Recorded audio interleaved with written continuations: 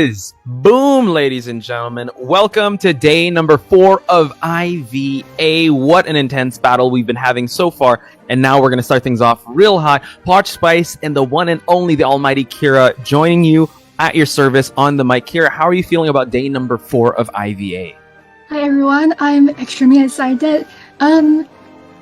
Right now we have ZT versus MP, like ZT being one of the most formidable names around the SEA and MP being a returning name.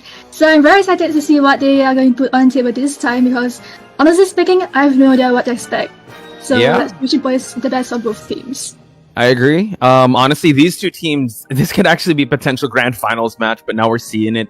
Tournament lives are on the line between ZT versus MP, and those are actually known names, not in just IVA, but also the IVC. Not to mention the next match after that is Future versus Fly High, FT versus FH. We'll fill you in more on that later, but so far, I mean, the first match we had of IVA, it was ZT versus GH, and man, that was an intense battle, and I'm pretty sure they want to run it back, and same goes for MP. So I would want to hear you guys in the chat. Who you guys for? Do you got MP? Do you have ZT?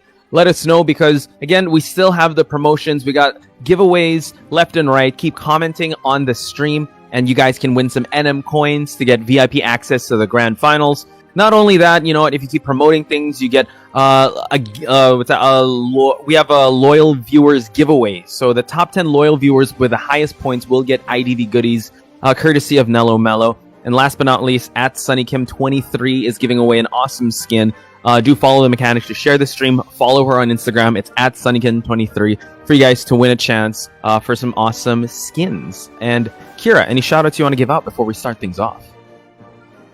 Well, I like to shout out to Sunny Kim for always being so active in community, giving out those free skins. So, even those poor students who really love the game could have an opportunity to own some nice fancy skins every once in a while.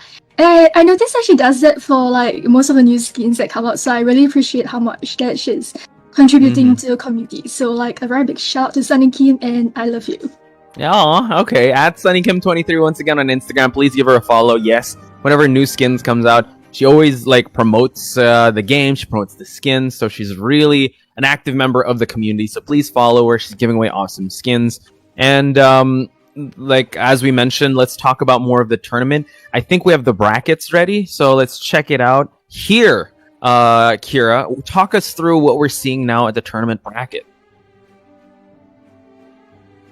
Right now for the first match we have ZT versus MP and FH versus FT and FT, and afterwards will be the losers bracket, and you'll go against one another. And if they were to go through that, they'll be facing the winner for GH and TNG. Yeah, so what's scary about today, Kira, is that, lower bracket, last tournament lives, and not to mention GH and TNG. Who would have expected that would be our winners finals for this IVA? But like you said, it's going to be ZT versus MP to start things off, and FH versus FT, so I cannot wait to see who is going to move on in this tournament. Let's meet the teams, starting with ZT, and I know you might know some of these names here, Kira. Yeah, they look familiar, especially Kuga, whom we always see coming online to play Hunter for Team ZT, and we have Nico Mary Brown. If I'm not wrong, he's a really good sculptor player. I've definitely heard his name around even before he came on to IVA, and we have Mikumocha, Shadow Starbuck, that runs Miss Nightwing, Who is he? Miss. Yeah, sorry. Who is this? Right. If I'm not wrong, she is currently an S-Batch thief, S-Batch lawyer, S-Batch gardener, and what else? She's really amazing on those non-meta characters. Sounds very familiar. Yeah, right. I wonder who could that be. And as for MP, we have a very familiar name: Moru, Siru, Animali, Shuni, and LC. Right now, we are singing those old names coming back on scene. So I'm very excited to see what have they been doing during the time they have not been active participating in tournaments. What do you think, Paul? Yeah, MP has definitely surprised us.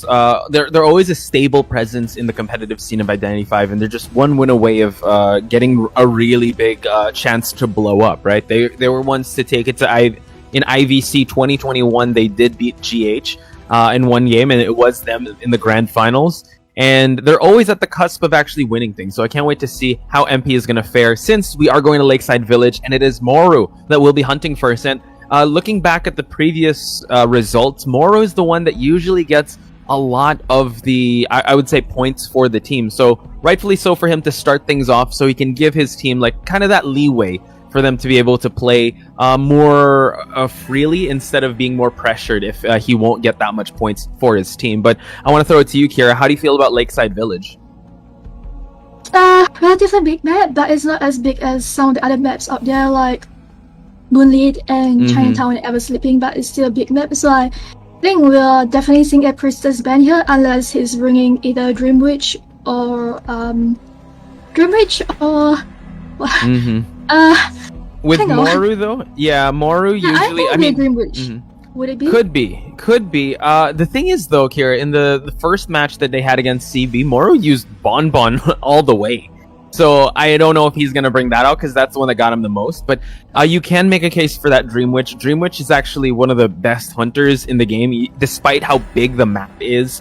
Depending on the user, Dream Witch can come out. But we are going to see Moru ban out the Dancer, which I have to say has been making her way in the limelight in this tournament. We've been seeing her get picked, get banned a lot, and Moru seems like he doesn't want to deal with the Dancer.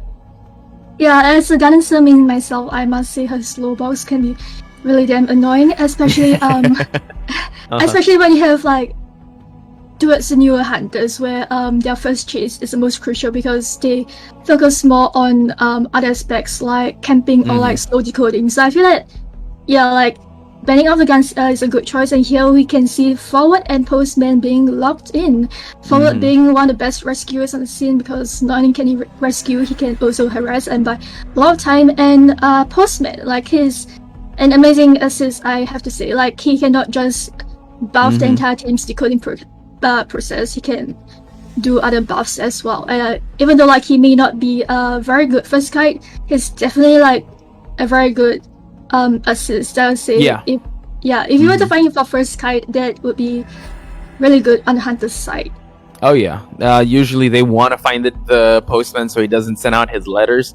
In this lineup though, ZT first round they usually go forward, postman, I don't know, toy merchant, sometimes psychologist, like you said, a thief. Oh, it's MX. Who's MX? I was looking for Miss Night Rain. Anyway, MX is here. Wow, welcome MX back in this tournament. We haven't seen him in a while, but he's here, and we are seeing some people in the chat. NTT's in the chat. What's going on, NTT? We haven't talked to him in a long time. Sarah's here too, as well as Dan. Shoutouts to Red in the back. So looking pretty good, I would say. Yeah, forward and postman, just a harasser slash rescuer slash kiter in the form of a forward, and the postman coming in. And now we're going to see Moru ban out the priestess. Now, I want to throw this to you because we don't usually see priestess being prioritized in Lakeside Village. It's like you said, it's not the biggest of maps, but Moru seems like he doesn't want to deal with it. So, Kira, it could actually be playing into what you said. It could be a Dream Witch coming out, because the way you counter that Dream Witch is you really want to add distance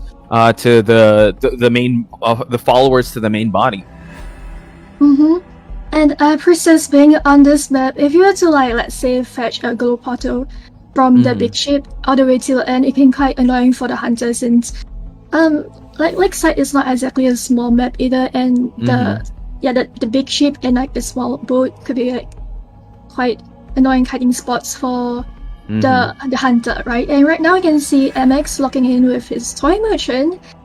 Toy merchant being a very good hider in this map, because you like we have that huge boat where he could just jump down and glide off and transition right next to the next hiding spot, which can be I think the hunter's gonna have a hard time if he were to chase MX first. Yeah, we've seen also if MX is not there, for sure this toy merchant's gonna set up the catapults like right outside the big boat to get into the right side of the big boat. You see a lot of catapults being set up in the small ship area to just get into another kiting area. So this can be quite annoying depending on what what Hunter Moro will be bringing out. So he has to be very careful, and he's gonna have to clean up after the toys that she drops, meaning the catapults, because sometimes we've seen a lot, especially like in Call of the Abyss, the hunters don't really clean up the catapults, and it usually haunts them in the end. So that's something they have to be very careful of, because we know ZT, and we have seen them in the past already. They're really coordinated in terms of positioning themselves. And MX on this toy merchant, I'm pretty sure he's going to be very strategic in dropping those catapults. Yeah, Toy Merchant definitely being a very good team player, and plus his catapults, even though like there's not a lot, we have seen like how detrimental it is for the hunter if he were to ignore the catapult and just go straight for his target, right? And we see like Shadow locking in with his barmaid. Barmaid recently, I'm seeing her coming up a lot on tournaments. Like her Dovling could be a very good assist, especially in a beehive system teamwork. And on the hunter side, I can see him banning Patient.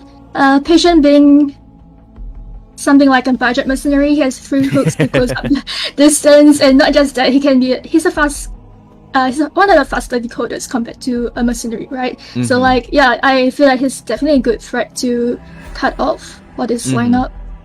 Yeah, considering the mobility now, you have the football of the forward, you got the catapults, you got the speed drink of that barmaid. So I think it was only right that he was able to cut off the patient, just not to add any more kiters in the game. But you know, having this barmaid, it's a little scary if he is gonna choose that Dream Witch. So let's see if he's gonna play into that, because this barmaid, you know what, she can pass out heals left and right, and Dream Witch, as great as she is with so much pressure, she's still a single hit hunter, and a barmaid can counter that with just enough time. If she's able to get a leech hit, she can still heal herself or heal any of the followers. So it's going to be a tough call for Moru. So Moru now picking the Wax Artist here. So probably going for a stable start, because we know that Wax Artist, you know, very stable hunter.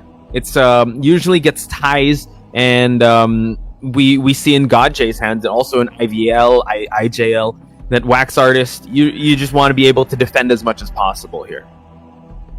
Yeah, recently I've been seeing a lot of Wax Artists on the rise, especially on one of the other tournament player GodJ's side. Him being a very good hunter, especially in those maps with low walls such as Lakeside and Moonlit, where you have a lot of low walls and a lot of empty space. That's where like Wax Artists could playing quite well, especially like right now.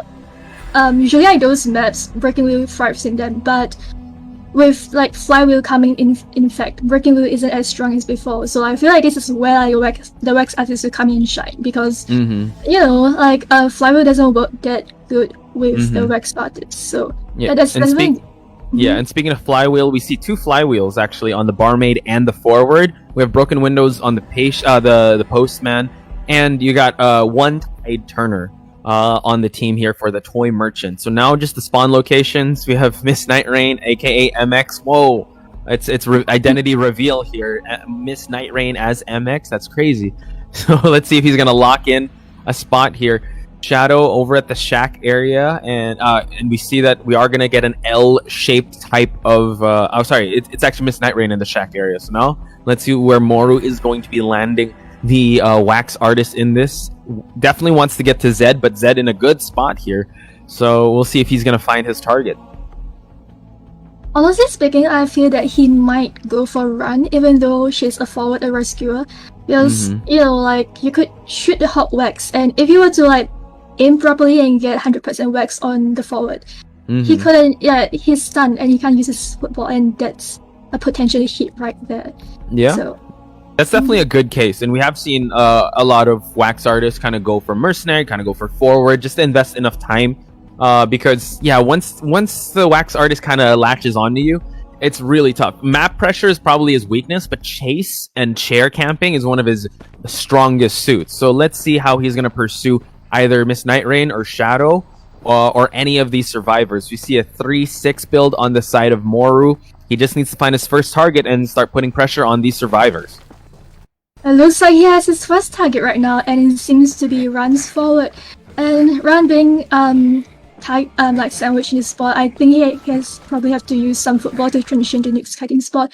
But these are like some really low walls right here, so I feel that he has to get like wax on him and they will force him to use his football to transition to the big shoot, but it's a better kiting spot. But I think he doesn't want to disturb the postman's decoding process, and postman being a special character, it's not a very good decision. And getting hit on the forward trying to move away to the small boat to buy even more time. Yeah, and you called it, Kira. He's definitely investing a lot of time in this forward. He gets the freeze onto him, and he's able to get that hit. But now Moru, in an act of changing targets here, allows the forward to move on away, and Shadow is actually over here at the shore area. So Shadow has to be careful because you thought that spot had no walls. This one, virtually, yeah, it's at eye level. So he has to be very careful in kiting here. Luckily, it is the barmaid, but she eats a blink hit. She's going to use that speed drink to move on. Oh, no, the healing item for him to just allow himself a little more kiting time. So let's see if he can kite out this damage here. And looking at the ciphers, like one cipher is already done, which means that they bought enough time for probably about two ciphers are almost done as well. And getting hit on the barmaid, but barmaid has returned to full health after just now. But I feel like when he changed targets, he was just probably trying to waste the forward's football just so he can come in as an annoying harasser afterwards. Right. And yeah, barmaid actually being a very good chase for Wax Artist right here. And this honestly is not a very good kiting spot to kite. And notice when he got the second hit on that barmaid, she tried using flywheel. So Shadow having an okay kite, but it's going to be tough for him to even go for a rebound kite here. But now we see that Run is actually in the area, has a little bit of that football, and now we know that Moru probably spotted out the forward here, forcing him to come out.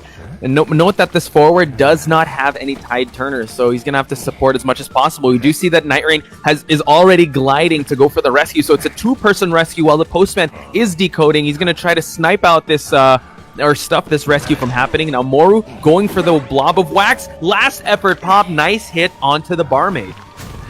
But there was also like 0 damage rescue from Miss Night Rain's side, so he doesn't have to. Oh, he actually got a hit from the wax. Quite unfortunate for that, even though like it was a clean rescue. But changing a target to like Shadow's barmaid, but you can see I Run in the area trying to harass and buy more time for the team. So maybe like barmaid can potentially drag out his self heal, but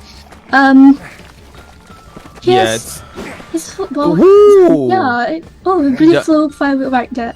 Yeah, the flywheel is able to at least let him live a little longer and still maintain his full health. We do see the pickup onto more on the barmaid here, but now Moru is going to try and go into the basement here. While maybe not. He thought about it, but it seems like he's just going to chair him right outside. But Run is actually in the area. No tide turner, so this last cipher pop will have to matter here. It seems like he's going to leave him wide open for the rescue to happen. It seems like, the wax was able to stop it. We see that Run was just trying to build a little, like trying to sneak past and trying to go for that rescue. I think he might be forced to rescue even if it's not primed, Kira. It looks like Run is actually stuck in the shack. You can see Miss Night Rain coming in for the rescue while Moru's attention is on the fall and stealing a rescue right there. And it looks like it could be a potential win for Team ZT right there. We have Miss Night Rain and Miss Run in the area trying to support, trying to get like the barmaid away, and Miss Night Rain just blocking away and forcing Moru to change targets because I think he lost sight of the barmaid.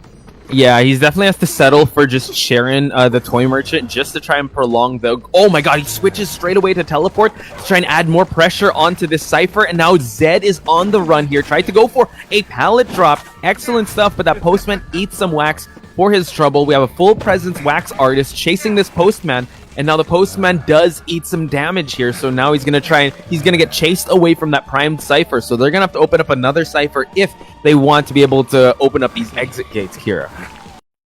And Team ZT is with single time trying to heal the barmaid, even though like it was on the last track. They're just trying to force the last cipher to happen, knowing that Moru has already used his teleport, so they are not really in that much of a disadvantage. And making sure that their sole rescuer, the forward, the slowest decoder, is healthy and out and about and going for the rescue.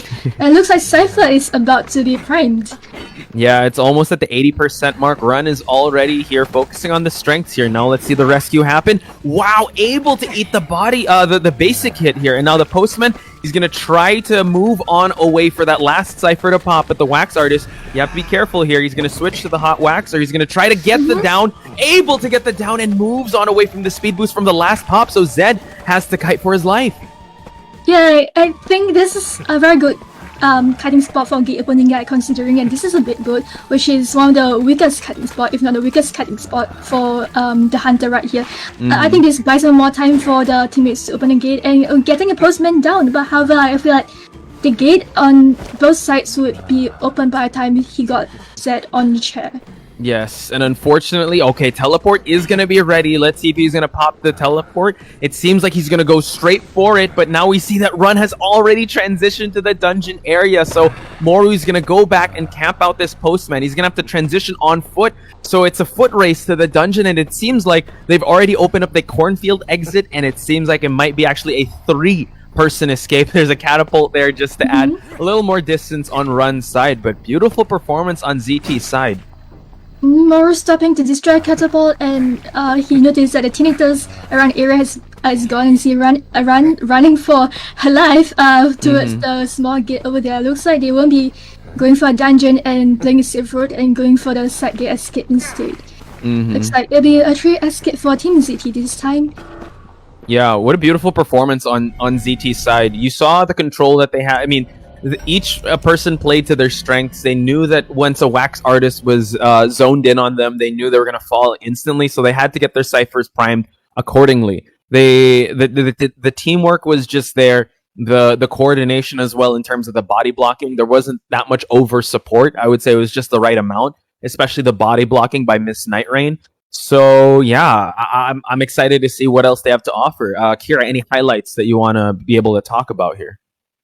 Definitely when Barmaid was rescued off her second chair, and like both of them came in for the rescue, and just Miss Night Rain there acting as like a dwarf, like looking off the Hunter and making sure that her teammates are safe and away from Hunter's side. Yeah, so I felt like that was a very good play from Team ZT. Very cheeky play too. Yeah, very cheeky. I mean, it lives up to MX's... Oh, Miss Night Rain, sorry. I mean, the identities are just swapping all over the place here. But yeah, I mean, it just lives up to their standard of just them being very very coordinated, I would say, and very threatening no matter what point in the game they're in.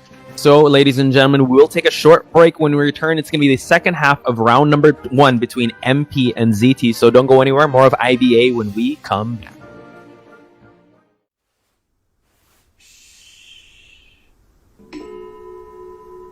Stay silent when you hear this sound. The static particles begin to vibrate with the sound waves, indicating they have acquired energy. It may be a tiny amount, yet it's enough to straighten out my thoughts. But the energy can also be huge. As the setting sun shone upon the final rest, I saw a musical note glimmering in gold and dancing in the air, just as they expected. The movement spread my life energy and pushed me up a pedestal until I could smell the aroma of talent in the air. The aroma was me, but it slowly faded with time. Once it faded, it cast me into the abyss, where the light from my eyes extinguished.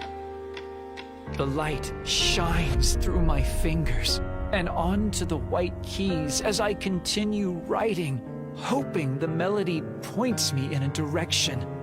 In the reflection, I see what should have happened. He glows golden, just like they first expected.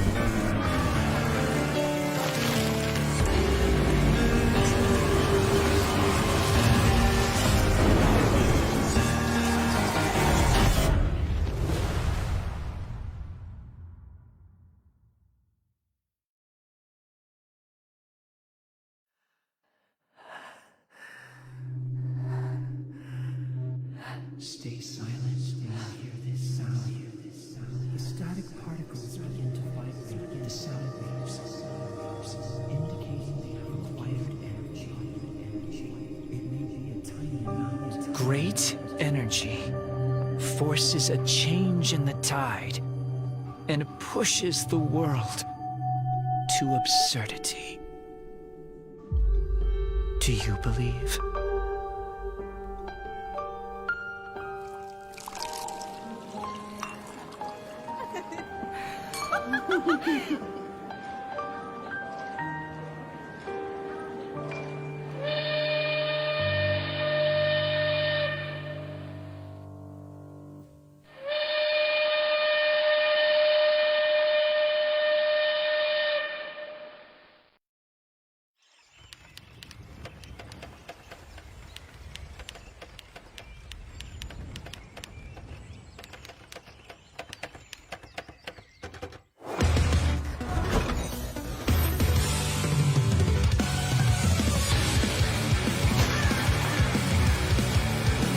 Koi! Yakuto!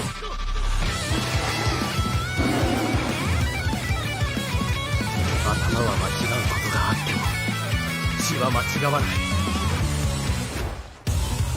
正しさとはそれは傷つけることはできない守り救済することはできない僕が良ければ全てよし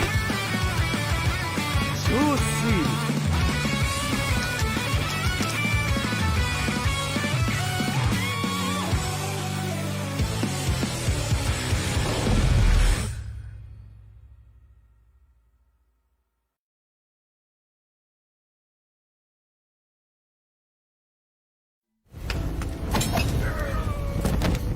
everlasting night with no end in sight. Even the dazzling light failed to pierce the darkest dream.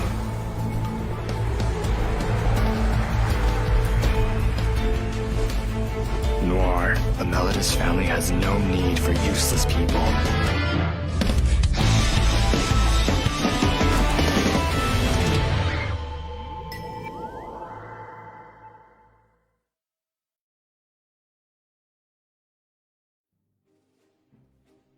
Okay, welcome back to more IVA action. I'm Kira, and alongside me is Porch Spice, who is my co-commentator. How are you feeling about this, Porch Spice?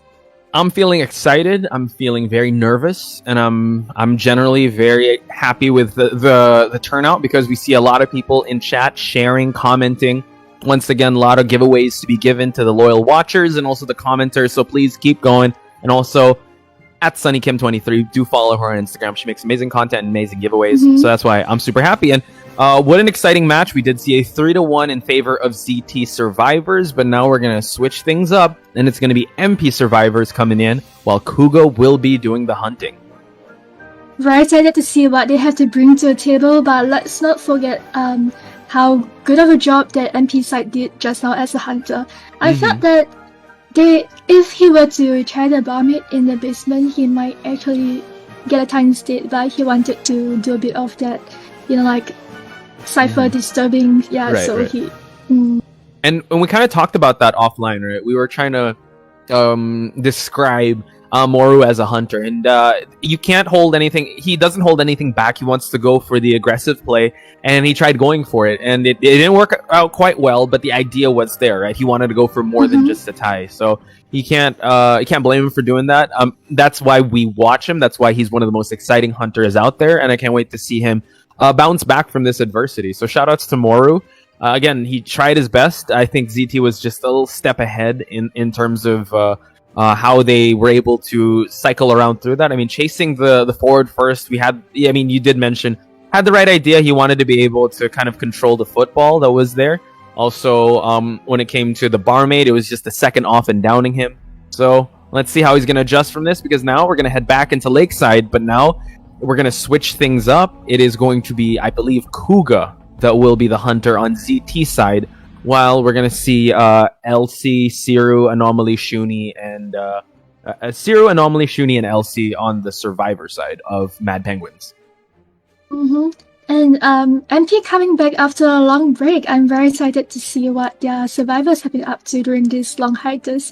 And ZT being a very consistent team throughout the tournament so far, I feel that in this sense ZT might have a bit of the upper hand, but at the same time also very excited to see what MP could do this time, like knowing how strong they were, like during the previous tournaments so far. Yeah, I think it's also a double-edged sword, right? If you're in hiatus, you get that break, and also you're kind of hiding from the competition, right? So you might be practicing some secret tech we don't know, because last time this happened in IVA, they figured out the clerk coaster strategy that we saw up against when it was the rise of clerks in IVC. So who knows what they've been cooking up, because now they need it now more than ever, because their tournament lives are on the line. So I can't wait to see what MP has in store, because Kuga, known for that Dream Witch, known for Sculptor, known for a lot of meta hunters. So now coming to Lakeside, I wonder what he's going to be bringing out.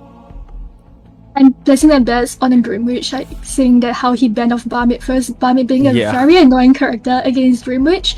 However, that let's start the forward and Psychologist on NP's side. I feel like Psychologist is a very good character against Dream Witch if like she's out there as an assist and not as first kite or anything like that, because you like that extra health could buy a lot of time with like that long distance healing, right? And if forward in as a very stable rescuer, he could not just rescue his stun, can buy a lot of time, but this is a Dream Witch that you're talking about, so I feel that if Kuga were to play his Bond followers well, it like the stuns might not even be that effective after all. Yeah, for sure. And we have seen Kuga bring out the Dream Witch in this tournament and also in previous tournament. And the latest time he brought it out, he was pretty flawless, and that's when he went up against GH. So MP has to be ready for that. I think that's why they picked up the Psychologist when the Barmaid was banned. But I mean, banning out the Barmaid and now the Seer, it's kind of apparent now. And I will also ride on that same thought of yours that he is priming for that Dream Witch, because two of these survivors definitely counter Dream Witch. And not to mention, you did say Psychologist with the heals, the Wi-Fi heals.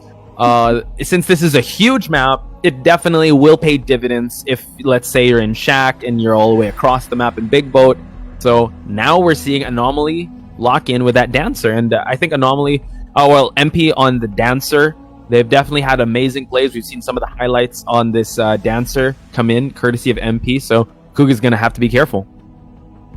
Dancer with her slow music box could be a very potentially annoying assist later on, even though like Dancer is a kind of character. I feel like her tools can be used for a very amazing assist as well, and making Dancer a very good team player actually. And besides the slow music box, she has a fast music box, even though like the Hunter can't really feel that effect of the fast music box, but it plays in positive response to a Hunter. So which I feel like is something that it's like, how do I say? It's not like effects where as a Hunter you don't really feel it, but as a survivor it's like it's so apparent. Yeah, it's right there. So apparent, right? Yeah. And I have to ask you, Kira, as a Dancer main, do you feel it when the Hunter's kind of tilted and chasing? It's like because you're forcing them to break the box, right? And it's like they don't want to break the box. It's like, oh my gosh.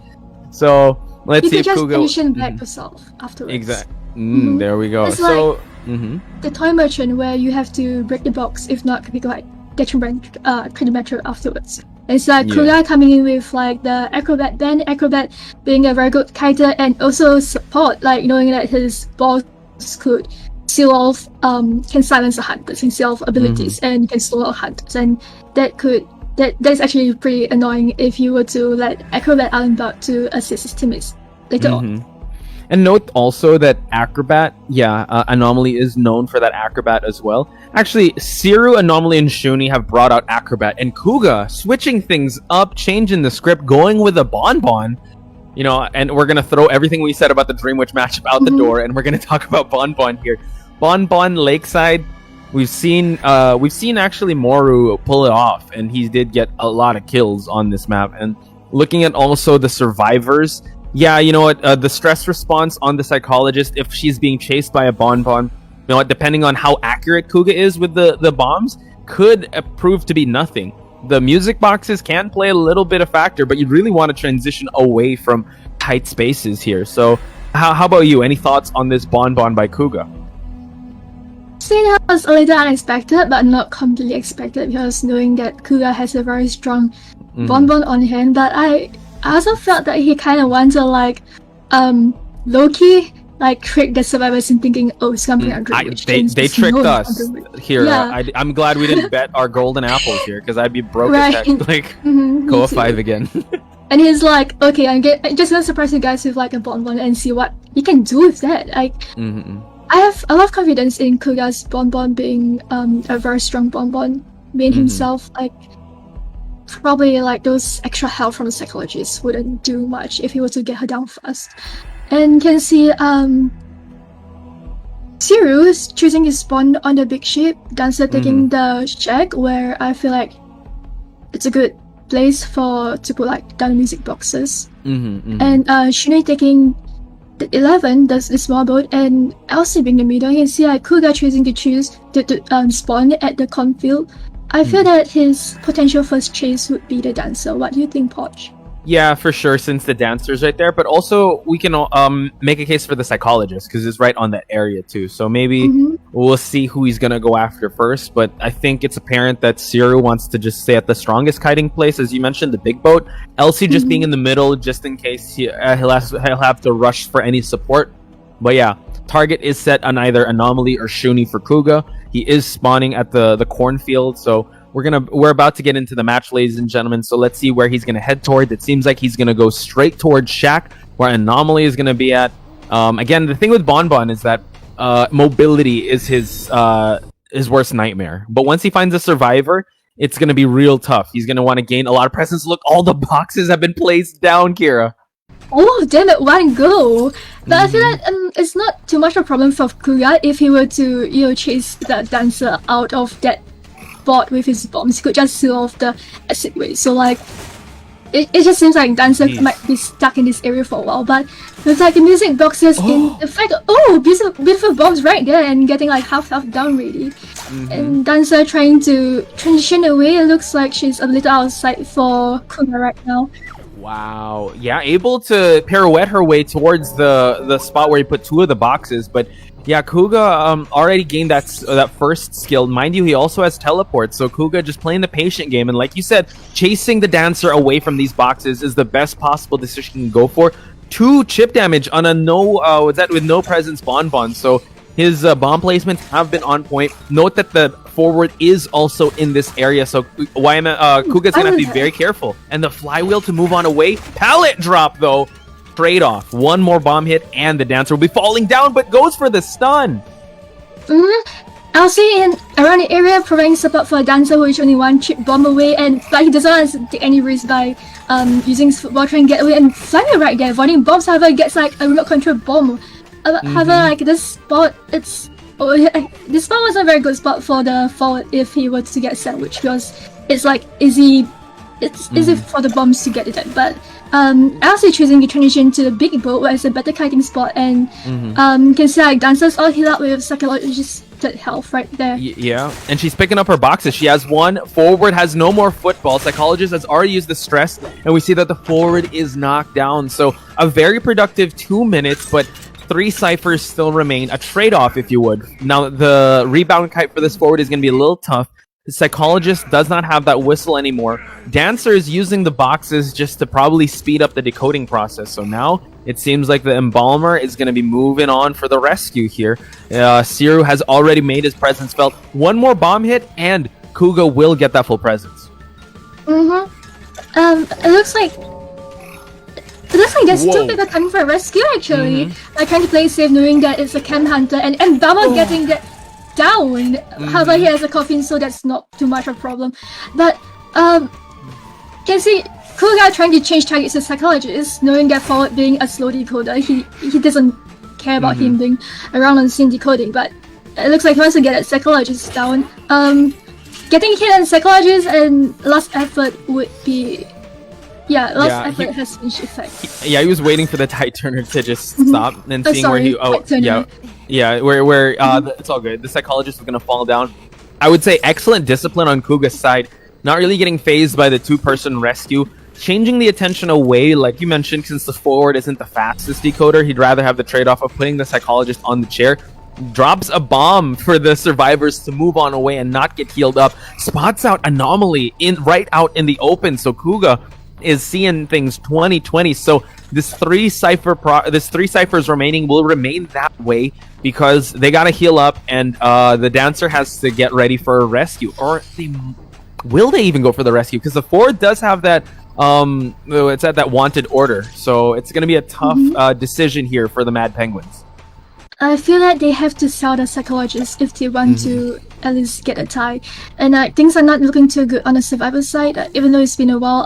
3 ciphers remaining, and just a little moment ago before forward heal up, everyone was injured. Like, no one going for a safe rescue. They have to spend a lot of time healing up instead of decoding if they want to make this a draw. Yeah. It's a tough sell here, but yeah, Psychologist, first time on the rocket chair, will be expiring. They got to be able to recuperate their resources here. Dancer picked up 2 of her boxes. There is a slow box here where Siru is going to be at, so it seems like Kuga has set his sights here. And mind you, Kira, we have not seen the teleport used just yet, so let's see. He's going to do a little bit of cleanup here, breaks the pallet and breaks the music box. 2 music boxes remain. All the survivors, except the Dancers, looking kind of healthy. So the chase will ensue. Anomaly is going to drop another slow box. And chasing a Dancer back again. I feel like it's probably like saving it teleport for late game to, get the last cipher, because Bomber's mobility isn't too good, so you might want to be a little savvy with how you use the teleport. However, it looks like he's not going for a Dancer anymore, because Dancer being kited with a annoying slow music box could buy a lot of time. Instead, he wants to go for Zero instead and Bomber.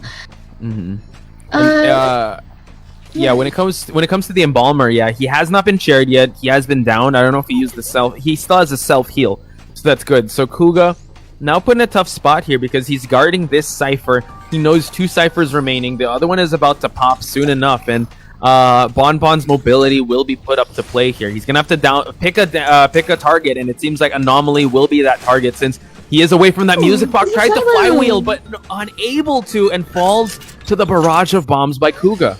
That was amazing flywheel, not gonna lie, but it seems like Kuga's skill are a little hit. Beautiful bombs right there too, giving credits to Kuga's side, and you can see Zero and Elsie scrambling to get the last cipher, and Zero going in for the rescue. However, his just Embalmer, it feels like with distance in between, he might not get the rescue in time. And, oh my god! And now they force the pop to happen, and Zero's gonna try to go for this rescue. We do see a Bonbon with detention, so Anomaly and Zero have to be very careful. This Dancer needs to kite for her life, but out here in the open, will get down right away. Teleport is ready. Gates have not been touched yet, and now we see that the Embalmer is running away from that gate. Zero is an open target here. Let's see if he's gonna try and chair and then go for that Embalmer.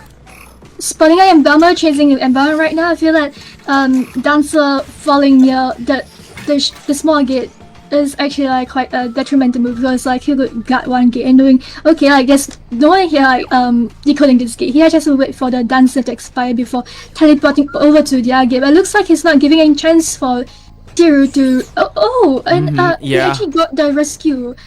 It looks like Dancer thought Kuga thought that maybe Embalmer was someone to check, so he diverted his attention. It looks like the Embalmer could sneakily get a rescue, and things does not look as good as it is how it did just now. It seems like Kuga kind of overextended to see if he was past the shack area, and now he's gonna have to just settle in on going for Zero. So now, once he chairs Zero, he can actually go and teleport. So let's see if he's gonna do that or try to make the walk, because Anomaly not so close yet. Oh, actually the coffin is ready, so it seems like he's gonna try and go for the teleport now, but everyone is already at the exit. It seems like Anomaly actually getting caught out in the middle here. So let's see if Anomaly is gonna go for the cornfield exit while the dungeon is gonna be up below the big boat. It looks like Kuga is gonna commit to chasing Embalmer, but however, the dungeon spawn is right nearby, so it doesn't look too good. It looks kind of risky for Kuga's side actually, and it seems like he actually lost sight of the Embalmer, knowing that there's team test triggered, but he could not know the exact location of Embalmer. It's like Dancer sneakily going over to the small gate, trying to get it open, while Embalmer Zero is running for his life towards the dungeon. Would it be a potential free escape? Oh my god, forward is out. We see that the Dancer is about to get out the flywheel. Oh, he gets knocked down, but it's open. Can he crawl his way for the exit? The pickup, is it gonna happen? No! Wow, it's all tied up, Kira. what a good turnover of match. Like Mm-hmm. things are looking quite good for MP's side. Like they lost their game earlier to ZT Survivor, and it looks like they're breaking it even right now. I felt that Kuga he made a little mistake just now. Mm-hmm. By The letting Mbama stick overextension, right? around. Yeah. Let's talk about it a little bit. Yeah, I think the moment where the reins were kind of lost was when he didn't settle for just a tie, and he kind of overextended to look around.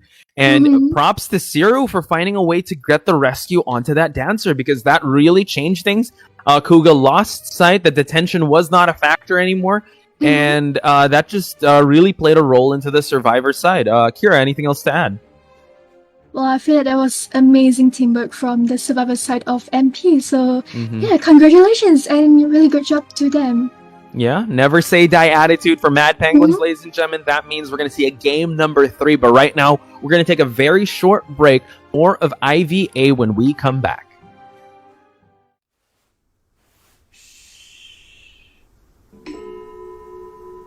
Stay silent when you hear this sound. The static particles begin to vibrate with the sound waves, indicating they have acquired energy. It may be a tiny amount, yet it's enough to straighten out my thoughts. But the energy can also be huge. As the setting sun shone upon the final rest, I saw a musical note glimmering in gold and dancing in the air, just as they expected. The movement spread my life energy and pushed me up a pedestal until I could smell the aroma of talent in the air. The aroma was me, but it slowly faded with time. Once it faded, it cast me into the abyss, where the light from my eyes extinguished. The light shines through my fingers and onto the white keys as I continue writing, hoping the melody points me in a direction.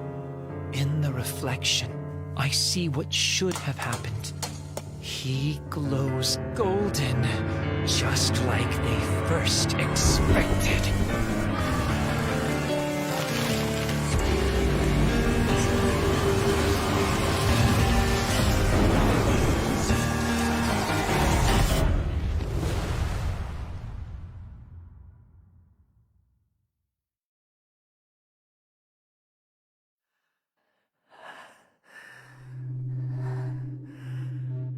Stay silent when you hear this sound. The static particles begin to vibrate in the sound waves, indicating they have acquired energy. It may be a tiny amount. Great energy forces a change in the tide and pushes the world to absurdity. Do you believe?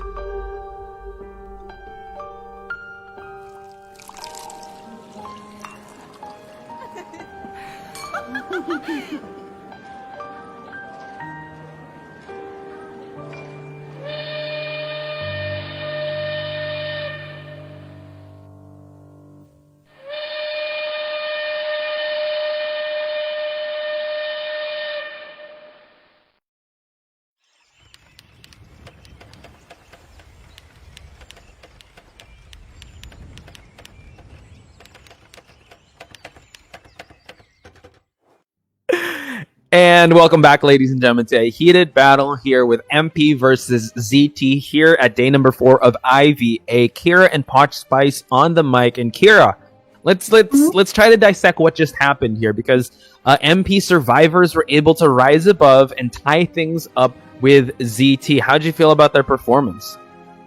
Well, I feel like they have amazing teamwork, but it's actually a little unfortunate on ZT's side, because for a moment it looks like he's getting win for sure. If he were to camp the dancer till the end, and Bon being a very good camp hunter, I feel like the Ainbama would even try to reset rescue and just get the 2 escape, and that would be a win for sure on ZT's side. But yeah, he took the risk and Yeah, you could make the claim for both the Hunters, Moru, and Kuga, extending just a little bit, and that part of the map, the shack area, right? They extended a little bit. If the basement chair would have happened, could have gotten a tie.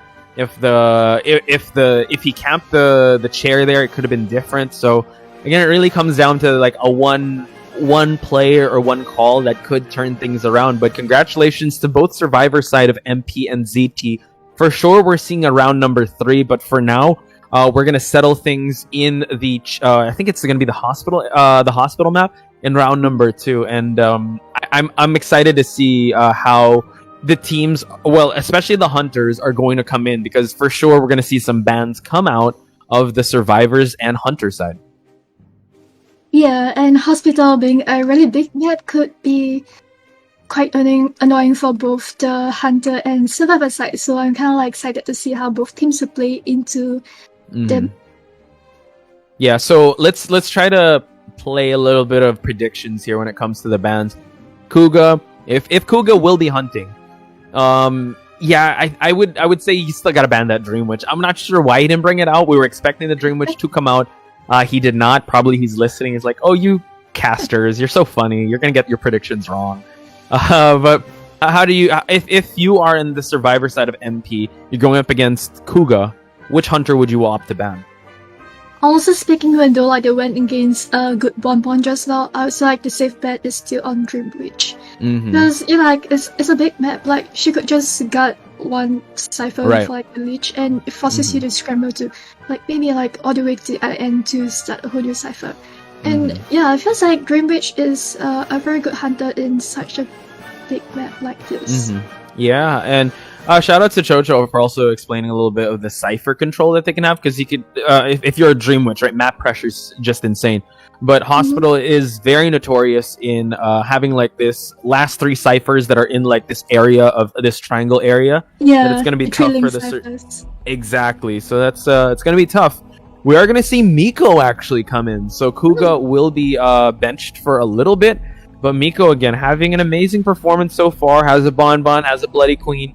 We're just gonna have to wait and see which he's going to come in with for this map. But I have to say, MP Survivors get a little scarier as the rounds go on. So he's gonna have to be very careful, since they had an amazing turnaround in Lakeside Village. So they're all warmed up for anything that can happen here. Yeah, it looks like MP, after a little warm-up, they are coming back stronger than ever, and you see Miko going in right for the Seer and Priestess ban. I actually think we might see a BQ, a Bloody Queen, coming on scene, because if I'm not wrong, Miko used to be or is as a batch Bloody Queen. Oof. Yeah, the way he played Bloody Queen in Moonlit River Park, I'm not surprised with how he was so efficient with the mirrors. I mean, there was no mirror that was not used for a hit, so that's just crazy. I believe he had like I wrote it down in my notes. He had a 30-second down on an Acrobat with a Bloody Queen. Like that's it's insane. He didn't even use a skill yet, so what the heck? His face is amazing. I'm sure. So if MP you're listening right now, ban the Bloody Queen. Don't risk it. Oh, and he bans the Clerk. Oh. But I mean, it's still a good ban. Really? Yeah, I mean, I would say though that MP's Clerk matchup, it's pretty good. I don't know. Maybe I guess they were more confident in facing Miko's Bloody Queen. So let's just see what the Survivors bring to the table. Right, it seems like they do not want to do that annoying, Cephalog. Like, the thing about Clerk is, you have to try not to get the first survivor on the track, because when one survivor is down, there's most likely there's only 2 people out there decoding, because she could just, like lock a cipher from afar. So yeah, one of the strategies when it comes to countering Clerk is not get survivor down, which can be quite tricky to go against with. So I feel like they don't go with that. And here we see like Mercenary and Dancer unseen. Dancer again. I think they're really playing into the Dancer meta here. I think shoutouts to Money Sweep for always bringing out a Dancer. That's a Korea team. Now it just seems like Dancer is making her way to the Southeast Asia meta. And I would agree. When it comes to facing a Clerk, it sounds like standard advice. Yeah, just don't fall down to a Clerk. That's it. That's the only way to beat the Clerk. But geez, all right, if you're up against a Miko's Clerk or anyone else's Clerk, it's easier said than done. So I think MP, maybe they don't want to play with that slow pace or that slow burn of a match, since she has excellent cipher control. So we're just going to see him ban the Prospector of Elsie. So Elsie, known for being a great Prospector. I would say in the previous games that we witnessed about the Mad Penguins, they're very support heavy to an extent that you might think they're over supporting, but it still works out in the end. So a case in point of that was Elsie's great Prospector. So Miko, realizing that, bans him right away. Right, and right now on MP's side, you can see them bring out the Acrobat who got like banned earlier because Acrobat could be a good character. He's a good kiter, he's a good support. He like same as a dancer. I must. They are both really kiter. They are both really good characters and both really annoying support. If you were not to get them down as the first chase. Yeah, I think we might actually be able to see a Bloody Queen ban because Bloody Queen actually don't do that well against Prospector. If he were to, like he's a good harasser. Like you probably have to force out Mirror to get the Prospector down. And we can see like Miko going in with the Postman ban, which I feel like is a very good ban pick because it kind of cuts off not just kiting assists but decoding assists as well. Yeah, just I think Miko kind of won here in terms of the picks and bans. I mean, Shuni probably patient if ever. I mean, or if they want to try to heal up. It's tough to call because Bloody Queen, she's been fluctuating, right? But now she's like back to her original form where seeing a Bloody Queen is so scary. She was the Thai Queen before, but I think Bloody Queen players just got so dangerous with her that Barmaid. So I was actually gonna think Psychologist for the heal, but Shuni opting over for the Barmaid. So it's still a pretty good pick. You're still gonna have to kite out the Dublin drink that she does bring to the table. So we're just gonna have to find out and see. So yeah, as I was saying, BQ always a threat now when it comes to the meta of Identity 5. So wouldn't be surprised if Miko brings it out. But also, Kira, I feel like these hunters are listening to us. They just want to prove the casters wrong and be like, nah, we're gonna go Sculptor. That's what we're gonna go for. I don't know. You'll see about that. But honestly speaking, I feel that with the Barmaid, it's actually like very good pick because sometimes in order to get the Barmaid down fast, you're forced to force out your blink no matter how good your initial chase was. Yeah. So I feel like Barmaid, even though like she's not really like a character that gets banned much in rank, I feel that like in Beehive system teamwork, you can see like Mika bring up Bonbon. They're listening, Kira. They're listening. They're like secretly like eavesdropping somewhere. I know. I knew it. NTT, are you telling them? Jesus. Anyway. NTT, are you there? What? Okay, shush, NTT. He's telling don't pick Bloody Queen. Don't pick your S badge. Pick the Bonbon. So Miko going out with the Bonbon. He has brought it out before. Maybe saving the Bloody Queen for later because this is a strategy that we have seen before. That let's get the respect of this hunter. So in game number 3, you're forced to ban this hunter and the clerk, and now you have to face the fury of my Bloody Queen. So I think Miko is just gonna show everyone that this is how I use Bonbon. We do see 2 flywheels on Anomaly. That is the Barmaid and the Acrobat. So the rest is broken windows, and we also have, of course, Tide Turner on the Mercenary. Quite excited to see how Miko plays Bonbon this time, having like a Bonbon from a different hunter from Team ZT. I feel like different players have different play styles, so we never know what what new strategies to bring to the table. And right now I can see like Animal Lane Dancer choosing spawn in middle of the map, like right in the hospital, I believe. Yes. And Shuni and Elsie choosing. Shuni, Elsie, and Siru choosing to spawn at all different ruins. One at I think the statue, and then the other one right across that. And we do see that it's a cross. It's a very hospital based here. Like we're seeing a T formation here on all the hunters and survivors. And something to note also with this, very reminiscent of PP Shah in Koa 4, Peeper Bonbon. If he's gonna bring that trait, which I wouldn't blame him for, because survivors can get lost inside that hospital, so that just deters them for actually just hanging around the hospital, because you're gonna have a Bonbon with eyes wide open going up against anyone. So I think maybe, Kira, this is my train of thought, once he saw the Barmaid come out, and Barmaid, like you said, low-key great character, especially facing a BQ, is like, all right, let's just go with Bonbon so I could just chip damage my way to down here. I agree with you. I feel that in this scenario, he might be going for Zero, the acrobat first, actually.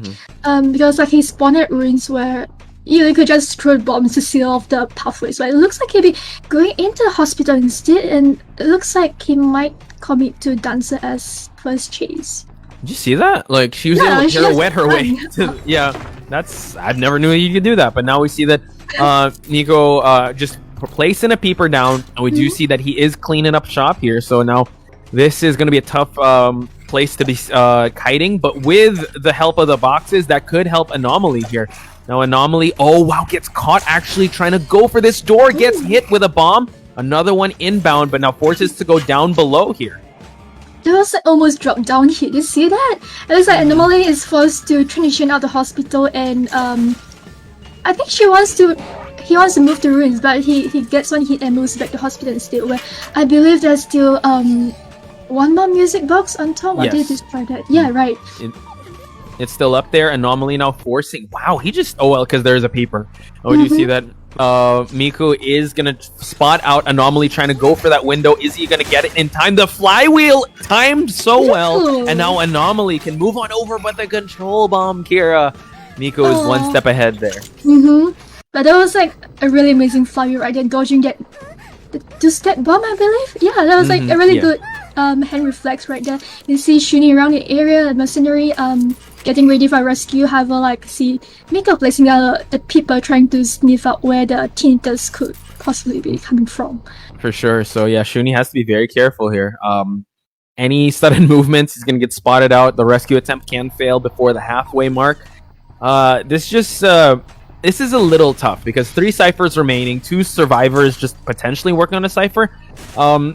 It's gonna be tough. I think they might, they're gonna go for a full blood rescue, or they're just gonna keep the Bonbon here because Bonbon is such a threat.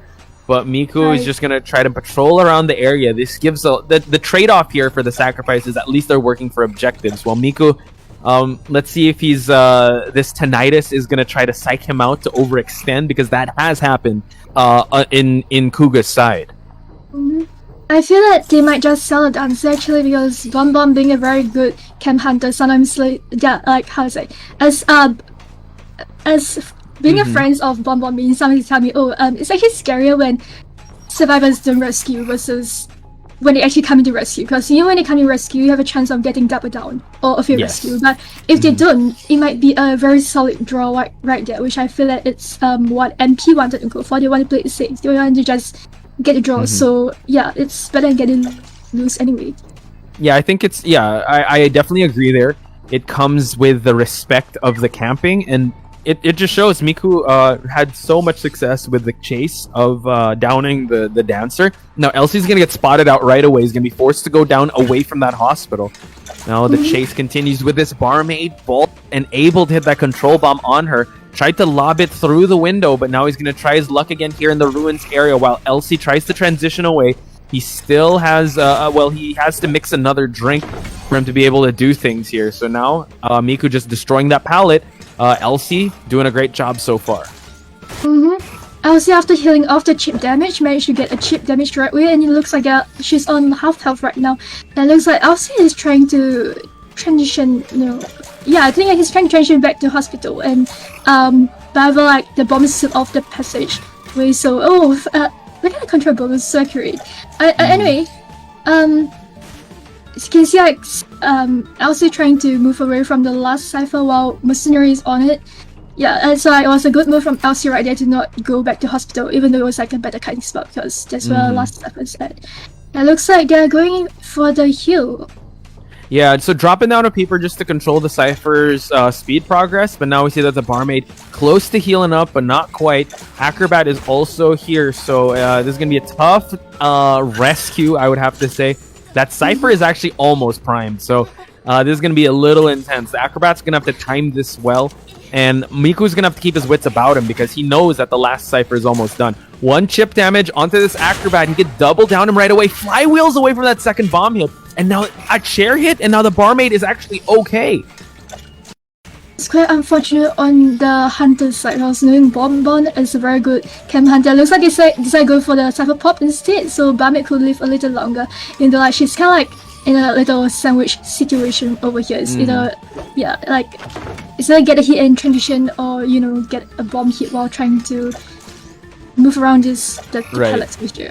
Yeah, I would say Elsie, potential MVP. Acrobat is also in this area to try and escort this barmaid to another kiting spot, and now just the transition barmaid though eating another bomb hit. We do see that the slow bomb is actually put there to transition into the blink hit, and now Miku has the barmaid down once again. Second time on the rocket chair for this barmaid.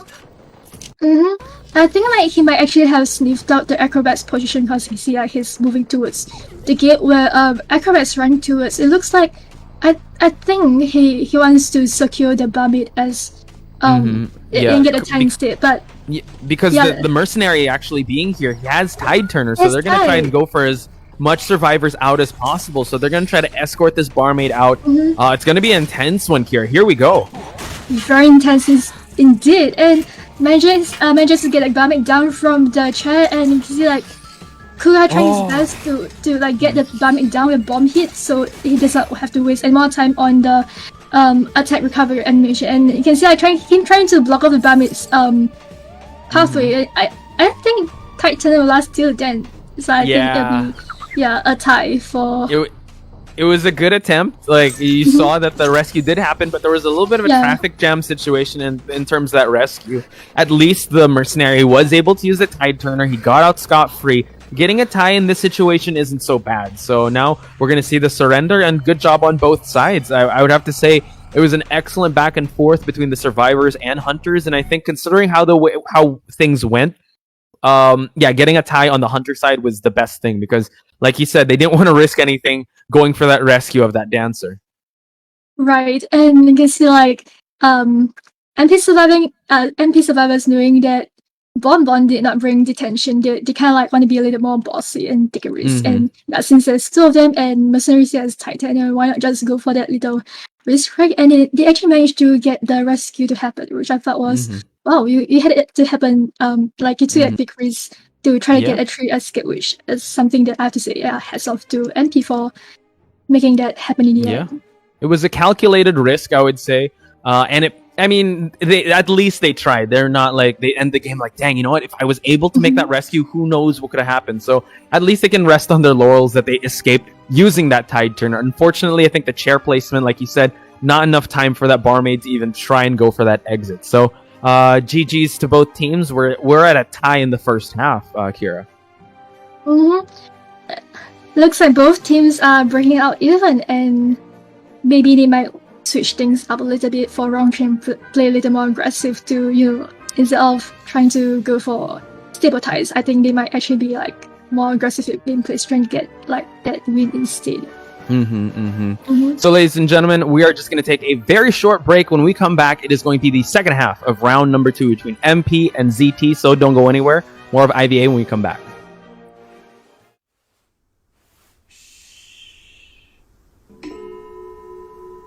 Stay silent when you hear this sound.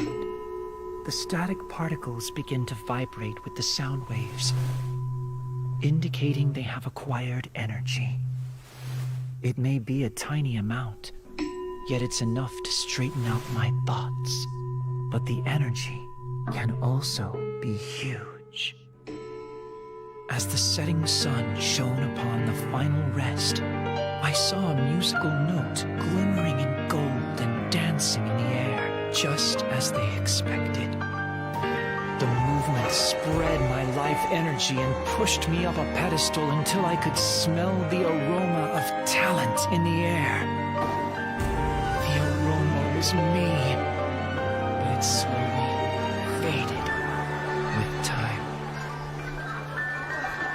Once it faded, it cast me into the abyss, where the light from my eyes extinguished. The light shines through my fingers and onto the white keys as I continue writing, hoping the melody points me in a direction. In the reflection, I see what should have happened. He glows golden, just like they first expected.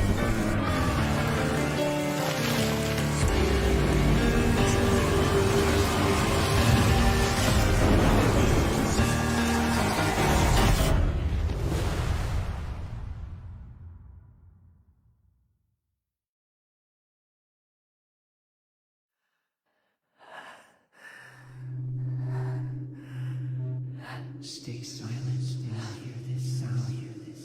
The static particles begin to vibrate with the sound waves, indicating they have acquired energy.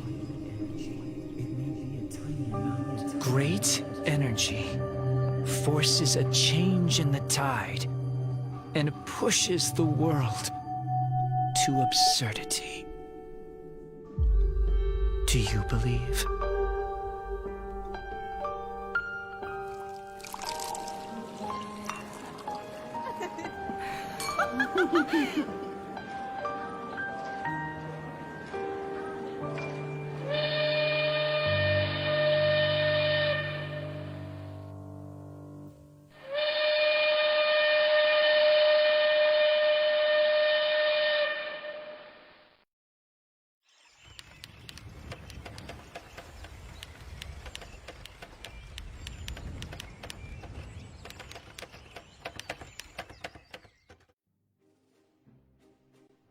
Folks, to IVA, we're in the middle of a match between ZT and MP, and we are dead tied in round number 2 here. Mad Penguins and ZT locking horns 6-6 in round number 2. Will Moru be able to break that tie? Once again, Potch Spice and Kira here, giving you the insights at your service here. So, Kira, any insights coming into this next half of Hospital? We will see like something that we were not expecting. Like, previously we were like just trying to predict the hunters. Because they're listening. They're listening. Yeah, I don't but know. this time I don't know what to predict at all. Evil reptilian. I don't know.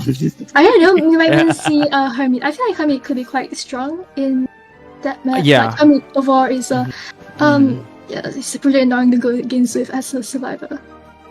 Yeah, we've seen debuting Hermit in day number 1, and we've seen like the good and bad side of it. We've seen how crazy he can be, but we've also seen how teams, especially ZT, how they're able to counter the Hermit. I mean, they countered God J's Hermit with how well they distributed the damage, how well they were able to kite out where he put the polar, the red and blue orbs, and we're just gonna have to see.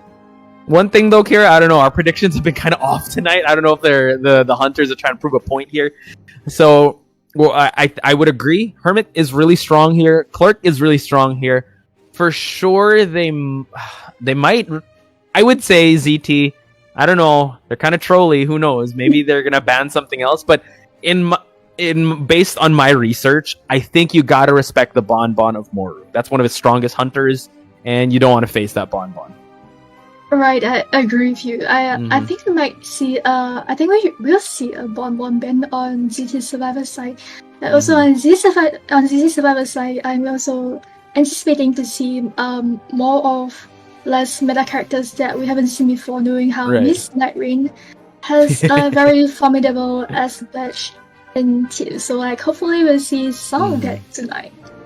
If I know that you know Miss Night Rain, how is he on the Antiquarian? Because that seems like a survivor that she'd wanna use. If I'm not wrong, she has been practicing that character, but I haven't seen much of her using that character recently.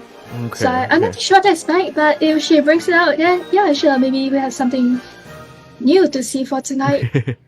Yeah, we've had a little bit of a highlight when everyone was priming the Cypher in Moonlit. I forgot which match it was from, but then you just see the Antiquarian just swatting away the Hunter in Moonlit River Park. So I think I would love to see more Antiquarian plays, and who knows, maybe Miss Night Rain can bring that out. Yeah, when it comes to ZT though, yeah, when more rounds come in, they delve less into the meta and more into what they're familiar with when it comes to characters. So I'm excited to see the first picks and bans come out, especially Moru. He's faced ZT before, and I wonder if he's going to go conventional with the bans here, or kind of go or show who he's going to be rocking at the start. So it seems like Dancer and Priestess, excellent bans on Moru's side. This teammate is being very good at Dancer. I feel that he does not want to go against a good Dancer potentially on ZT's side, knowing how little Dancer's music boxes can get. Going in with the Priestess band, which I feel like is a good band for this map, knowing that her global portal especially could be quite annoying, and she could put those tiny portals around the hospital that could be very annoying assist for teammates to move away from their current hiding spot. Yeah, and considering hospital's a good place to put the portals, it can make the map seem a lot smaller. Now we see Prospector and Seer being picked up here. So this kind of opens up the possibility for Moru, just maybe incentivizing him to use a different, well, I would say maybe, I don't know, it's tough because Sculptor, because the Bonbon was banned. That's something we got to talk about. So it's a good pick on Run's side using that Seer, so he knows where the Hunter is going to be moving at the start. We've seen how well ZT how capable they are in using Prospector, working with the team lineups, and now Moru banning out another stunner in the name of Forward. Moru probably not want to deal with one of the best harassers in game forward, who can also double as a rescuer. However, they have Prospector on the scene, even though his how should I say, his harassment is not as top notch as forward. He could be quite annoying as a support, and also Kaita. And we have Run as a Seer who can see who the Hunter is, because right now I think they also don't know what to expect, just like us. Yeah. So I feel like they wanna prepare themselves or for like what's gonna come up afterwards. Are you serious? Lawyer? Are you serious? Okay, I'll take that. You know, I'm also confused. I don't know where the ciphers are. I need to use a lawyer. A lawyer? I was expecting a thief, but now we got a lawyer coming out from Miss Night Rain. So, I'm all for it, Kira. How do you feel about this lawyer? Absolutely anticipating it. A lawyer, he's like a budget seer. But they have a seer on the team. We have a seer though. Why? But he's a good decoder. He's no terror shock. Decoder, but no terror shock. There we go. Right. So Night Rain, he's not wanting a terror shock though. But with the lawyer here, this is very surprising. I know you said they're gonna go off meta. I didn't know they were gonna really go off the rails here with the lawyer pick, because you don't see that every day in competitive Identity 5, ladies and gentlemen. But leave it up to Miss Night Rain for bringing out the lawyer here. I think he wants the reaction. He wants the content here. Let's see how this is gonna pan out. A very standard, I would say, very strong bans on Moru's side. So now they're gonna have to put something here. They already have a decoder in the lawyer. They have a harasser in the prospector, and they have a support in the seer. So I wonder what's another survivor that they could bring to the table to just finish off this I would say diverse lineup. Looks like they're just missing a rescuer, but rescuers, they typically have that. Hey, there you go. I was gonna say they have a little decoding debuff. They might take a risk and go for fast decoding, but it looks like they wanna play it safe with like the best rescuer in the game, where how Mercenary is stable with his rescues and stuff. Like even if you were to get turret shock, you might make a rescue happen if it's not a chip damage hunter. Yeah. 100%. Mercenary being one of the best rescuers in the game. I think that's what they were missing in terms of what they can bring to the table. Agreed that Mercenary can slow things down, but you got a lawyer in the mix here. This is gonna be crazy. I mean, I don't know how Moru is gonna prepare for this. It just seems like ZT is baiting something to happen here, because we do know Night Rain, one of the best kiters in Southeast Asia, and if you give him a lawyer with no terror shock, he's just gonna keep vaulting everything. That's true. It feels like Moru also don't know what to make of this, just like others, like still deciding on a hunter. But I mean, like, who knows, man? Like, what if this match goes well and lawyer is suddenly a meta character? You never know. Wow, that's gonna be the day. Oh my god, ladies and gentlemen. Lawyer counters clerk. That's what Night Rain is thinking. We do see that Morlock's in the clerk. I don't know. Anything can happen in this game. We were saying, I mean, we've seen the rise and fall of some characters. You know what? I'm kind of liking how the meta is nowadays. Like, how, especially in competitive, you lock the personas in before anything else. Because we did say, oh, Flywheel's crazy. It kills Breaking Wheel, but you got to lock in the personas first. But now, who knows? Lawyer could definitely make it. But we are seeing one Flywheel. One Flywheel and the rest of Broken Windows. The Flywheel on the Prospector's side. And yeah, Miss Night Rain on that lawyer, Kira. Sorry. Right, like knowing he has no terror shot, double here. Oh, okay. Double C, I knew it. Yeah. So much They're going owls for the- everywhere. They're going for the I'm gonna have to like see what 100 is everywhere strategy. Yeah, I think this is Among Us seers. One of them's gonna say, "Oh, it's a bloody queen." Oh, no, it's a clerk. Ooh, who are you gonna believe? I don't know. Which seer? we shall watch and find out. Mm-hmm, And right now we have the spawn locations revealed. Run taking in the middle hospital, and see I Miss Night Rain being Miss Night Rain going for the shack, I believe, and Yes. Sia taking the ruins. Zed taking a more unconventional spot where it's not very good. Very spot. far, Yeah. from everyone. Because usually you want the mercenary to be like in In the the middle, middle of right? everything. But yeah, he's kind of out in the open. I think that's the ruins, the statue. Yeah, I would say very interesting spawn placements. I think this kind of works out in the clerk's favor, but yeah, we're gonna have to see what Moru's gonna do here. Very interesting lineup. Lawyer, I mean, he's a decoder, but he doesn't really share that decoding buff with anyone. Just that terror shock. So Right. let's get into the match, Kira. But it looks like the squishiest character, the weakest Miss Night Rain is all the way at the shack, and it looks like the clerk Moru has already sniffed him out and is going right for him. And yeah, I see Miss Night Rain trying to like hide a little behind the shack, trying to confuse the hunter where he is, and looks like basement is spawned at the shack. So he might. So this is what's kind of scary because clerk, one of her weaknesses is her chase. So, but Night Rain, Miss Night Rain, being one of the best kiters in the team, can definitely make this lawyer work. He's still looking at the map. I think he's still kind of confused where he's at. And this Night Rain, oh wow, Military shock. No, he's just gonna throw it down. He doesn't care. Yeah, Miss like Night Rain, no. he has nothing to be scared of. And like the thing about going against Clerk, you just beautiful palette stun. Like he just double back and stun her. The thing about going against Clerk is you kind of want to be like away from a line of sight so you don't get the recording on you. And Okay, you like Yeah. So now Miss Night Rain, not worried about getting terror shock, not worried about like vaulting here, even though he's gonna get recorded. So he's doing a great job so far because he's actually making more focus on recording him instead of focusing on the cipher rush that is about to happen. Luckily, it is the mercenary that is in the team. So, oh my god, how many times did we lose? you see that? I think it was like the fourth or fifth time. Yeah, it is. So the chase continues, Kira.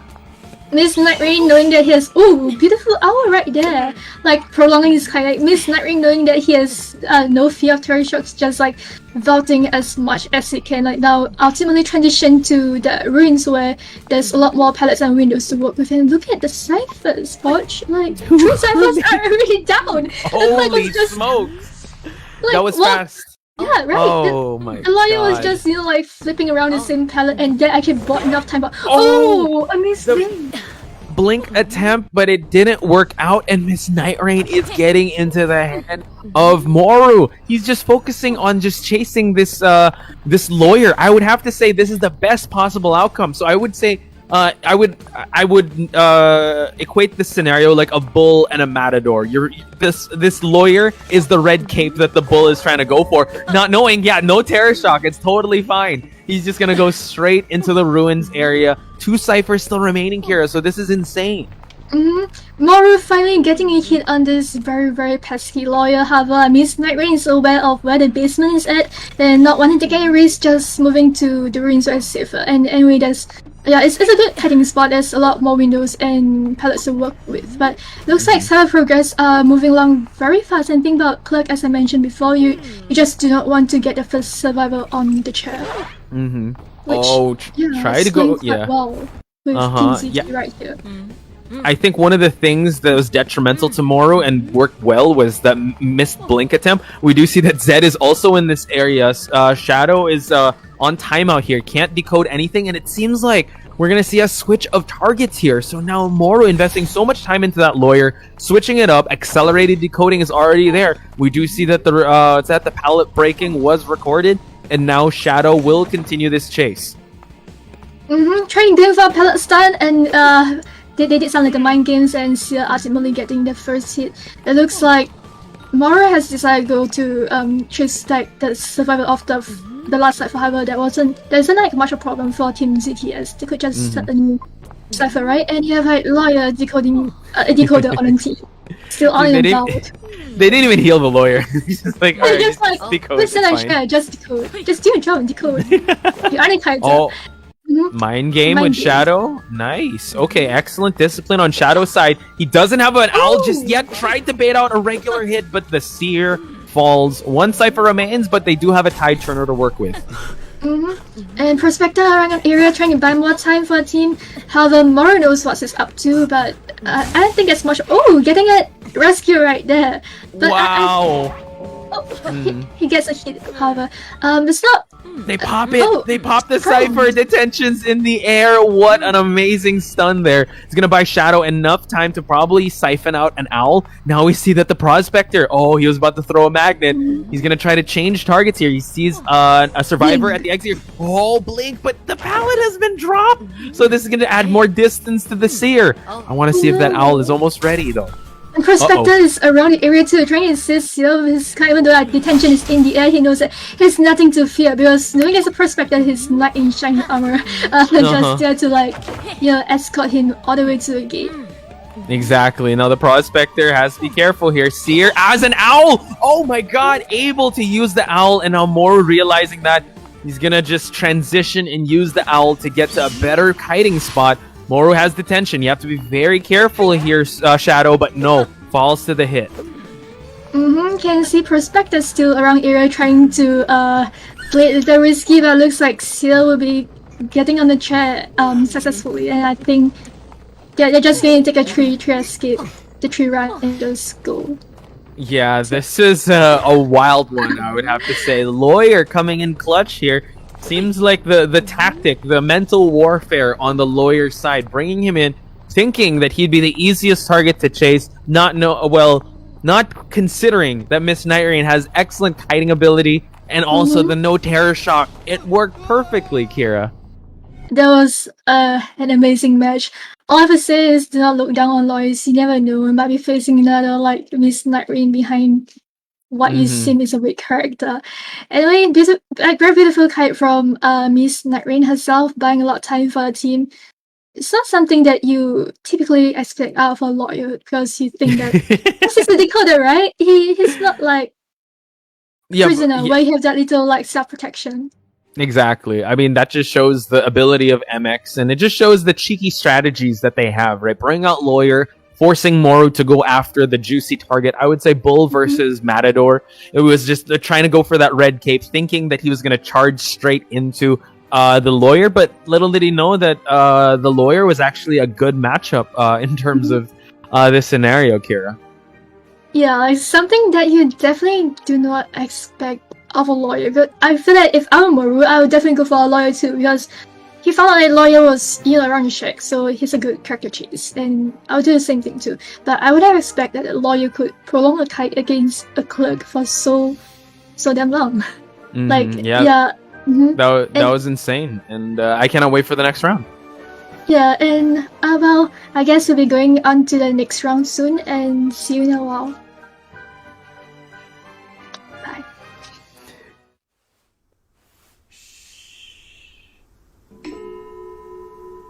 Stay silent when you hear this sound.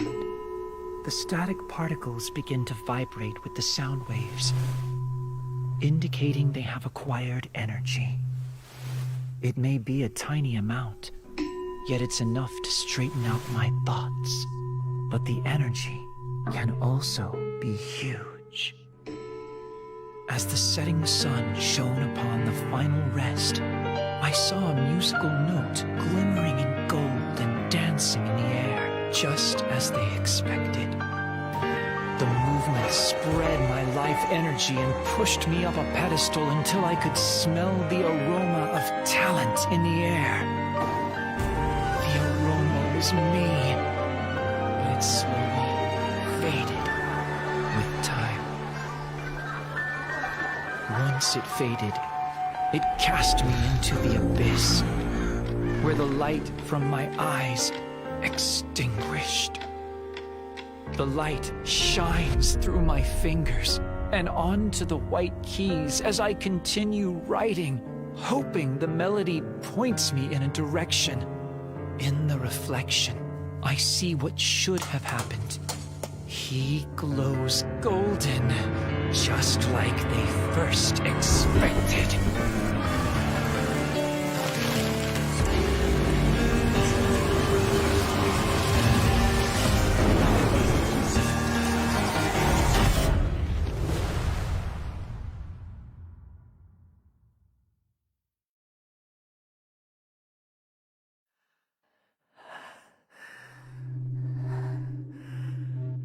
Stay silent when you hear this sound. The static particles begin to vibrate in the sound waves, indicating they have acquired energy. It may be a tiny amount. Great energy forces a change in the tide and pushes the world to absurdity. Do you believe?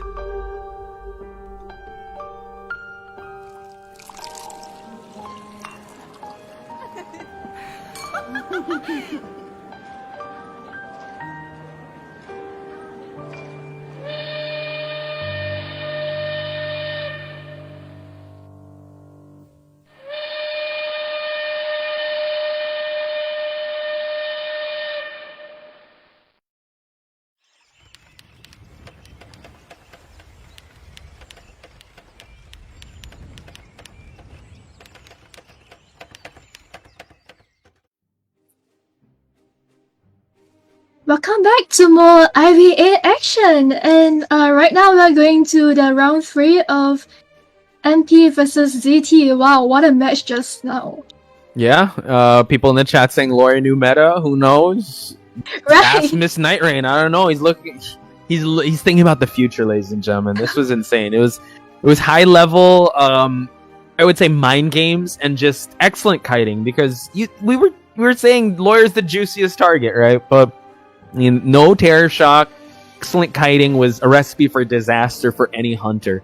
And unfortunately, Clerk having a really bad first chase with no presence, it was tough for Mori to deal with. And the blink attempts, you know what, they were admirable, but in the end, I feel like the pressure was just too much. And that's what ZT can bring for you, ladies and gentlemen. And we did talk to people in the back, and they said that was one of the highlights for the Survivor kite. So Miss Night Rain, you are definitely going to be highlighted in the coming highlights for IVA.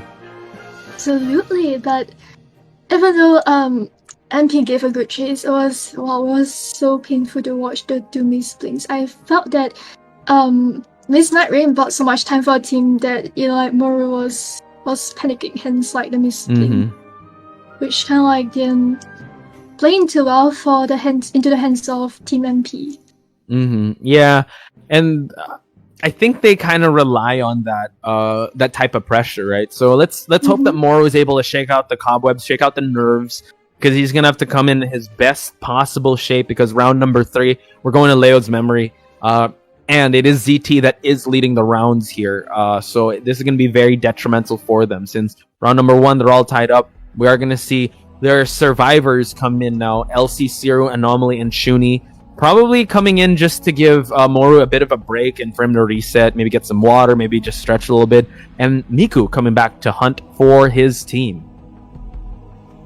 I started placing my best on the Bloody Queen actually, for this map. But it's like, when I can say Bloody Queen purposely, right? And look at the bands right now. We have Seer, Priestess, and Dancer almost immediately on the band pick. Yeah, they're just good characters against Bloody Queen, so I'm still manifesting that Bloody Queen pick. Could be. And unless MP is thinking about allowing the Bloody Queen to come out. So Kira, this is the time. We're gonna be correct with the predictions. Let's see how it's gonna play out here. Because if they're gonna opt for a Bloody Queen match here, you're gonna want to tank up. You're gonna want to go for conventional here, conventional rescuers, kiters. You got acrobat, you got mercenary. Forward. I mean, you could also bring in the barmaid. We were talking about how excellent the barmaid is and forcing a skill to come out, but it seems like they're going to go with the mercenary and bring in LC's prospector for a little bit of those stuns. And you did bring it up a while ago also. For you to be able to down this prospector, you're going to have to use that mirror. Yep, and they have Mercenary too. Mercenary being the most stable rescue you can ever get, you can ever put on the table, which I feel is a good choice. I feel like they're just trying to play it safe with like a good rescuer and a very formidable kiter. Yeah, we've seen how well they perform with stable rescues. So just considering that, a good, well-rounded pick. Now, Miku, I mean, when it comes to the survivor bans, yeah, you still have acrobat. You still have a choice of a psychologist. If you're really leaning, yeah, for that single hint bloody queen, maybe ban out the barmaid. Who else? They can ban out. Oh, well, dancer's already been banned. Who else can they ban? Yeah, probably acrobat. I would have to say that's actually a good ban that they could go for. How about you? Barmaid on the ban list right now, as you predicted, like Barmaid could be, if like Miko were to go with Blood Queen, like Barmaid as a first pick could be quite annoying, as it kind of like forces you to push out that blink when after like she gets the first hit and she's on gold lane. Especially if you didn't get your first hit fast enough and you have to use your mirror hit. That's when like, yeah, I feel like you're more pressured to use your blink in situations like this. And right, like I see Anomaly bring out his Patient, like Patient being a very good character to close up distance, and it's kind of like, it's a little like Mercenary, don't you think? Like instead of 3 pets, he gets 3 hooks, and he just doesn't have that little decoding debuff. Yeah, I would say a little more creative in terms of where to hook. Yeah, he can also thrive in tight spots because he can go through walls. But like you said, yeah, Miku probably realizing, all right, I got to get rid of this barmaid. It's gonna be tough for me to chase. Picks the Patient, which I would say can work and can. He's gonna have to wait for the mirror to be placed first, and he's gonna try to kite it out because he can also reposition that mirror. And now we're gonna see that ban on that acrobat. So last survivor that will be picked on Mad Penguins is going to be very crucial here just to round everything up. Decoding isn't the fastest. Not sure if they're going to lock in with a main decoder since Postman is still available. You also have the option for Psychologist, but no going for the Magician. So this just actually seems like, yeah, maybe forcing out the BQ to come out because he's, I would say, an upgraded Perfumer in a way. Upgraded Perfumer? In a way, I don't know. Like you still have to go for that, but you have to do the one taps really good. I don't know, and all the side steps. So we'll see how this goes. Because like, dang, the first time I use Magician, I always get Terror Shock. Whatever, me too. But I think they moved that. They removed it, right? So thank God. Yeah, right. I feel like Magician after Dove is pretty good character because you can play. It's just a little play of mind games here and there. Could confuse the hunters and right. It looks like. What? Yeah, we're still waiting on what Miku is going to be using. Not sure. Yeah, he could still make a strong case for a BQ and just kind of make the matchup work for himself. But no, we're seeing a Dream Witch come out, Kira here. Oh, Dream Witch in BO3. Well, I was expecting that, but I wasn't really not really unexpecting that either because we haven't seen a Dream Witch from either party's side so far. So there could be that little trick, that little trick up their sleeves they want to pull out later. So we guys started just okay. You think I'm gonna bring out Dream Witch? No, it's I'm gonna bring out something else. And when you think I'm not gonna bring out Dream Witch, then here it is. Haha, yeah, the true mind game, right? We do see a lot of flywheels here, except on the mercenary side. So, Miku's gonna have to be very careful when he counts the swings here. And considering Dream Witch usually a round 1 hunter coming in on round number 3, it's gonna be tough for the survivors to keep up with the pace here. Since usually Dream Witch, she only knows 1 speed, and that's just to kill everyone in sight. So they have to be very careful in dealing with this, especially in a big map like this. Positioning is going to be very key for the survivors. I agree with you. And going into the spawn location, right now we have Mercenary in the middle, a very safe pick for the rescuer because you could just get anywhere easier. And you see Anomaly taking up the factory, very good kiting spot for one of the squishier characters here, and also taking up the shack, and Siri just taking that little ruins at the side, and Miko choosing to spawn right next to the factory. What do you think about that, Poch? I'm a little scared. I would be honest. It's a really good spot for the survivor to kite in. But I think it just shows that Miku is confident in chasing after this magician, even though like the magician, I think he would be the most optimal, yet the target that you kind of want to down at the start. But I mean, he wants to be chased first. So let's see how this is going to pan out. Is he going to go straight? Is he going to take a right? It seems like he is going to try and go for the middle side of this map coming into this match. It looks like Miko is going right straight to Zero the patient, and it looks like he's just gonna let the magician go, knowing that his spot at the factory is like a very good heading spot. So he probably doesn't want to waste too much time on the factory, and like locking target on his first chase. Zero right over here, trying to sandwich him between pallets. And now Patroller. Yeah. Let's see if he's able to use. Oh wow! I thought he was going to be able to get the hook off, and now we see that the hook tried to shoot through the shack area, but now gets the first hit. Prospector is also here to help with the harassment, but you don't want to overextend at the start. You want to be able to add that additional pressure. Now we see that LC is going to have his magnet ready. Now Miku just transitioning the main body here where Shuni is at. Let's see if Zero is going to use a hook. Another patroller drop here just when the patient landed. So excellent mind game here on the side of the hunter.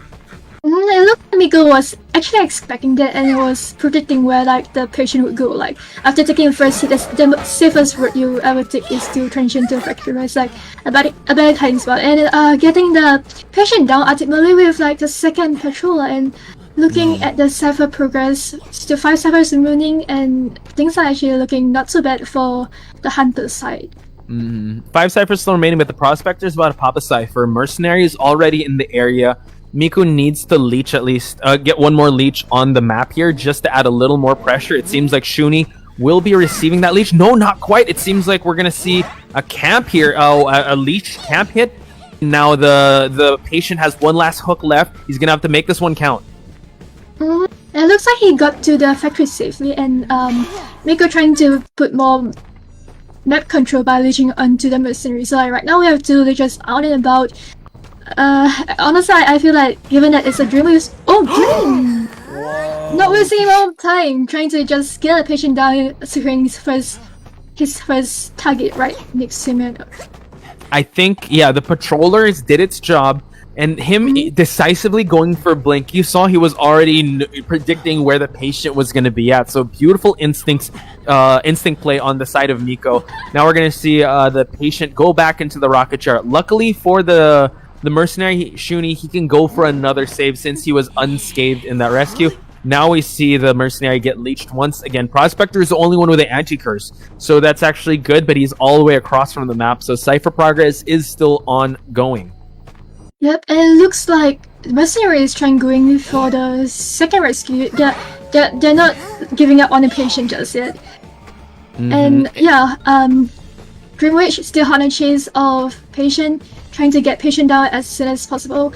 However, Okay, so that's 2 for 2 blink hits on the side of Miko, and that rewards him with a downed survivor. 2 ciphers remaining, so it's still kind of back and forth here. Miko wants to be able to push for not a tie, while the survivors here, best possible scenario for them is for them to defend and get that tie. Mercenary forced to use an elbow pad. So now, it was a tough rebound kite because the patient didn't have any more hooks left. So now let's see who Miko will be focusing on as we head into the end game, Kira. Yeah, but this is the Dreamwitch that we're talking about. Dreamwitch is typically like stronger late game with like, getting last cipher and stuff, forcing you to find another cipher, a whole new cipher to work on. It looks like for the remaining last cipher, like both ciphers that have been worked on don't have too much of a progress. And you see like Miko just trying to focus on mercenary, try and get him down who's only one hit away.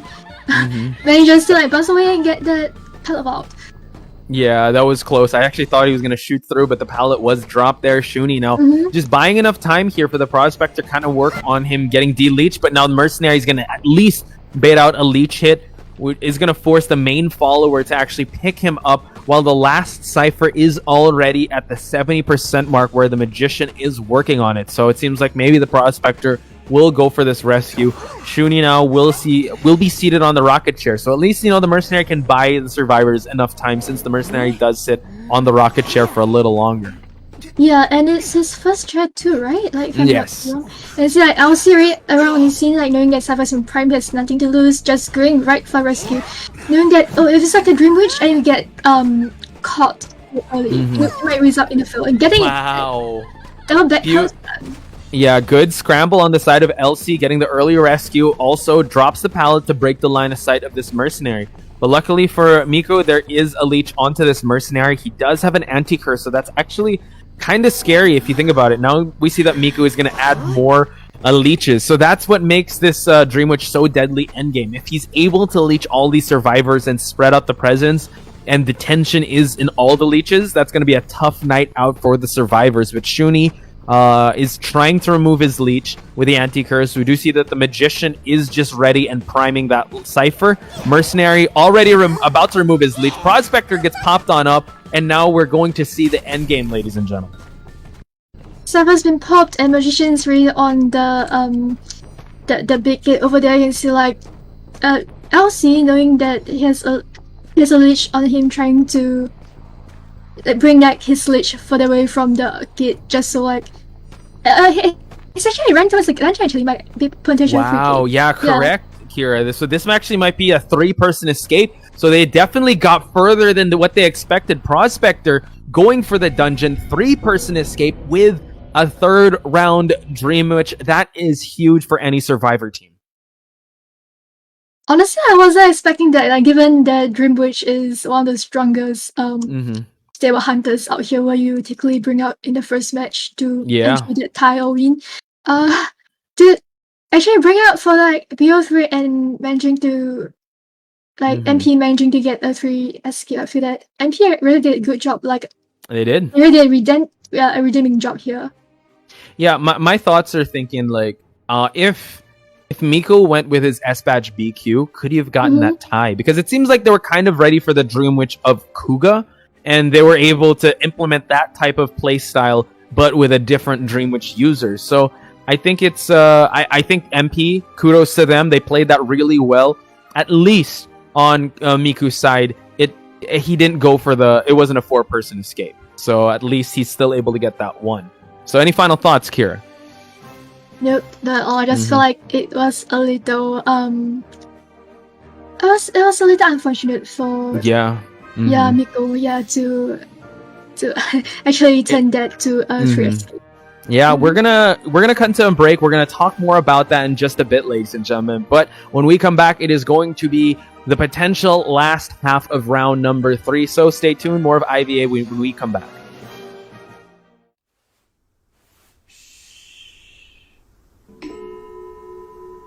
Stay silent when you hear this sound. The static particles begin to vibrate with the sound waves, indicating they have acquired energy. It may be a tiny amount, yet it's enough to straighten out my thoughts. But the energy can also be huge. As the setting sun shone upon the final rest, I saw a musical note glimmering in gold and dancing in the air, just as they expected. The movement spread my life energy and pushed me up a pedestal until I could smell the aroma of talent in the air.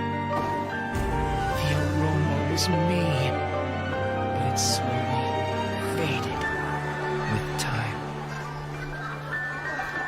Once it faded, it cast me into the abyss, where the light from my eyes extinguished. The light shines through my fingers and onto the white keys as I continue writing, hoping the melody points me in a direction. In the reflection, I see what should have happened. He glows golden, just like they first expected.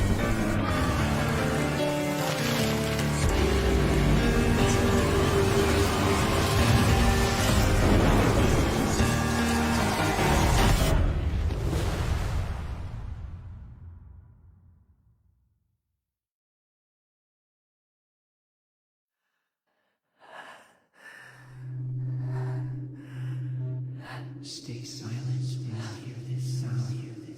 The static particles begin to vibrate with the sound waves, indicating they have acquired energy.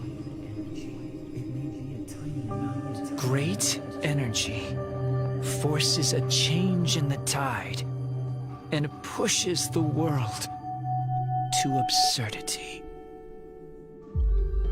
Do you believe?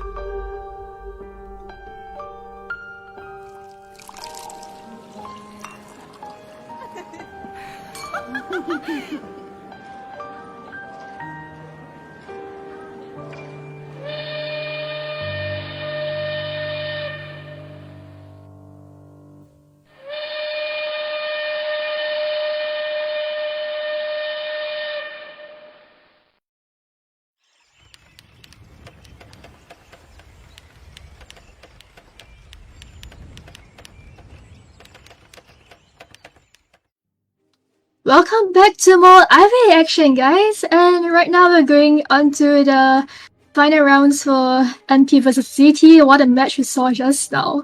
Yeah, and we were talking about it offline, right? Or off the stage. And shout outs to NTT for also like chiming in with his insights. I think because we were saying we were praising the Dream Witch, right? Of Miko.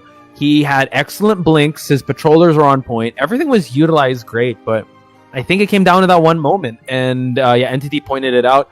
It being him trying to overextend, not downing the mercenary, going for the prospector, trying to get a little more. So it just seems like that has been kind of the case for tonight. Just that one overextension of the hunters, then the survivors cap. So it's really a back and forth when it comes to survivor matchups here, Kira. Yeah, I also feel like MP survivors did a very good job because, like, if I'm not wrong, Miko actually used 2 patrollers and 2 blinks in total on a single patient, which I felt was a lot of sacrifice for to get like your first chase down. So yeah, kudos to him for being able to carry out so long. Yeah, even though he was able to successfully use that, all the resources is just bought time, and you want to be able to translate that into something. But imagine investing all those traits, all those skills into just one survivor, and that is the only survivor you get. So kudos to our survivor team of MP, because not only were they showed discipline, they also definitely showed a variety of, well, I would say thinking on the fly and being able to critical thinking in terms of like, should we save, should we not, should we sell, should we not. It's them flexing how good they are as a survivor team. So honestly, moving forward, I wouldn't be surprised if any of these teams make it to the grand finals, because they're showing us amazing Identity 5 gameplay. I agree with you right there, and there was like some really amazing teamwork and how Patience sacrifice, not really sacrifice. Like he brought out so much time for the team that he ultimately just worked out in the end. So it didn't just go down the drain. It resulted in not just a draw. It was like a 3 escape, which wasn't something I was expecting against a Dream Witch match, really. Yeah, and it just shows that Kira, they're fighting for their tournament lives here. Their tournament lives are on the line. They're shot at the championship since they are at the lower bracket. So now the Survivor team is going to have to put all their faith into Moru. I think the Survivor team was able to lift up the spirits of Moru after facing the lawyer of Miss Nightrain. So now, we were talking about it. Do you want to share predictions on what MX could possibly be bringing to the map here? If it's MX, I'm placing one single echo on Thief. One echo, okay. Just one echo. Okay, cool. That's cool. Can we go half echo? I don't know if I can't top up. I think NTT. He said he'd give a giveaway. Is that correct? I heard that he's gonna give a giveaway on his stream if he gets it correct. If MX uses a thief, ladies and gentlemen, NTT is gonna sing on his stream. So you heard it first. You know what? I'm gonna give away the upcoming Fatal Frame 2. Can they hear you? Can they hear you on stream right now? Okay, yes. cool. So you heard it here first, NTT. Say it out loud. Go. No. He just said, ladies and gentlemen, if the thief comes out, he's gonna give a Fatal Frame giveaway. So let's go. Let's go. Can you PM MX right now, Kira? For real? Now I didn't. Okay, I was not here. No, I'm just kidding. Yeah, he's not here. But let's see, because Thief can come out. I don't know. We were also thinking Gardener. We've seen round 3 Gardener come out at MX, and he did when we were in the offline finals for IBC, and I kind of brought it up in an interview with him, like how Gardener, like, he actually knows the meta to use Gardener, so I wouldn't be surprised if he brings it out now. Mm-hmm. And knowing that he has been playing Gardener for many seasons, if I'm not wrong, he has been like getting badges of Gardener like since like 2 years ago. So I feel like it's a character that is most comfortable with compared to the other characters. Yeah. He also, chat, if you see MX, ask him to do the Gardener emote, the dance. He knows how to do it. He definitely do it. Really? Yeah. If you watch down. I hope Eli still has the video of him, because we interviewed the ZT and BL, and he did the dance on stream. So you gotta ask him to do that dance. That is so cute. Next time I see him, I'll ask him and I'll record it down. Yeah, do it. Yeah, definitely post that. Anyway, back to the action here. We do see a ban on the Bonbon, which is definitely a good side of ZT, because Moru's Bonbon is definitely doing the work, and also a ban of the Wax Artist.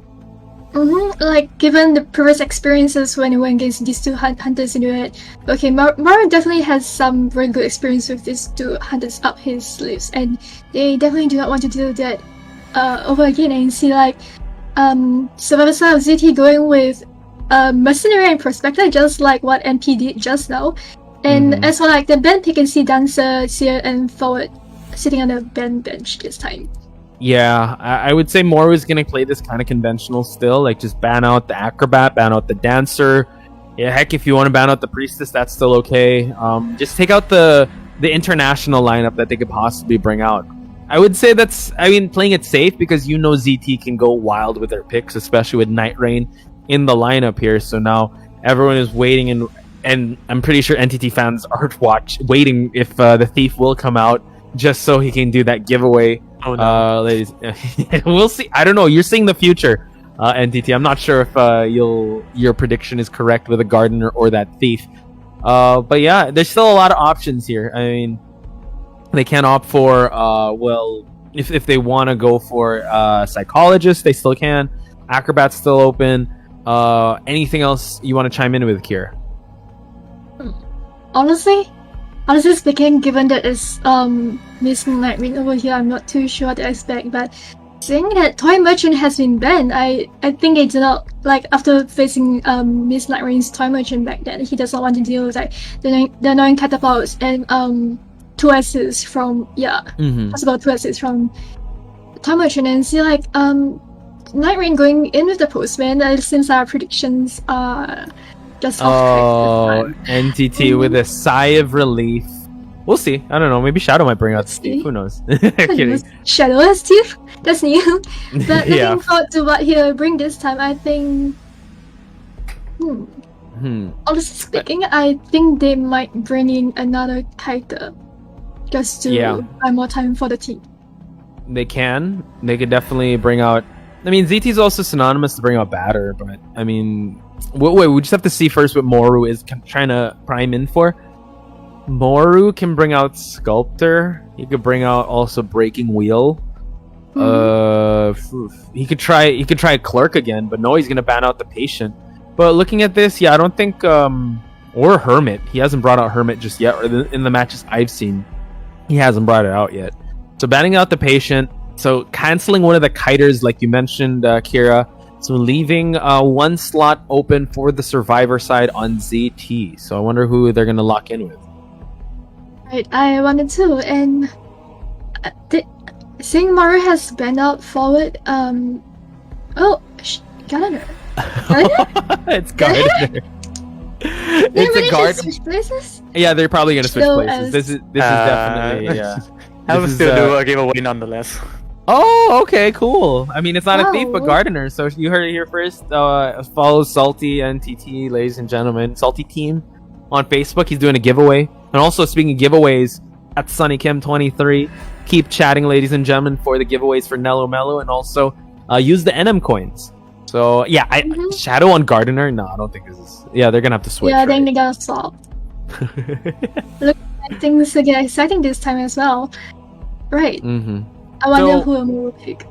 Yeah, just recalling my conversation with MX. Yeah, he has a certain build here that he can time it really well when the shield is gonna come out.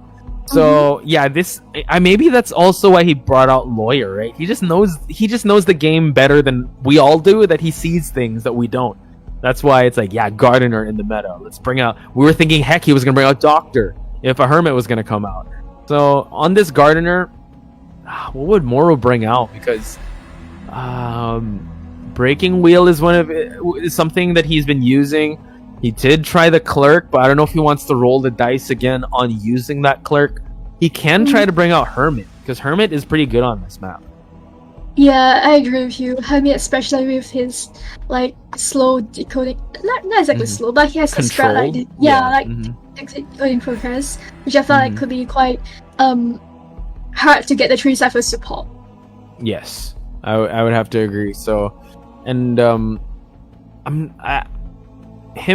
we haven't seen a Hermit just yet today, so he could bring out the first, but no, he's actually gonna go for the Clerk once again. So could be the redemption arc for Moru's Clerk here. Let's see if he's kind of recovered from that kiting session he received from Night Rain. It's gonna be I think maybe he just needed to warm up, because usually if you want to have a very threatening Clerk, you have to keep going back and forth, and us casters have to be very we're going to be very dizzy going back and forth with Cypher Chase. That's how you know this Clerk really means business, because she's controlling that Cypher Rush. And I feel like Maru probably brought his Clerk like with more surely, knowing that there's no annoying Lion and Sin this time. And yeah, still got banned, so Sia couldn't like block off them 1 extra hit. And yeah, it looks like you're right, like they're searching like swapping out things a little, and Night Rain is definitely going to take Gardener. Yeah, so speaking of that Gardener, it does have Flywheel as well as runs Prospector. One Tide Turner on the Mercenary. Well, we do have a Flywheel on I believe the Postman. So Broken Wheel, I mean. So this is going to be interesting to see, ladies and gentlemen. Will this be the last match, or will we have a round number 4? I'm not sure, Kira. Regardless, I'm just excited to see this match. Like, given we have Gardener on Sin, which is pretty damn rare. Like, of all the tries to make, they went for Gardener. So, yeah, you see, like, Shadows spawning a factory run in the middle this time instead of the Mercenary. Maru is spawning near the Mercenary and Postman. I feel that he might actually go for a Postman, even though he spawned at factory, even because like Postman is of course like easy to chase, and he definitely don't want to spend too much time going to shack to find a Gardener. Yeah, the thing is, it's Shadow's Postman, right? We have high acclaim for Night Rain, but Shadow is also one of the best kiters also on the team. So yeah, he's gonna go straight into the factory. Let's see who he's going to run into, because, yeah, the Postman was spawned here. We do see that he is teleporting giving some letters to his faithful companion here, Moru, now, just making sure he's recording any of the pallet drops that will be happening. He is going to record also a pallet break. So this can incentivize Shadow to actually transition to a better spot here, but he's still utilizing the real estate of this factory. Yeah, given that he's a very healthy Postman right here, I don't think he's lost even though like basements here. Oh, and blocking off the pallet, but he gets the pallet blocked still. Still hot on the heels of the Postman. Postman trying to just loop around the factory, making factory on the most annoying, if not the most annoying kitty spot ever in this map. Yeah, you saw that he was able to even get the dog bite now, and also getting a sneaky pallet drop onto Moru. So Moru now just using the recordings here, just making sure that he runs the routes here. Now he blocks off, but a little too early with that block off, forcing the Postman to actually go through it once again. He's passing more letters, so it seems like this hit might be inevitable, Kira. So let's see if Moru can close out this distance. And Blink is online. I think Postman didn't want to risk it too much, that's why he transitioned over, but it looks like he's moving back to the factory again. This is a little risky, knowing that basement is here, it can like result in a very hard rescue from the survivor side if you were to down too near the basement here. Oh, Night Rain destroying the chair! So it seems like this is going to be a tough struggle here, but we're trying to go for the charge up hit. Shadow just playing the pallet game here, but now that's going to be lifted up and goes for the hit. Do see that the Prospector is here also to harass. Yeah. Like, Tetsume is saying, oh no, like, Shadow, you're not going to basement today. Wow, did you see that? Like, he just pushed the Clegg away. Gets the stun and goes for the push, and now Prospector gets hit, and now he's actually going to be changing targets here. So this Prospector is going to have to be very careful. He's going to have to wait for his magnet cooldown to happen, and the blink gets popped. Luckily, like you said, Kira, basement is over at the factory area. Like, Maru not wanting to waste more time getting his first target on a chair by using up Blink, knowing that Run has used up like most of the magnets trying to protect the postman. You see, Miss Night Rain running around the area. I think she might actually be the one going in for the rescue. Yeah, she's already here. So let's see Miss Night Rain try and go for this rescue. He's gonna try decoding actually before he goes for the rescue. He knows the Prospector still has some time here, but it's going to be Zed that's actually going to go for this rescue. So I think Miss Night Rain is actually going to destroy the chair, most probably. Oh, wow, what a stun on the side of the Prospector. Yeah, like if like Ganon is here just breaking chairs, even if Prospector were to down here, it wouldn't be too much of a problem. You see Miss Night Rain already action, breaking some chairs, and Prospector getting a hit right there, but don't worry, Ganon is here. Yeah, so he's gonna have to change the chairs. We are seeing that the Gardener is breaking all these chairs. Does Moru realize he has to move on over to another chair? That chair is broken, so he's gonna have to drop down the Prospector, fix the chair, and remove all the balloons. While this actually Miss Night Rain, oh wow, the shield wasn't in time, forcing the hit to happen. Not sure if that's... Oh, he's actually trying to get the attention. And now we see that the Gardener falls. Not sure if this is a good trade-off on the side of the survivors. Yeah, knowing that this is a clerk we are talking about. You know, clerk, she could just control the survivors from afar. And I don't think things are looking too good on the survivor side because, you know, like one is down, two of them injured. The only one could go for rescue is Mercenary. Yeah, this doesn't seem like a payoff that they want to go for because, Gardener, first time on the rocket chair, Prospector, really tough spot, can't force a heal here because if he does, like, Mori's just going to knock him down. So now Starbuck is the Shadow is the only one that's going to be watched here since two ciphers still remain. We are going to see the Prospector trying to crawl away. He's already going to get healed up, and now we see Zed having to go for this rescue. No Tide Turner here, Kira. So let's see how ZT is going to crawl their way out of this sticky situation.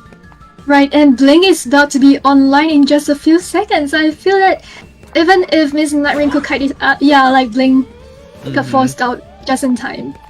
Yeah, and I forgot to see if this is going to be the last... Like, did they save before half? Because, Mercenaries still... It was before half, so at least Gardener can... Oh my god, he still has to fix the chair. So we do see that the Prospector was able to land a magnet, so this could be the strat that they're going for. Let's see if the pickup is going to happen. Run's going to try and get the absorb here. Drops in time. And now Run. Careful. Oh, wow. He gets the stun. But the Gardener, though, sits down on the chair. Second time on this rocket chair. Run's going to have to be careful in dropping down this pallet. He's going to continue the kite here. They're going to have to force this rescue to happen if they want to win this situation. Yeah, you see two people on the scene, however, the ones on the last cipher and Mercenary is still down. So I feel like they have to, like, prolong the time for a really, really long while. Uh-oh, they're both trying to go for it, but Gardener, baits the hit, and now goes for the shield here, so that's awesome. And now the Prospector, let's see if Moore is going to try and go for this Prospector. Night Rain now, already done with the shield. Last cipher, almost not done quite yet, and now Shadow has to be very careful. Closing out the distance here. He's going to try to go for a swing. Unfortunately, it missed. And Shadow, hiding behind the pallet in time. And I see Mercenary has really forced out his self-heal and is working on his last cipher. And Clerk is just, like, it's just busy like a 3 annoying pesky survivors here to even, do too much of a cipher control. But, knowing that Mercenary just got recorded just now, looks like she's aware that the last cipher is being worked on. Oh my god. Yeah, and Run is also here. We're going to see him fix the chair first, so that's actually a good call on the side of Moru. it's primed already, so this is gonna be so tough for him to go for. He knows that he wants to at least down the Gardener, but now gonna force the pop to happen, but that means the Gardener is up. Prospector able to stun Moru, and now they can try to go for the exit gate. Amazing teamwork right there. Like, just when things didn't look too good for the survivors just now, they managed to turn things around. Like, oh wow! I have to say, ZT's teamwork is just something. Playing more mind games, trying to play more, get more time for gate opening. Blink is still not up, and it looks like Moru has decided have other plans in mind. Like he wants to go to guard gates instead. Like maybe that would result in at least a 1 kill, you know. Yeah, but a 1 kill might not cut it. Tried to go for the blink, but it unfortunately missed.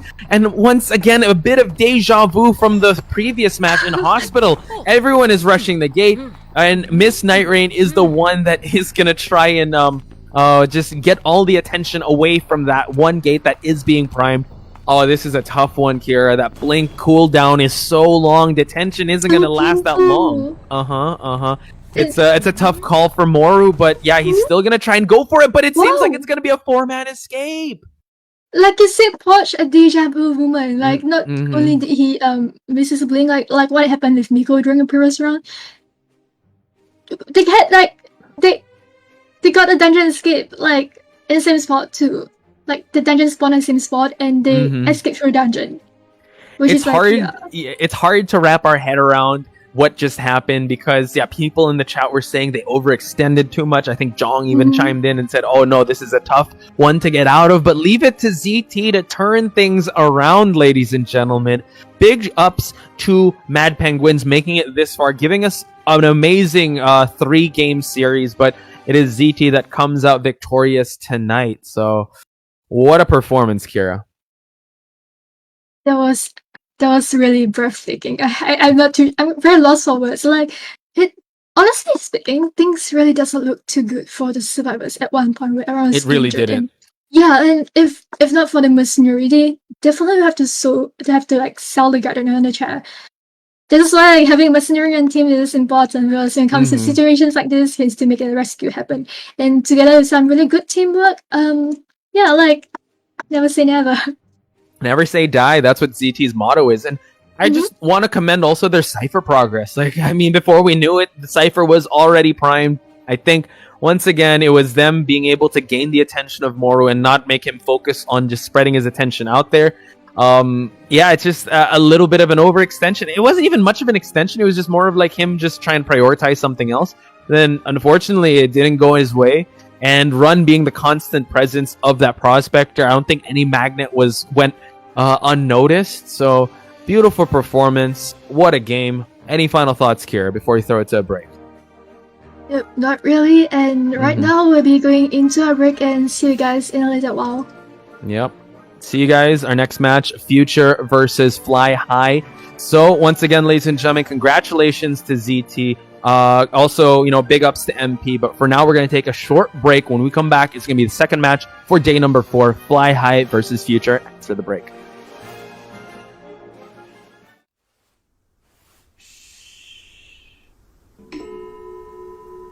Stay silent when you hear this sound.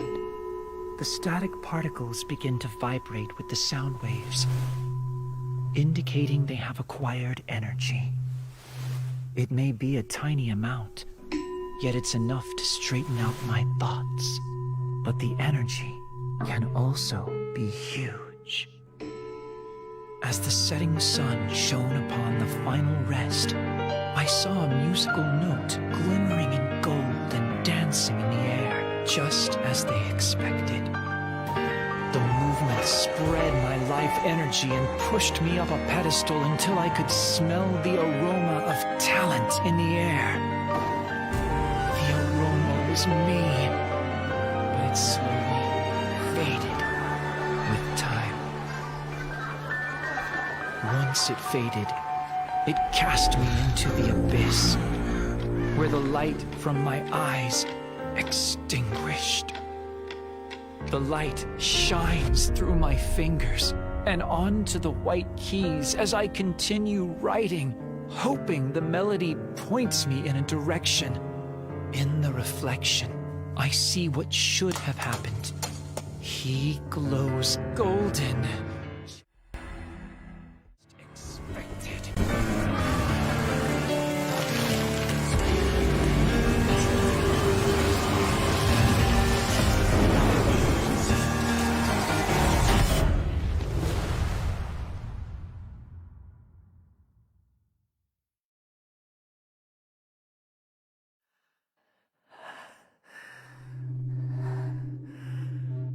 Stay silent when you hear this sound.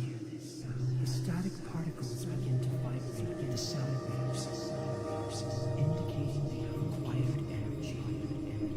It may be a tiny amount. Great energy forces a change in the tide and pushes the world to absurdity. Do you believe?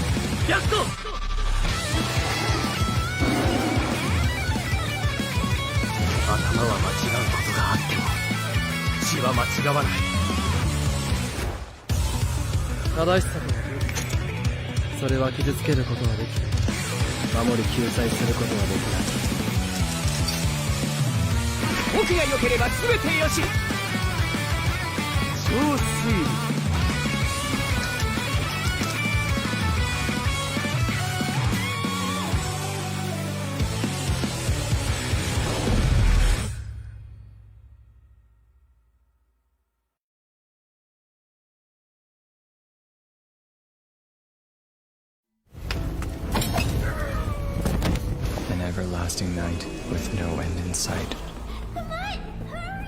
Even the dazzling light failed to pierce the darkest dream.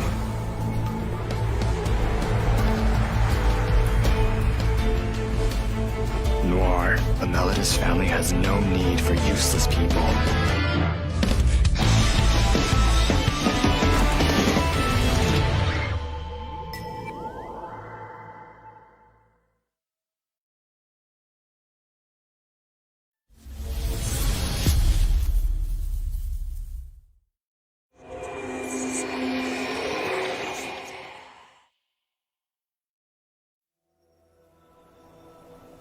Creating a perpetual motion machine is like being trapped in a never-ending dream. Reality grows from these sketches, expanding through years of fruitless effort. Hello everybody, welcome to IVA, and right now we have a whole new matchup of FT versus FH going on right now. Yeah, what an amazing match. Once again, shout outs to ZT and MP for giving us one of I would say IVA classics of taking us to game number 3, not round number 4, Red. If you're listening in the back, I don't know. Some predictions were going on in the back, but we did end in game number 3.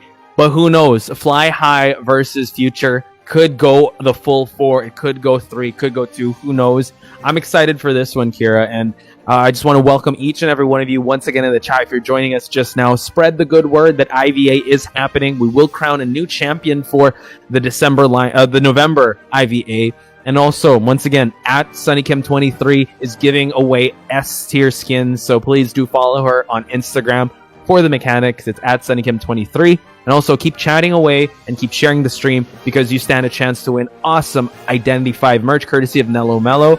There are loyal viewer rewards, and also the top 10 commenters, sharers, viewers will be given Identity 5 merch. While I think the NM coins, you can translate that to fan signs, as well as a VIP chance to watch the finals in a VIP room. So with that being said, next matchup we got Fly High versus Future. Kira, in this matchup, right? Both these teams have surprised us. I'm actually going to introduce first Fly High, Hatari's team here. Had a really good match in day number 1. And yeah, I would say though they kind of center around Hatari, but each of these guys have their own shining moments. And Toji, one of their hunters, using Hermit at the start. I'm excited to see more Hermit action because we haven't seen Hermit today just yet. Yeah, I agree with you, and I do really want to see more Hermit because it's something that we haven't covered today. And we have a very familiar name here that has been reappearing in many multiple tournaments, which is Hatari. So yeah, like he's definitely a veteran. I'm looking forward to what he's gonna bring on table this time. Yeah, and something to know about Toji, like yes, the Hermit did come out. Unfortunately, there was a highlight of Cat Carry just being able to kite out the Hermit, but you know what? In the break, they can grow, and I'm excited to see how Toji's going to bring it out. Now, we're going to go to FT here. FT having 2 hunters, Nino Pancake and YTH Shen, which respectively have different hunters. They have Sculptor, Wax Artist, Geisha, and whatnot. And I'm excited because, LMM, Dragon, XB, DDD, I think NTT mentioned this, the reformed Noir, and they have their own shining moments as well. They did face some adversity going up against GH, so I think they want to run it back with them. Yeah, I feel like this will be a good chance for them. However, they're also like facing a very formidable team, so I feel like both sides will not back down too easily. And right here, I also see a familiar name of DDD that we see like appearing during Noah's previous tournament matches, as observed. Yeah, DDD had a great kite. Forced a blink hit onto one of the hunters. Had a 3 cipher kite. So just aside from him, he also had consecutive support coming in from LMM, also coming in from XB. So just leave it up to FT to have really good team synergy. So Toji's gonna have his hands full. And also another thing that comes into question when would it be which survivor or which hunter is going to come in? Is it going to be Nino Pancake? Is it going to be YTH Shen? Because both of them play very differently. So it seems like we're going to go to Ever Sleeping Town, a map that we haven't seen yet today, and Toji will be hunting for Fly High. Right, and I think they will be betting off Priestess as the first. And what do you think, Poch? Seems like she's a very annoying character in such a big map. Yeah, I would agree with you, and I think Tochi would agree with you as well. In a map like this, Kira, I don't think they want to risk it at all. There's just so many good spots. Corner House alone could be so scary to chase a Priestess in, and then if she transitions towards the middle, it could just be a headache. So Toji just eliminating that right away, even though we don't know. I mean, he could still pick any type of hunter, right? So we're just not risking it. Now we see a pick on Barmaid and Forward, so interesting to prioritize Barmaid to begin with. So I think they might be expecting that Hermit, because you really need to heal up when you face that Hermit, especially when you share up that damage. Yeah, I agree with you, because Barmaid, she has that little Dovlin that can heal not just like health. She could heal like the little chip damage, is that what I can call it? Chip damage as well. And it's like Seer coming in on the bench. Toji definitely don't want to deal with Seer, that, especially in full team format, because he could just give intel, okay, who's the hunter, where's the hunter spawning, and where's the hunter hitting, and that could result in very good team rotation depending on like how well the team communication is. So yeah, you definitely want to cut that off.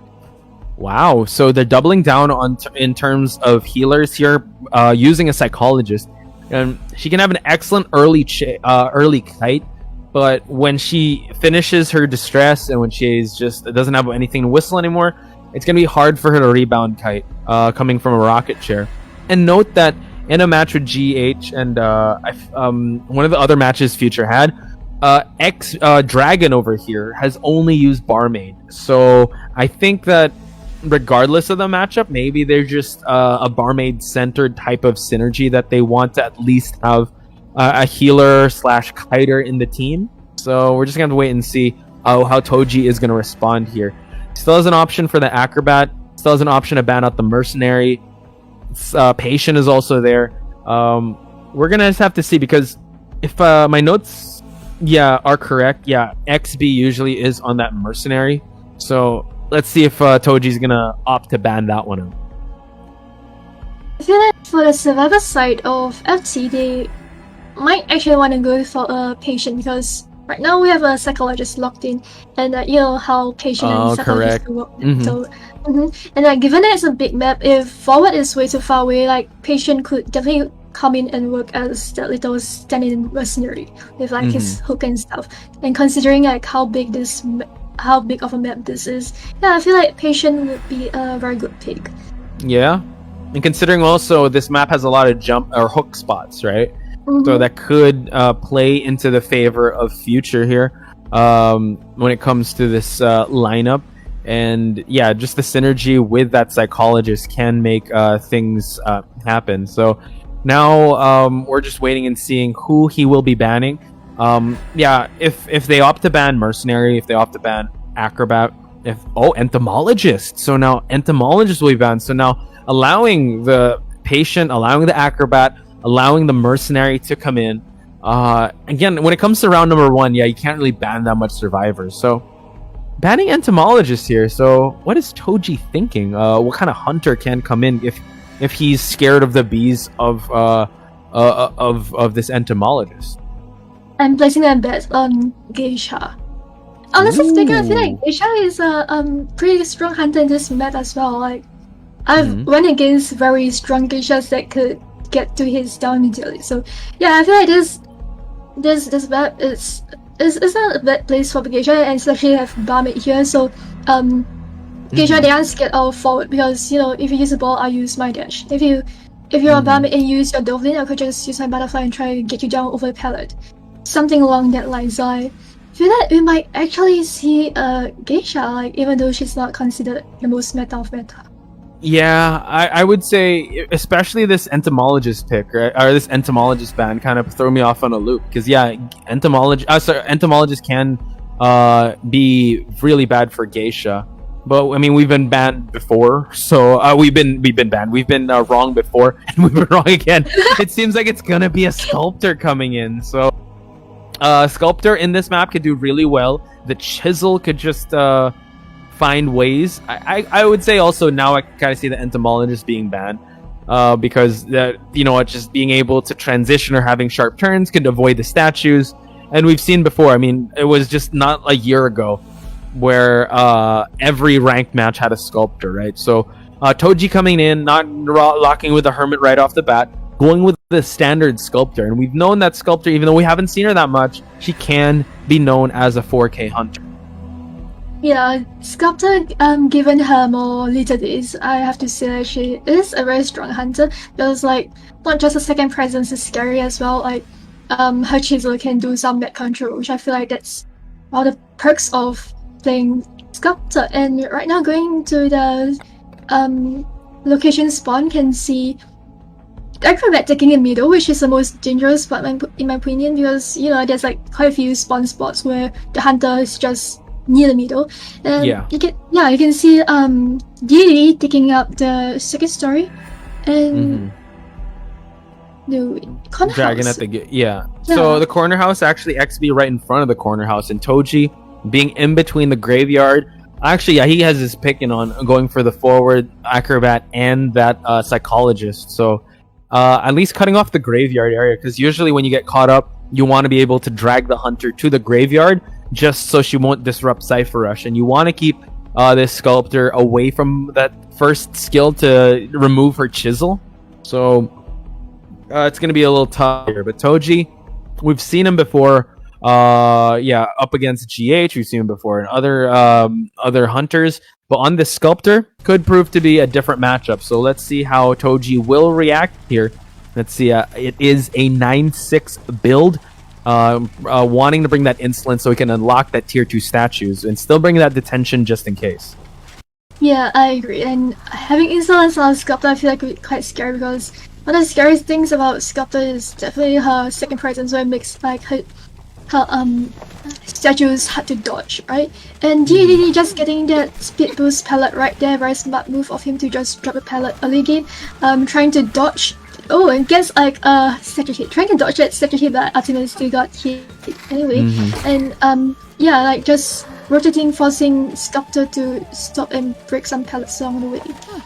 Yeah, still forcing him to break this pallet here just to add more time, but the more he goes around it, it's going to give him a little more time to transition and get a boost here. Well, not really a boost, he's already spent that boost. Just to play the mind games. Oh, gets hit again, so no more distress on the side of the Psychologist. He has a train to work with. Let's see if he's going to try and go through the pallet. Gets the pallet drop and also goes to the other side. And now he's going to try to loop around this area. He's going to probably force a basic hit to transition away. Yep, and you can see that Psychologist just being very careful of her little like pathway over there, because like that's way too close for comfort to the train. Like just a little more, like, while the train moves and you just get hit, and they'll be very, yeah, they will just cut off kite. And forcing the blink to shorten the distance between like Hunter and the Survivor, and yeah, ultimately getting the first target down. Yeah, look at the Cypher's porch. Cypher's looking pretty good, I would have to say. Yeah, all three survivors about to finish their objectives here. Forward, not known as the fastest decoder here, gets spotted out right outside the graveyard area. XB not wasting any time moving away from that Cypher, because he knows how crazy Galatea can be when it comes to map pressure here. So it's going to be hard, especially for this rescue to happen. At least he's not at the tier 2 statues. Good avoidance so far, forcing the basic hit, and now Tide Turner will be spent, and also the forward stun. Amazing teamwork from them. Like knowing that forward is has a nice sneeze up by the Hunter earlier on. Like a safer rescue would be someone that the Hunter would not be expecting, and in this case it would be the Acrobat, and he brought Tide, so yeah, why not? And since forward is still around the area, he used his football to get a stun, so yeah, like Psychologists could have like buying out time to transition to a corner house, and luckily for her, the basement does not seem to be here. Yeah, and good transition so far. One more chip damage, and DDD will be falling down. 3 Cyphers still remain. Resources are still looking pretty good. Acrobat is injured, but he's still got his silence. He's still probably got 2 more white balls. DDD now all playing the mind games. Good drop onto the Hunter Toji. Let's see if DDD can turn this corner without getting hit. Forward, dropping the pallet here and being able to harass, but no, not quite. Gets hit by the statues, and now the forward is here to play harasser. So let's see if he's going to gain the attention away from the Psychologist. It looks like, looking at Cypher progress, getting 2 double chip damage at one go. No, wait, that was like basic hit. Yeah. Oh, yeah, it was a regular hit. So yeah, again, Toji still looking constantly behind himself if the pickup is going to happen. Luckily, the basement isn't there. XP might have extended a little too much here. We do see that the barmaid is also here. Forward falls down. 1 Cypher remains. And now, Psychologist is so close to healing up. Yeah, but however, I feel like that's not too much of a problem for Team Future right here, because Cyphers are enough. Like Acrobat is on the last Cypher, very healthy. Barmaid is around trying to buy more time with, trying to buy more time for forward to get out so we could do like second harass later on. Okay, forcing the basic hit here. Oh, wow, put in a traffic jam situation. And now let's see if he can stuff this rescue. Forward is already up. Barmaid drinking that Dublin, and we see that XB forcing him to overextend here. Barmaid falls. Forward can go for the rescue here. So let's see if forward falls down. DDD is the only one remaining because he's dead on chair. Cypher is already primed, and he's not gonna pop it just yet. Honestly, things look very risky. Getting carry shock. But it does not matter, because like the safest route is to like just get a hit and and rescue. Speaking of hits, Kira, my goodness, the forward going for the stun, and this is going to buy a lot of time for the survivors to move on away. Forward might have to be the sacrificial lamb here, while everyone is going to just book it for the gates. Right, and forward has already used up his self-heal, so Hunter knows that she has nothing to worry about, and she has a blink on hand, and a Psychologist did on chair, like she doesn't have to use the blink to just shorten that time distance. I think Toji just wants to secure this down from this kill from everyone, because the Psychologist is dead on chair, and now we see that they're able to pick up the forward, and now the forward is going to move on away from that spot. He's going to try to get away from that area of the statues, but now Barmaid already opened up that gate. Let's see how this Acrobat is going to try to escort this forward out of the map. I think Acrobat just trying to distract the hunter by dropping down some pellets, but I feel like Toji knows. He knows. But he spots out the footprints. The train is hiding. The forward, able to move on over, but late he for missed the bus. His screen. He did, but able to move on over to the pallets. And now we see that the dungeon is here, Kira. Can he make it? It seems like it's going to close out the distance. Toji going to secure a down on this forward. Don't you just hate it when you miss the train? All the time, every day. It looks like Acrobat is like playing a risk. He knows that top forward is hiding near that gate, so like he doesn't want to touch the gate at all and just go for the already open gate, which is a safer choice, because like if forward were to go down too fast and the gate isn't open yet, and given that it's a second presence sculptor of detention, it could be quite risky. So yeah, like they are just playing a safe route of just getting time, getting out here. Yeah, I would have to say Toji, great stuff. I mean, Galatea is just such a solid hunter, right? The way he was able to control the situation there, it could have been a lot worse for the survivors, but luckily for them, they were able to tie things up. I mean, it was a triple down situation, but that was all right because the Cypher was already primed. Excellent back and forth. We might be in here for the long haul, Kira, so I hope everyone is still staying hydrated and just ready for more Identity 5 action, because FT and FH here, they're here to play. Yep, I agree with you. That was quite aggressive play from those sides, really. Like, it was like the sculptor didn't waste too much time in trying to get first target down. She just used her blink, and yeah, like obviously it was like a pretty balanced match between both teams back then. Yeah. So, ladies and gentlemen, we're going to take a break just to try and calm down from all the madness that we just saw here. So, ladies and gentlemen, don't go away. More of IVA when we return.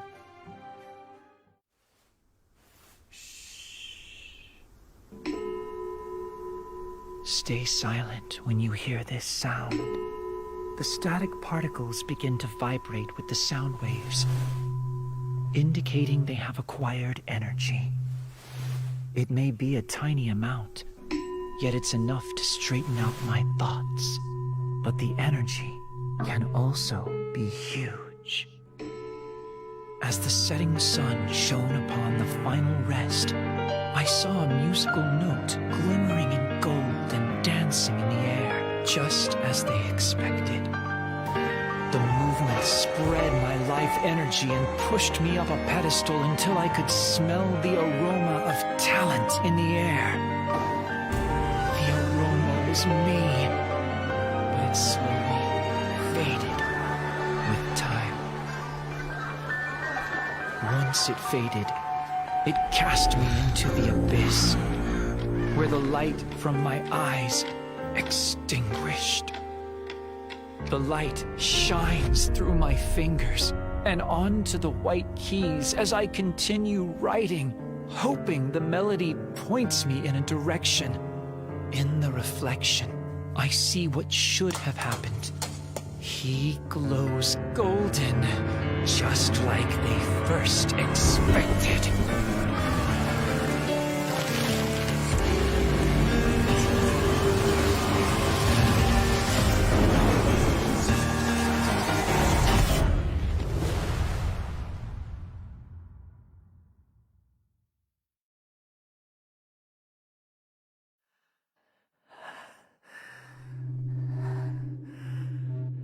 Stay silent when you hear this sound.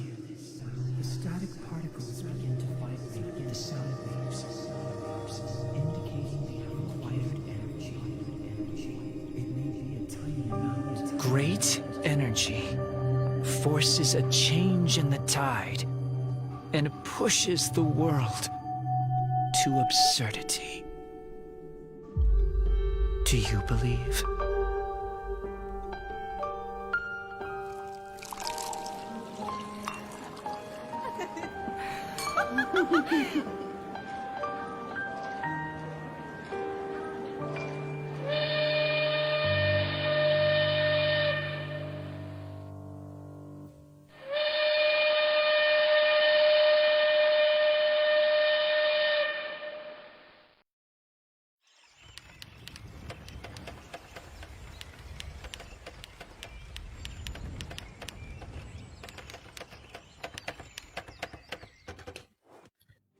And welcome back, folks, to our final match of day number 4, FH versus FT. What an amazing match. A lot of chaos. Something that we didn't bring up, Kira, was that tram hit at the end. Like, that's the way they were able to pop that cipher. The forward tried to go for the hit. Unfortunately, the tram was on the survivor side.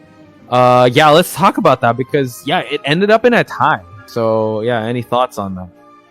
This is still a tie. If it's any worse than that, I feel that that really sucked for the hunter because that's the real. The like scariest hunter on the map is a tram. We always say that, right? And that's what you could love and also hate about the map, Ever Sleeping Town, because would you say that the train is RNG? Because you know it's always coming and it's always there. And I mean, in other esports titles, you know, you want as much control as possible, but no one can control the train, especially in Identity 5. And you just have to hope and pray it's on your side. And unfortunately, it wasn't on the hunter side. It helped out the survivors kind of gain that distance. And at least for Toji, he was able to get that tie situation because it looked like it could have been a 3-person escape. Yep, and it looks like he might have to make a short trip to the hospital right after. It was crazy unfortunate, but I would say though that it was kind of balanced because yes, he did get hit by it, but remember the forward missed his train, so I think the tram does not choose sides, ladies and gentlemen. He's equal and fair to everyone. So I hit the hunter. All right, I'm gonna make the forward miss his train because if the forward is able to ride it and leave the sculptor, that could have been a different story. It could have been. I think it was headed towards the graveyard. I'm not sure. We're just gonna have to recall how that played out. But the matchup could have been a lot more different. So we're gonna have to run it back. We're gonna go back to Ever Sleeping Town. But it's gonna be YTH Shen that will be doing the hunting, and this is where the potential geisha can come out because Shen was able to bring out the geisha in Lakeside. And he downed a patient under 60 seconds. So could happen.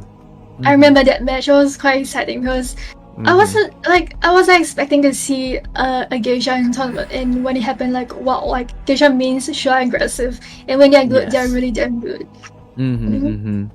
So starting things off, no contention here. We're gonna ban out that priestess. Doesn't really show what hunter will come out just yet. We just know it's very standard. But we are seeing a barmaid and a forward of Hatari. Not wanting to do that pesky priestess once again in such a big map, and Hatari, if I'm not wrong, I've been seeing him play forward for tournaments since a very long time ago. So he's definitely very seasoned forward. So it's definitely a player that we have to keep our eyes peeled for, and key to going on with the barmaid. Yeah, Hatari, known for that forward. If his forward gets banned, goes for the dancer. Now we're banning out the patient, which brings mercenary. It brings postman coming in, but X-ray seems to be going with that acrobat. I would say, YTH Shen, his next ban would be very telling on if he's gonna pick that.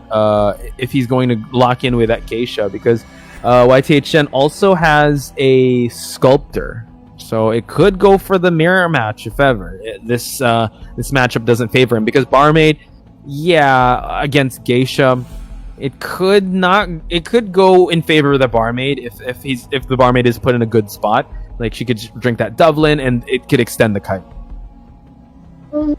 And giving respects to how annoying Dancer Slowbox can get, Dancer is on the ban list for now, and the other one on the ban list that we have not covered is the patient. Patient's hook in such a big map could be quite troublesome, knowing that he can transition from area to area with the hooks can pay a lot of time. Yeah. And we talked about just how this map is positioned. There's a lot of jump spots you could potentially use if you are that patient. So I think if he is considering going for that geisha or the sculptor, patient can be pretty annoying to go up against, even though be a kiter or a rescuer. So he's just not going to take his chance. And also just respect on the dancer, I would have to say. How do you feel about seeing a lot of dancer bans here? Are you for it? Are you against it? Do you want to see more dancers? Do you not? Since you are a dancer main, Kira. I do want to see more dances and see like what new strategies they could come up with, but that also means that yeah, like the hunters definitely have like respect for dancer making skills, because like if this was a tournament like some time ago, I don't think we'll be able to see a dancer like on the ban list, because it will never cross the mind that a dancer would be considered a threat. Yeah. Right now on the survivor side, we have Rainy K locking in Postman as the last survivor for Team FH Fly High. Yeah, having a Postman here, we've talked about how well he is in terms of buffing the survivors, and also in great hands. You can time the dog bites for them to be able to extend the kite of any hunter. So I would say this is very well rounded. This is a round one type of survivor lineup, and that barmaid could actually change things for YTH10 if he's going to change it up. He can go for that sculptor, because that sculptor can counter heavily that barmaid.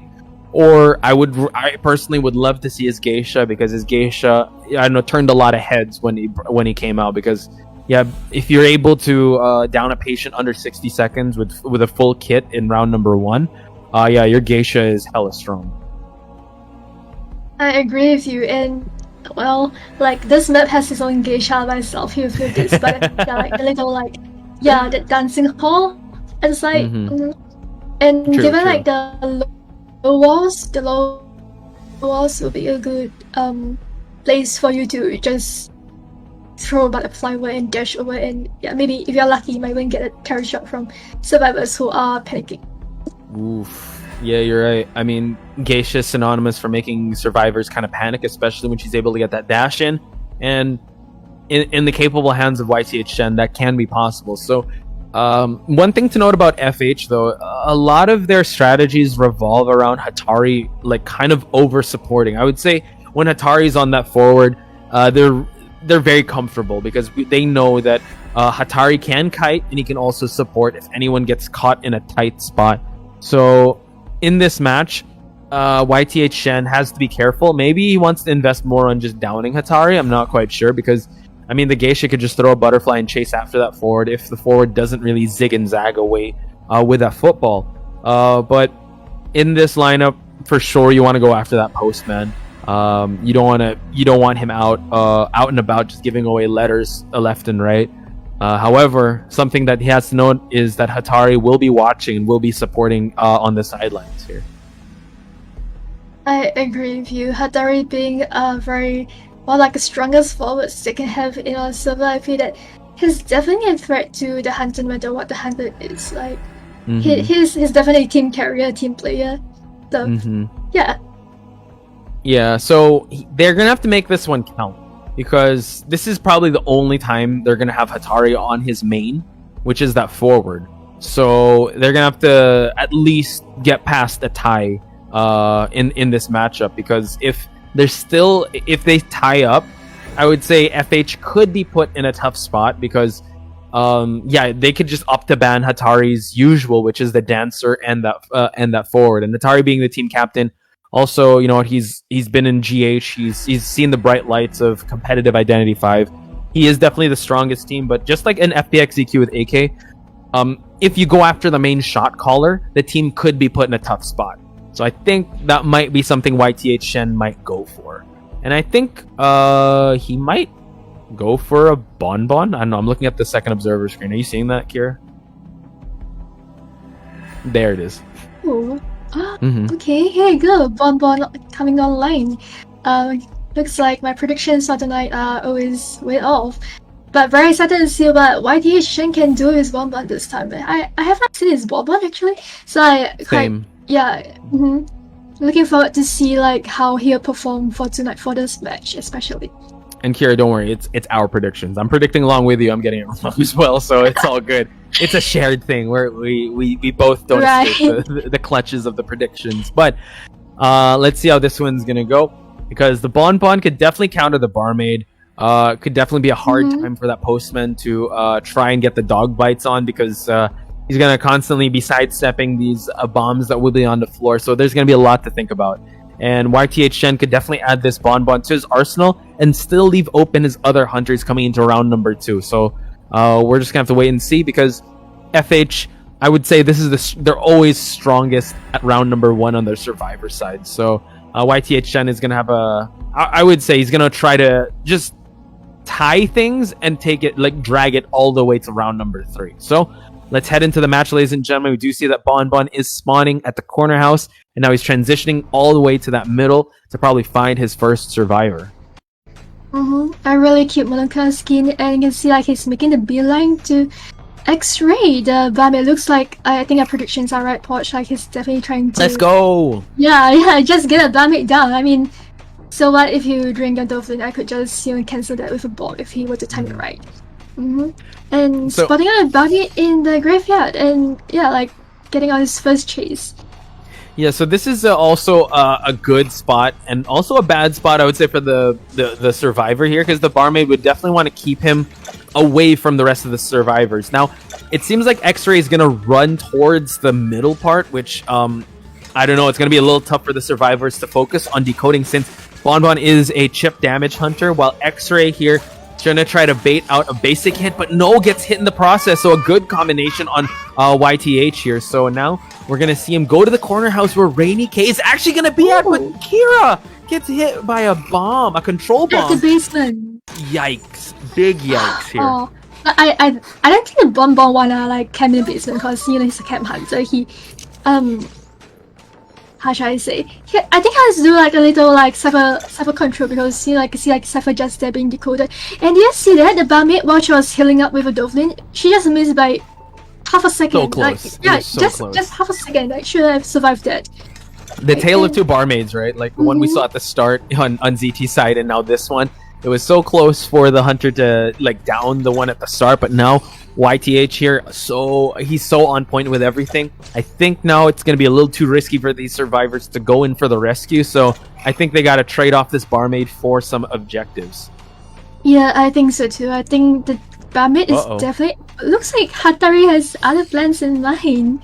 Yeah, this is going to be quite risky, but no, I think he's just trying to bait the next chase from happening. Oh no, actually he's making his presence felt here. Let's see, it just drops down the pallet here.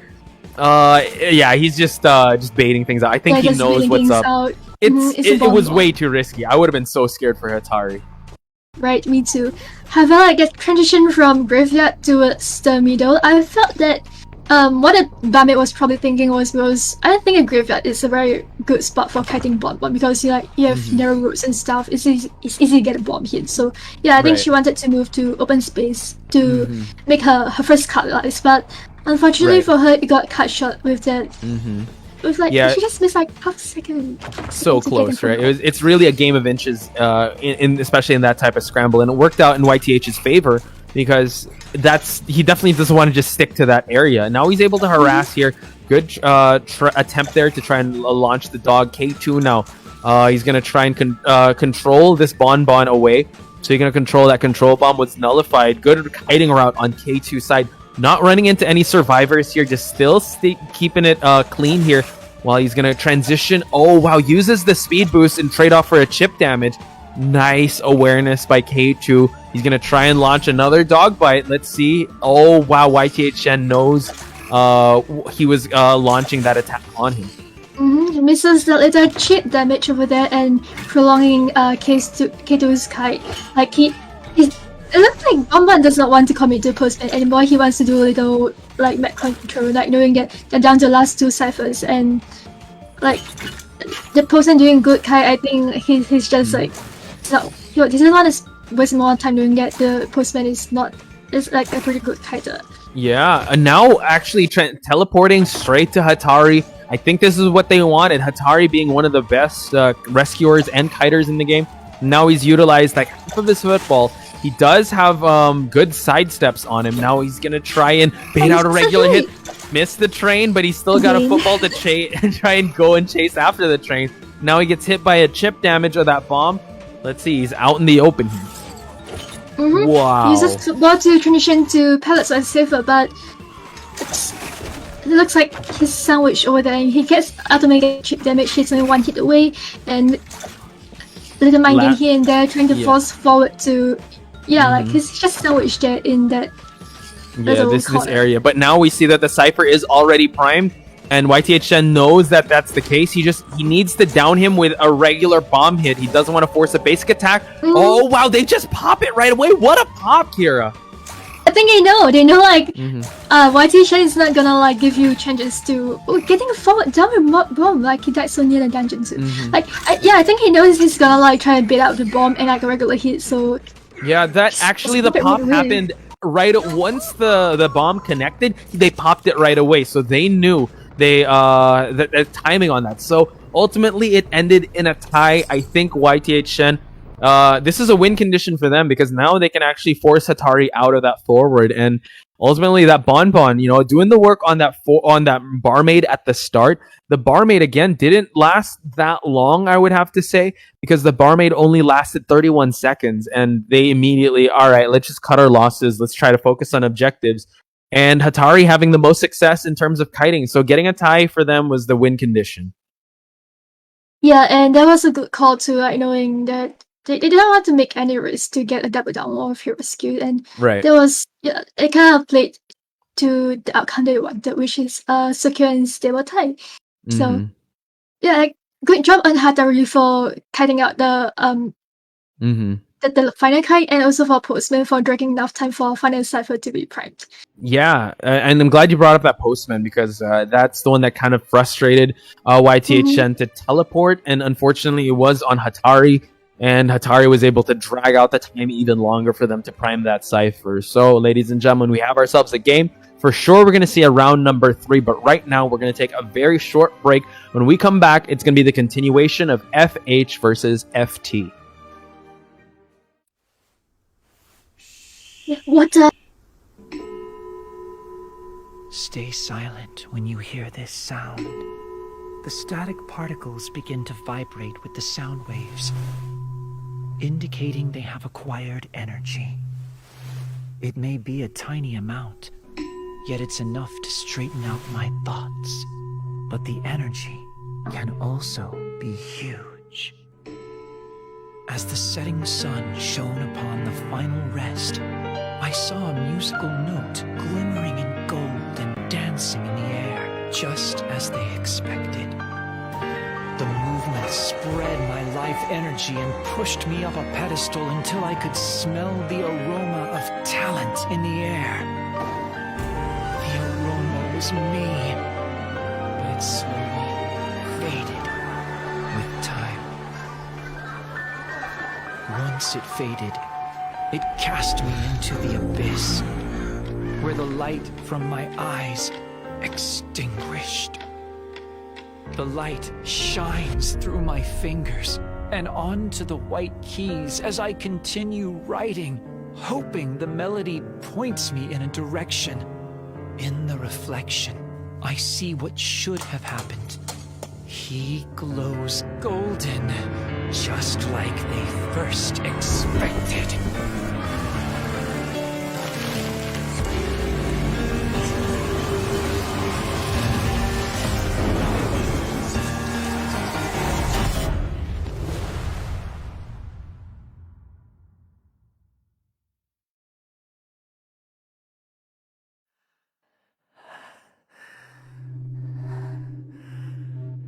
Stay silent when you hear this sound. The static particles begin to vibrate with the sound waves, indicating they have acquired energy.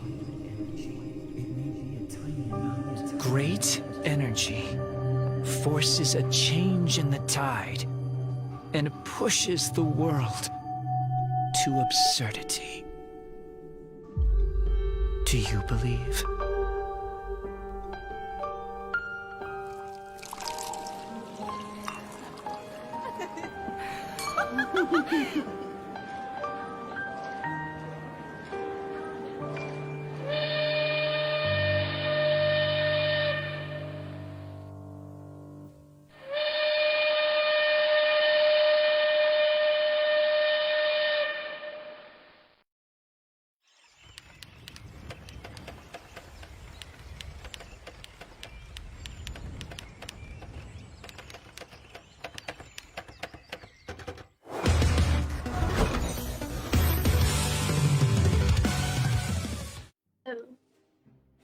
And we're back, ladies and gentlemen, to more IVA action here.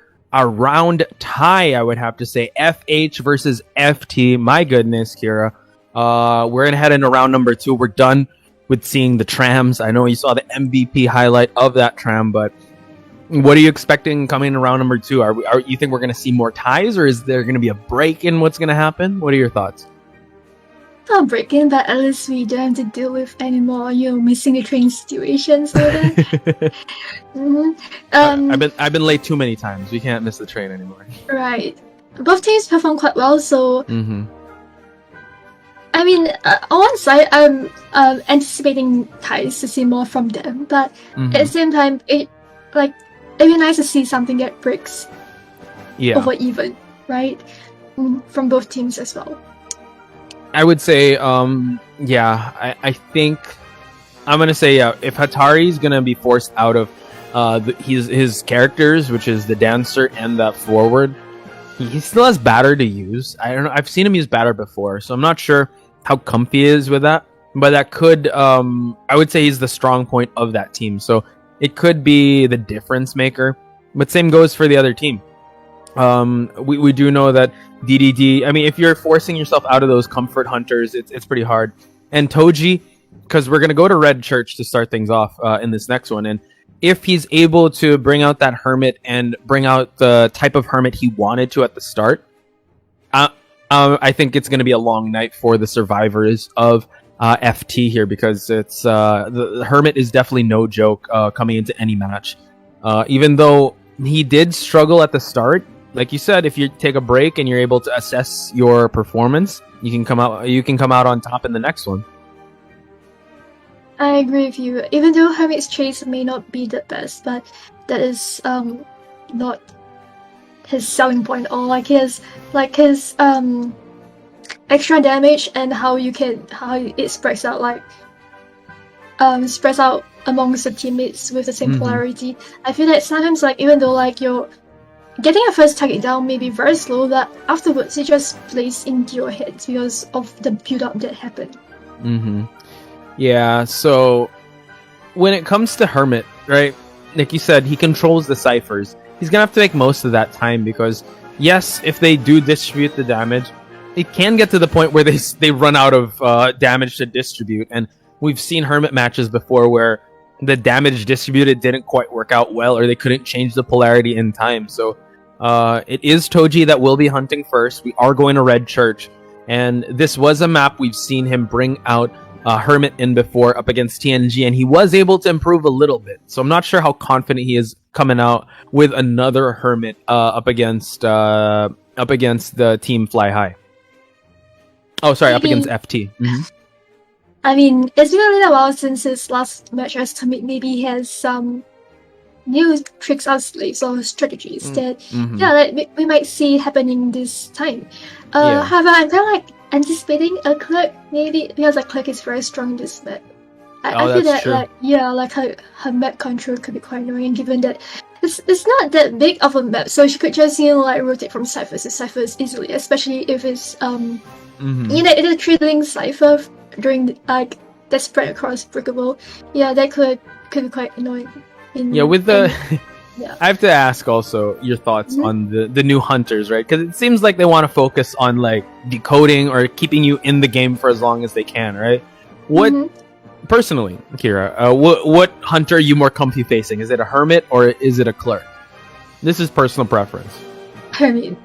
Hermit? You'd rather go for Hermit? Oh my gosh. What? Clerk is I don't know, it forces you to the entire I feel like she should get nerfed.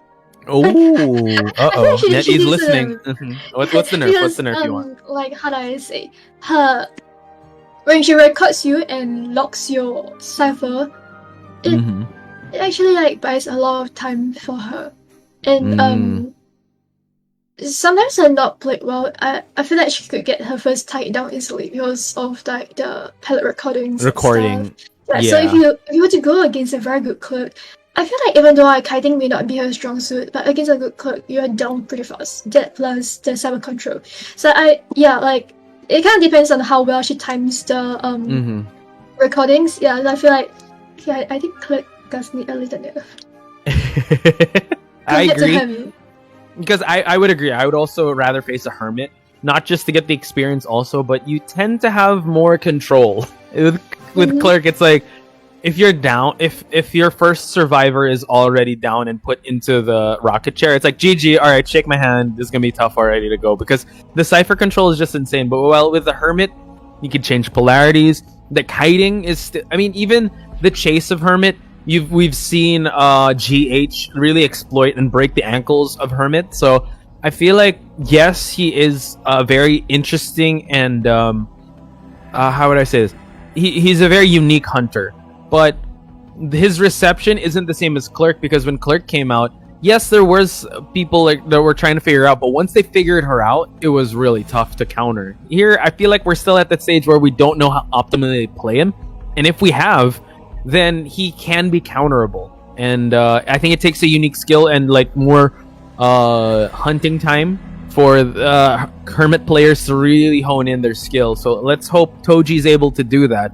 As we head to the picks and bans, we are going to see a forward and seer ban to start off.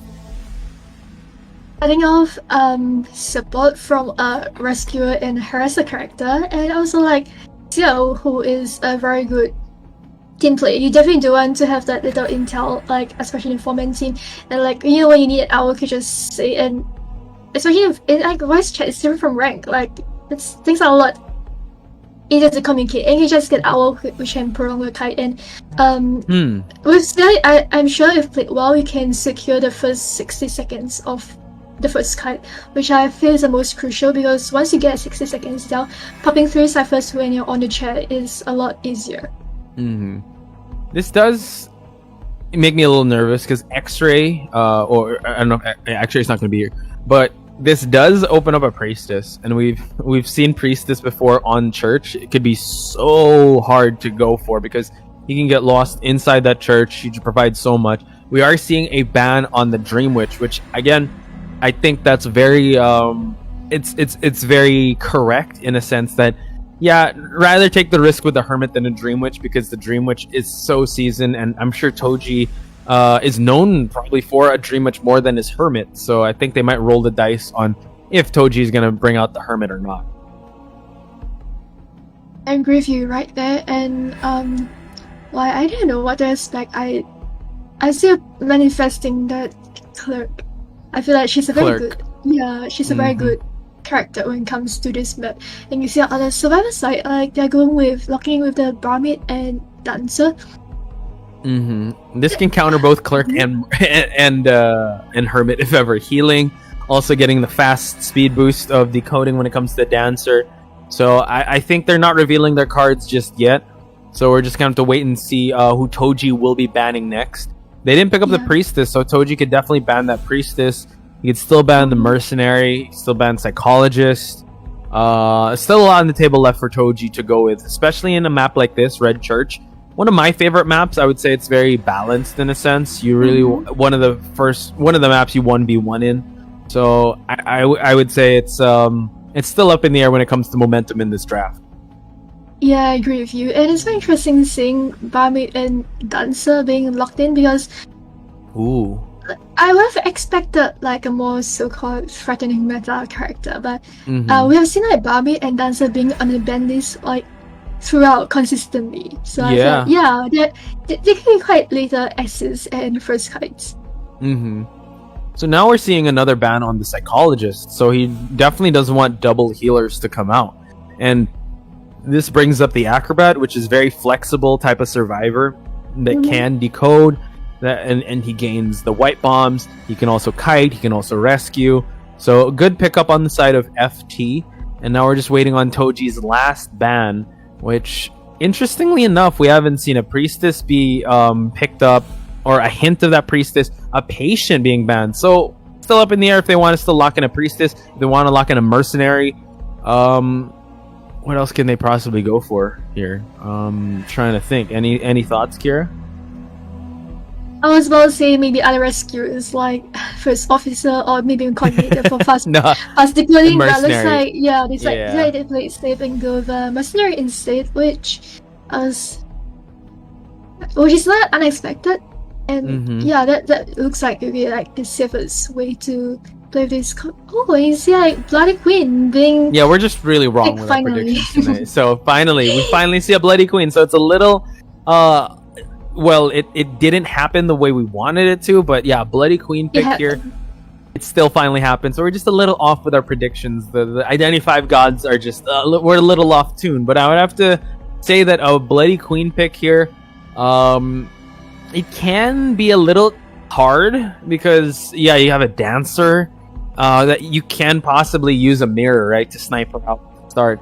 Barmaid, you're gonna have to be forced to blink just to down her before she can heal up. Mercenary is really hard to go for if you're a Bloody Queen, and we all know that Acrobat is a tough chase for anyone. But looking at the persona builds here, they were locked in before the Hunter was picked. 2 flywheels, 1 broken window, and 1 tide turner on the Mercenary. So pretty well rounded, I would have to say, on the Survivor side. Yeah, I totally agree with you. And right now, going into the selection location spawn, we have Barmaid taking the middle, the church, I believe. No, this switch up to dancing state. And Barmaid just taking a check. Mystery right by the side. And Acrobat at the ruins. Yeah, they definitely don't want to go at the breakable part because that's a really tough kiting spot. But this opens up, Toji to go up at the back exit, forcing him to go for the Barmaid because I have a feeling LMM is going to drop the music boxes to make the church unchaseable. Like that's going to be a place where the Barmaid will run towards. Or if he's going to go for the dancer, she's just going to light up the dance floor in the church. So Toji's gonna have to be very careful here in who he's gonna commit with because yes, BQ is very scary to go up against, but she's been in the meta for quite a while that these survivors know how to counter this BQ. It looks like he might actually be going for the Barmaid first. Like Barmaid is just by the side, and yeah, Barmaid just sneaking around, not trying to be found. It looks like Toji has other plans in his mind, like deciding not waste more time looking for his first chase, whom he knows is probably like just hiding around. Like obviously, like he wouldn't show up like way too obviously, right, at the start of the match. And Steve found his first target, which happens to be LMN's dancer. Interesting that the dancer actually went outside of church and went to the top breakable. Now he's transitioning inside church where Toji's not going to waste any time to cut her off. Drops a music box right at the center, but the trade-off is going to happen. So LMM is going to be forced just 1 box left, while Toji is going to continue pursuit onto this dancer, but nothing is set up here in church anymore. The 1 box that is working is at top broken, and now Dragon is probably going to pass a drink off. So let's see if this dancer can kite out this BQ. Blink is online and she has a mirror in her hand, so I feel that. Whoa! Beautiful little spin there. Like that's a perk of creatures. And the blink though. Oh, blocking off the BQ. What a sequence of events! And now the Barmaid. Like kind of situation there. Exactly. Making sure that Barmaid has time to get healed up, and it looks like Toji still wants to commit to the dancer who has rotated back to the church where like it's near her first music box. And now I think LMM is gonna be careful here because the mirror is about to pop up. She's gonna stick to running into a straight line here. She's gonna try to force a hit of this mirror, but the teleport might ensue because the dancer has already gained so much distance. Note that the dancer still hasn't used the flywheel yet. It's gonna drop this pallet. So I would say excellent start for the survivors. 3 ciphers remaining, a little too much resource spent, but it was spent very well because no survivor has hit a rocket chair just yet, and they forced the blink out of the Hunter. It was quite unfortunate for Toji actually, because usually like the blink would like cut short that time for the Dolphin to take effect, but the blink missed, and not just missed, like the Barmaid was acting as like a pallet, like just a little dog. So like one more time for the dancer to get away, and looks like Bloody Queen has to. Note also that they did a switch of items here. the dancer has 2 elbow pads now, so this is gonna buy her so much time. Uses the elbow pad, and now the mercenary actually, I believe, was there. Perfume! My goodness, that was so insane. Amazing teamwork right there from Team FT, and the whole trade-off, like it looks like they're placing all their bets on Dancer to carry Team their first kite. I feel like Toji does not want to waste any more time on the Dancer and decide to shift his focus on the bomb instead. Yeah, so this might actually pay off because the dancer still has 1 elbow pad for endgame. Dragon does not have any more drink. Has full health here for him to work with. 2 Cypher still remaining. This Bloody Queen does not have full presence yet, and now 1 Cypher remaining, Kira. So it's not looking too good for Toji here. Definitely not. Like he haven't even opened his second presence yet, and down to the last Cypher, which is already being decoded at a very rapid speed. It looks like I think they're working on 2 different ciphers, Poch. Like I think that they feel that Bloody Queen might actually be like go for like some cipher control in the end. So he could. But now, the Bloody Queen did get a full presence already. Barmaid did get hit. And it seems like 2 survivors working on the Cypher at the back broken. Can they pop it in time before Toji makes it? Oh, they use the speed boost to move on away from that Cypher. Toji is pressed for time here. Mercenary is the only one that is left without any items. So it seems like Toji is going to try to commit towards this Mercenary. Note that Blink is online. The mirror is up. Gets the detention hit. But this Mercenary is going to take a while for him to go down. Yeah. It looks like he decided to do some gate control by switching out to teleport, and whoa! It looks like Barmaid already opened up the gate. So now it seems like Dancer, and we do see that the Acrobat is already at the back exit. DDD actually, Triple D's trying to go for the backdoor exit. Can he make it in time? It seems like he might actually be the sacrificial lamb here. It's going to be probably a 3-person escape. Still kudos to Toji, but man, Kira, what a showing on the survivor side. They were so coordinated, especially like with the entire like Barmaid and Mercenary just rushing to aid to assist the dancer, which I thought that was like very good teamwork on their end, because it just looks like for a moment they are placing all their bets on Dancer. Yeah, they definitely banked a lot of resources on the dancer. Didn't look promising at the start because the dancer did trade off a hit for to drop off the music box at the entrance, but the trade-off got the Dublin, also the body block, and the Barmaid was still able to heal up. And the trade-off of items, like my goodness, the coordination on this team, ladies and gentlemen. You got to be careful of FT because they are coming. They're definitely one of the more familiar teams that we've covered tonight. Like I didn't know what to expect, and so that took me completely off my guards to see such coordinated teamwork, which makes me like very excited that that's SEA has such strong players, which makes me very motivated that our game is like progressing somewhere with like players that might someday be on par with China players. Yeah, for sure. Like especially like an IVA, like the a rising tide raises all boats, and I can't wait to see how FT is gonna fare. And also FH is not out of it yet, ladies and gentlemen. They could definitely bounce back. So when we come back from this break, we're gonna see the second half of round number 2. But for now, we're gonna take a short break. Be right back.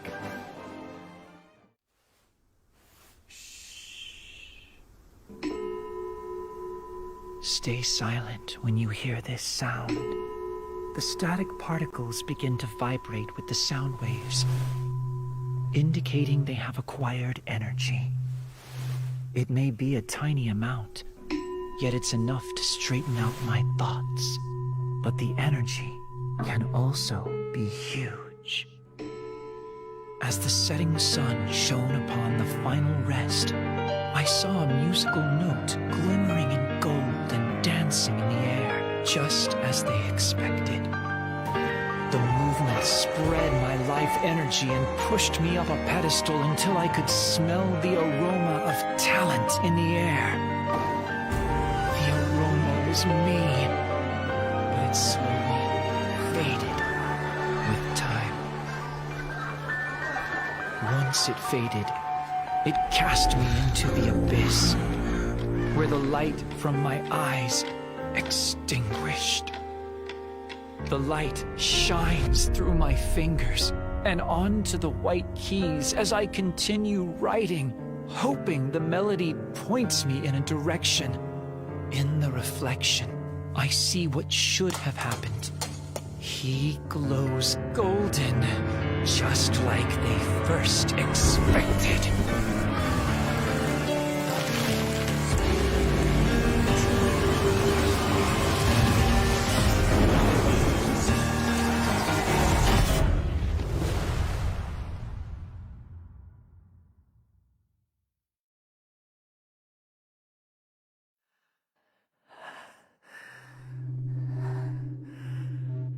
Stay silent when you hear this sound. The static particles begin to vibrate with the sound waves, indicating they have acquired energy. It may be a tiny amount. Great energy forces a change in the tide and pushes the world to absurdity. Do you believe?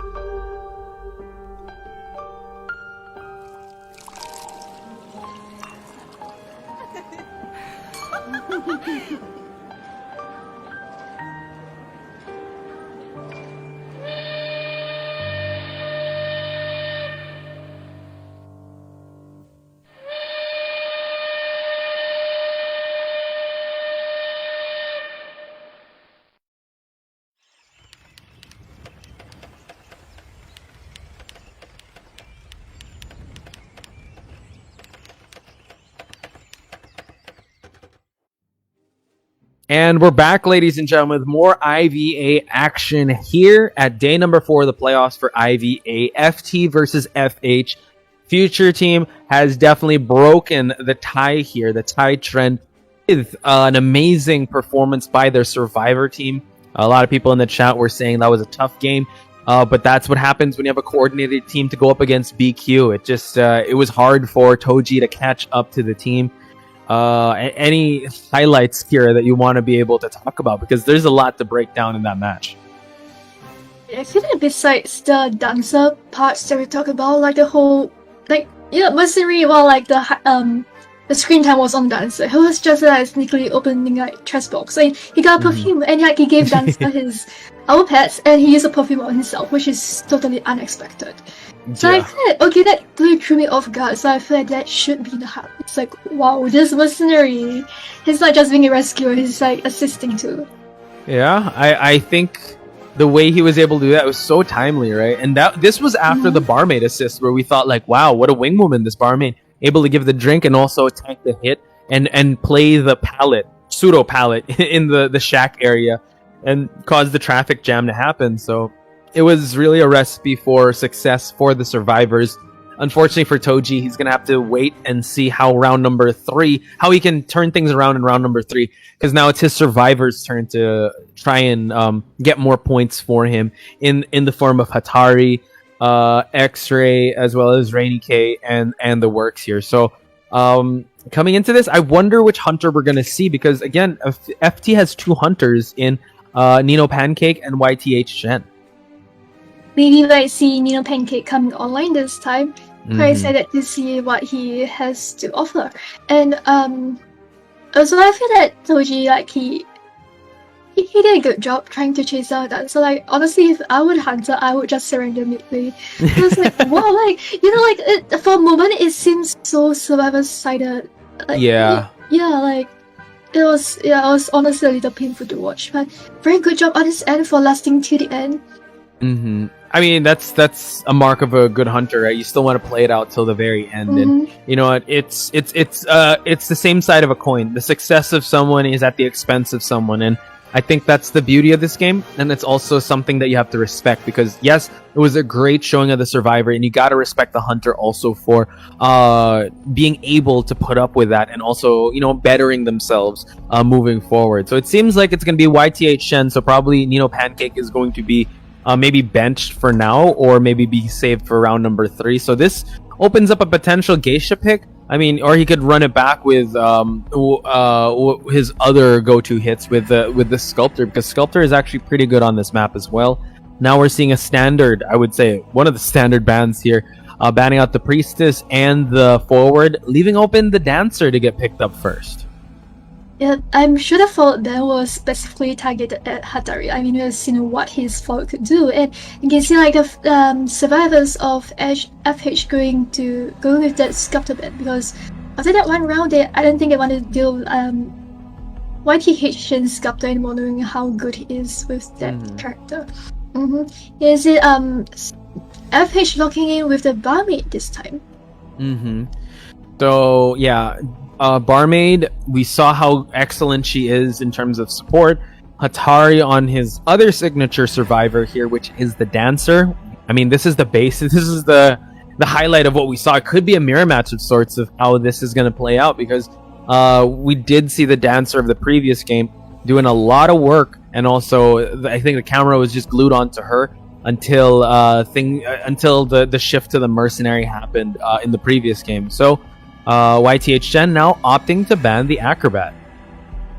Yeah, that's a pretty good ban right there. Acrobat being a very strong kiter and also assist. If like he wasn't the first kite, it could be quite annoying when it comes to assist, because like, if you were to like silence your abilities, you have like a tough time getting down your potential target, right? Or like a little like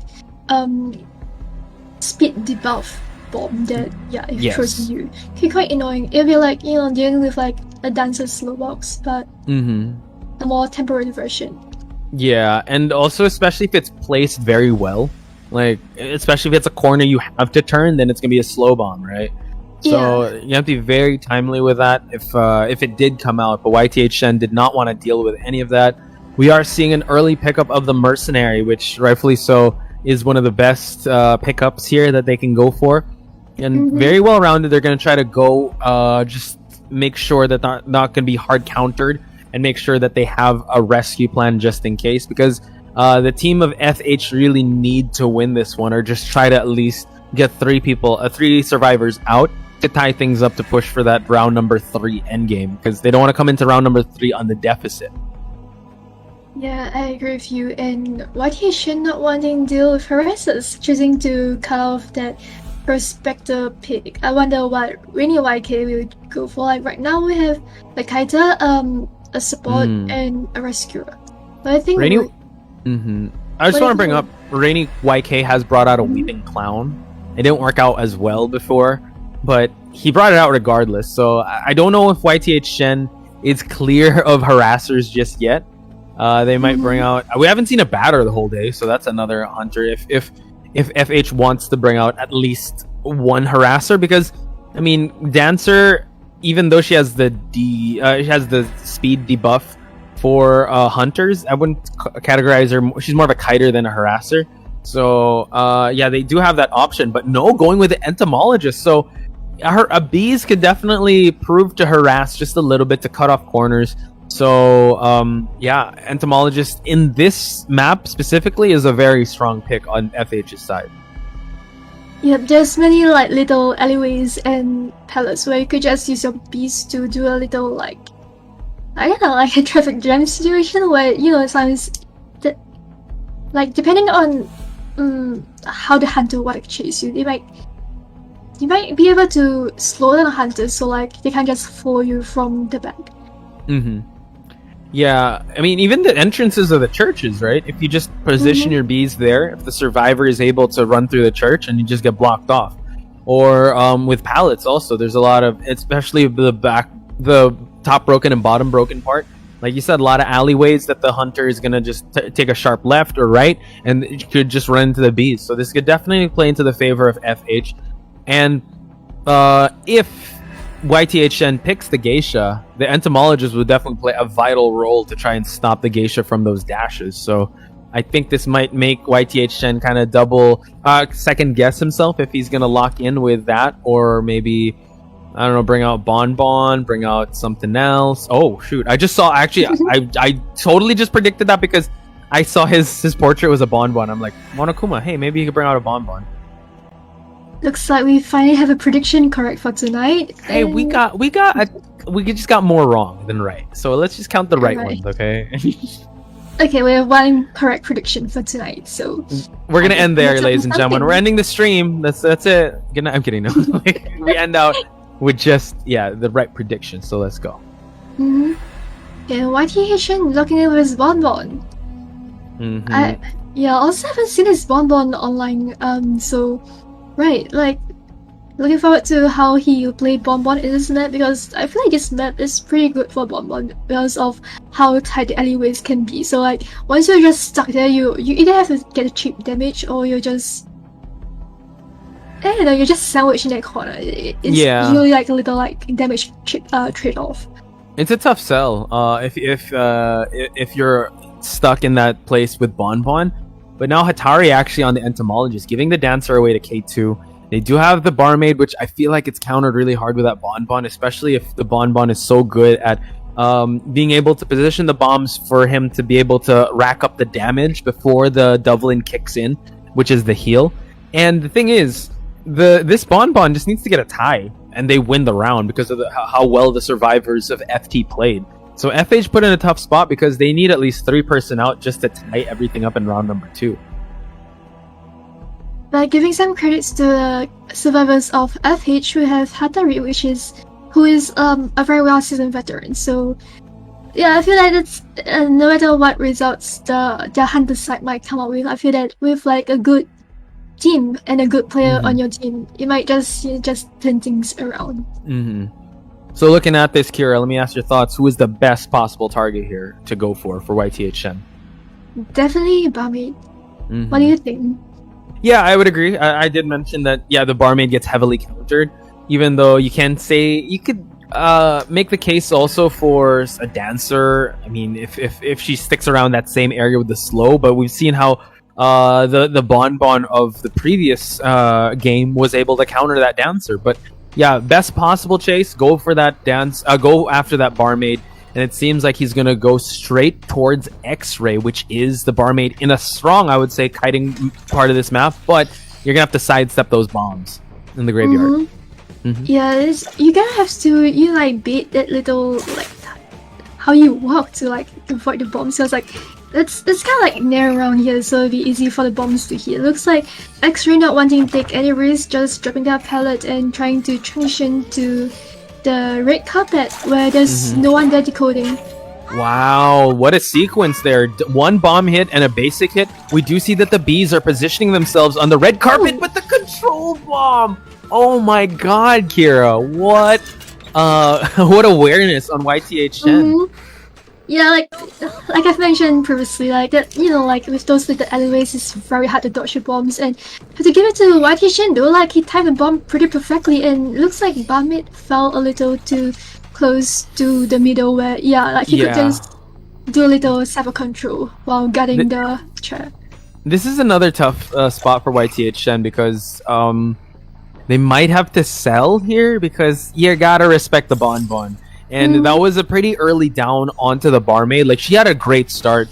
But yeah, the control bomb, he was able to unlock the skill in time for him to catch him. They were trying to prepare for a play there because you did see that Hatari's bees were positioned in the red carpet. But unfortunately for them, it got cut short. And now the Barmaid is about to hit that past the halfway mark. So Rainy K is going to have to make a decision here. Rainy K is the mercenary. He's going to choose to just try and survive and try to prolong this chase. The Barmaid will get sold out, but no way! Trying to go for it, but it seems like it might not be enough. Can he get it? Tight for time. And he he got it! Oh! Okay, but it looks like Barmaid will be going down pretty soon with Not quite just yet. Yeah, X-Ray able to dodging left and right, but no, wow. What a rescue, I'd have to say. Definitely making me my words, ladies and gentlemen. So I apologize to Rainy K. Last possible second, able to get the rescue, but now the Barmaid is going to get sent out of the game. At least they were able to buy enough time here. 3 ciphers remaining. So YTHN just needs one more survivor for him to win this game. Or win this game at round number 3. Not number 2. Yep, and that rescue was super clutch. It was a very good use of our pets to get to the chair. With just a little more miscalculation. I feel like the rescue would have failed and Mercenary would have taken like that chip damage for nothing. It looks like Mercenary knows that he's decoding the too close under for comfort in this very rotated way, and YT Shin just doing some cleanup around. Yeah, interesting that there was a music box placed there, and it was a slow box too. I think they were really setting up a route for the barmaid to kite, but unfortunately she was sent out of the game. So now we see that the entomologist bees are here. We're going to see more cleanup coming up for YTH Shen. Note that he has not used that blink just yet.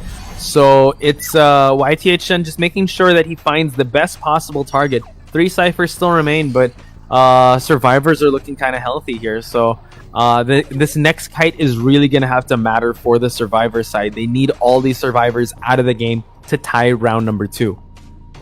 You can see like the survivors of FH just like rotating around, like you see Mercenary leaving his cipher, forcing YT Shen to look for another target and just returning to the cipher while like the person at the graveyard has already moved away. Very, very sneaky of them, but I have to give it to their team communication for making this happen. Dancer has found herself some elbow pads. Rainy K gets spotted out here at the top broken. Note that the dungeon is also here. Eats a basic attack, and now Mercenary had that delayed damage. Will try to move on away. He's gonna try to avoid these bombs. Oh my god, just hiding in the corner, and he's able to get a basic bomb out of this. So Rainy K will be going down soon. It was a really fast down for Mercenary, but given that Mercenary already had a chip damage from before, like things does not look too good for us. So actually, wait, I think I'm just missing that one cipher by the corner. So like, if I feel like if entomologists were to successfully rescue Mercenary, who has one last hour pad left, and if he were to be able to transition away from the last cipher, I feel that a draw could actually happen. Doable, right? It's definitely doable. Yeah, he just needs to get away from that last cipher. Hatari trying to draw the attention away from that hunter. YTHN does not want to overextend. He wants to keep camping out here because we do see that K2 is trying to transition to go for that rescue situation, or maybe even try to prime that last cipher. Dungeon is also there. K2 also has some elbow pads, so that is something to note, ladies and gentlemen, because that's going to be very important, especially when it comes to endgame. So YTHN put in a tough spot here, guarding the cipher and guarding the rocket chair. Oh, that cipher is so close! It's retimed, and like I think that the basic attack hit and allowing the dancer and entomologist to pop the prime cipher right away. It was a pity that it wasn't bomb hit. If not, I feel that he could have saved that basic attack hit for cipher prime. K2 now forced to get this endgame kite going, but the blink finally paying off for YTH Shen. He's gonna go for this this down on this dancer. Let's see if he's just content with going for the tie, because that is his win condition. Kuga tried to extend a little bit, and that bit him in the end. Hatari, though, able to open up the gate. Mercenary at the back exit is gonna prime it and open it up. It seems like YTH Shen is just content with just tying things out, which rightfully so. Yep. This secures them round number 2. Being stable is the way to go, and like securing in tie, I guess like that means a win for Team FT over there. Yeah, they take round number 2, ladies and gentlemen, but we are gonna see a round number 3. I mean, Kira, YTH Shen's Bonbon is just terrifying. The way he was able to down that barmaid right off the bat, and also not just that, like the way he was able to, I mean, still kind of guard the 2 ciphers and just really played to his win condition. Very good job on the Bonbon right there for downing his first target fast, and also managing to put pressure on the cipher progress. So I was like, do you see how he just, you know, like after like with just trying the barmaid, he was not only could he like control the cipher in the church, like the cipher the mercenary was working on, like it wasn't popped for a very long time because of the hunter's presence. So I feel like, well, like his bomb run really had that cipher control. Did, and I think it was very terrifying in the fact that he knew his win condition. He didn't overextend, and he just played to that tie. Like he didn't try to get more, he didn't try to get less. He just made sure to be able to get what he needed to. He understood the assignment. He passed it with flying colors. Solid A+ performance by YTH Shen. And for the survivors, though, FH, it's still a valiant effort. I think they had to play with what they had to. Still a clutch rescue on the side of Rainy K. Well, I think that's definitely going to be highlighted. I definitely eat my words. Apologies again because I thought she wasn't able to make it. But right now, ladies and gentlemen, we are going to take a break. When we come back, it is going to be round number 3. So stay tuned. More of IVA when we come back.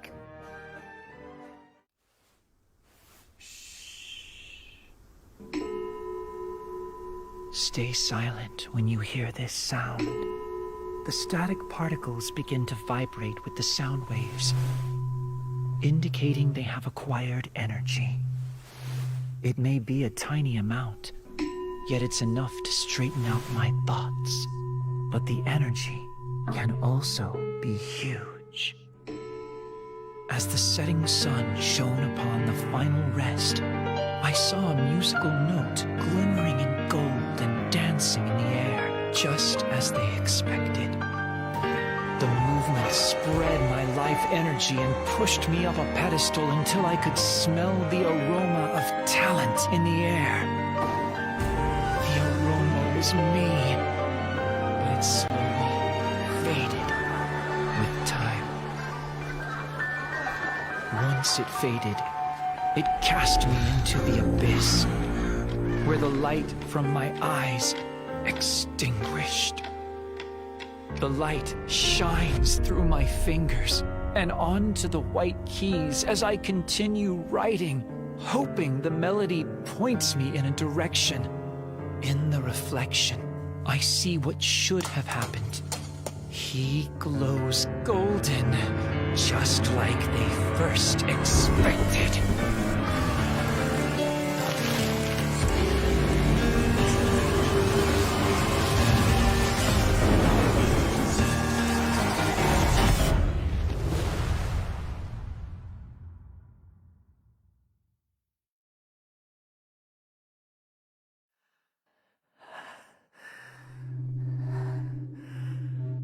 Stay silent when you hear this sound. The static particles begin to vibrate with the sound waves, indicating they have acquired energy. It may be a tiny amount. Great energy forces a change in the tide and pushes the world to absurdity. Do you believe?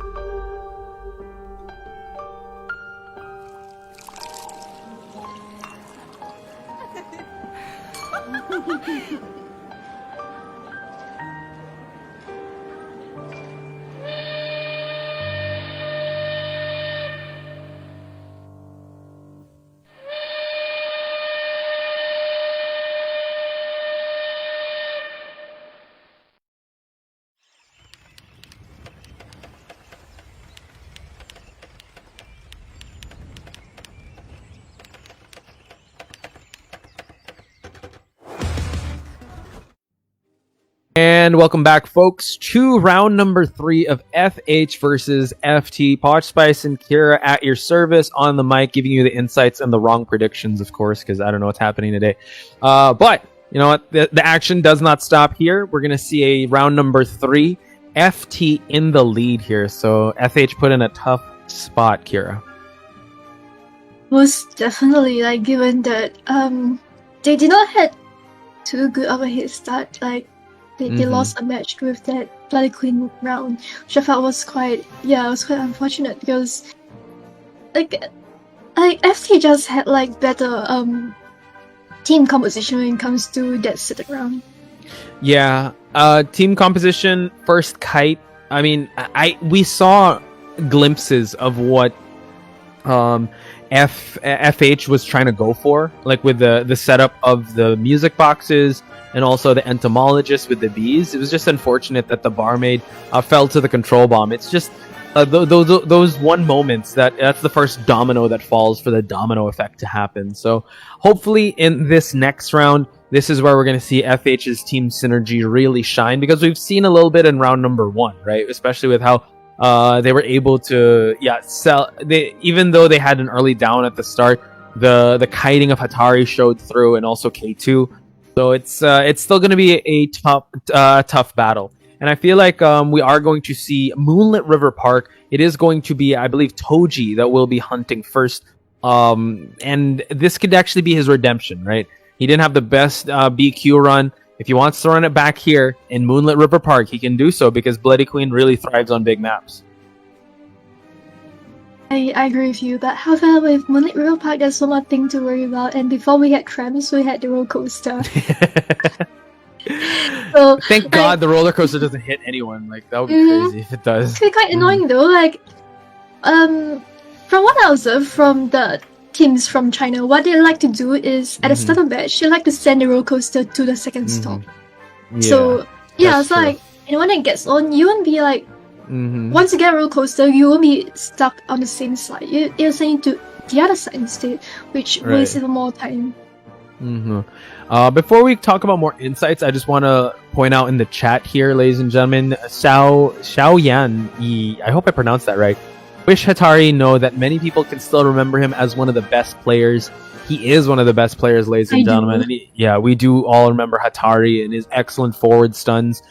In one of the best high forward players. So big shout outs to Atari. Please show him some love here, ladies and gentlemen, because he needs all the support he can get, because FT and FH are put on the chop and block for tonight. One of them will be sent out of this tournament, and Hatari's team, or FH, like I think FH stands for Hatari. Okay, for with how he's going to play this is going to be very crucial.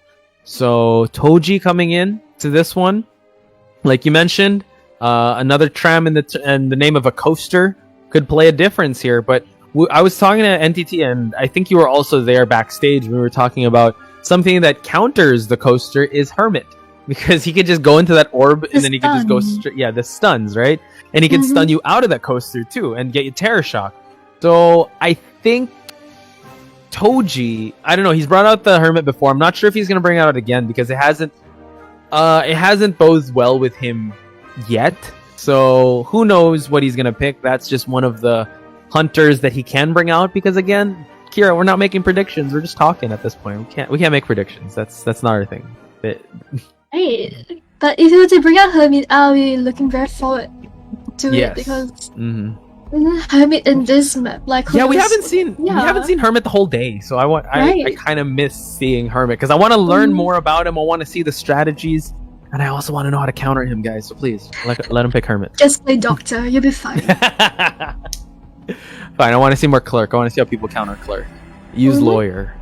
You see Toji right away, just going to forward Seer and Priestess, and I think he knows what he really wants to play, like seeing how he went so fast with like the bands. So this allows I would say very standard bans on the side of Toji, leaving open banning out the Hermit, so we're not seeing the Hermit of Toji, and the Dream Witch as well. So he could opt for the BQ. Or Sculptor. What else does Toji bring out? Yeah, he only brought out Hermit in the matches that I've casted in. So this is gonna be interesting. Let's see how the rest of the picks and bans play out, because now without a Priestess, you are gonna lock in. Of course, you gotta lock in Acrobat. This is one of his stomping grounds. He has a lot of good jump spots, and also Kira, with the changes that are coming up in the next season, I'm excited to see how the meta is going to shift with Moonlit changes, right? Because you've seen how you can jump down from the first and second story. First and fourth stop, sorry. I saw, like, they removed like the part of the wall, and they changed the pallets layout. I mean, in some areas it's kind of better for survivors, in some areas it's just it's better for hunters. So I guess it's like still a very balanced change in the map, because I feel like right now without a little partition removed, like it's very hard for hunters, especially if you're. It kind of depends, but for most of the hunters, it's hard. Like if you were to go against Acrobat, it would buy a lot of time. Yeah, it could.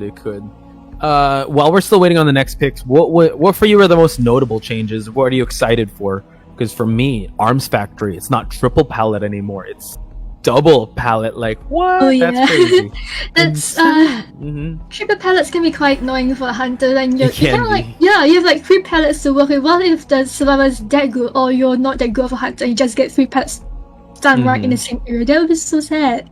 It would be. So I think it's a welcome balance, but I'm gonna have to think of a new name for that spawn point now. But how about for you? What are the notable changes? What are you excited about coming into the new season?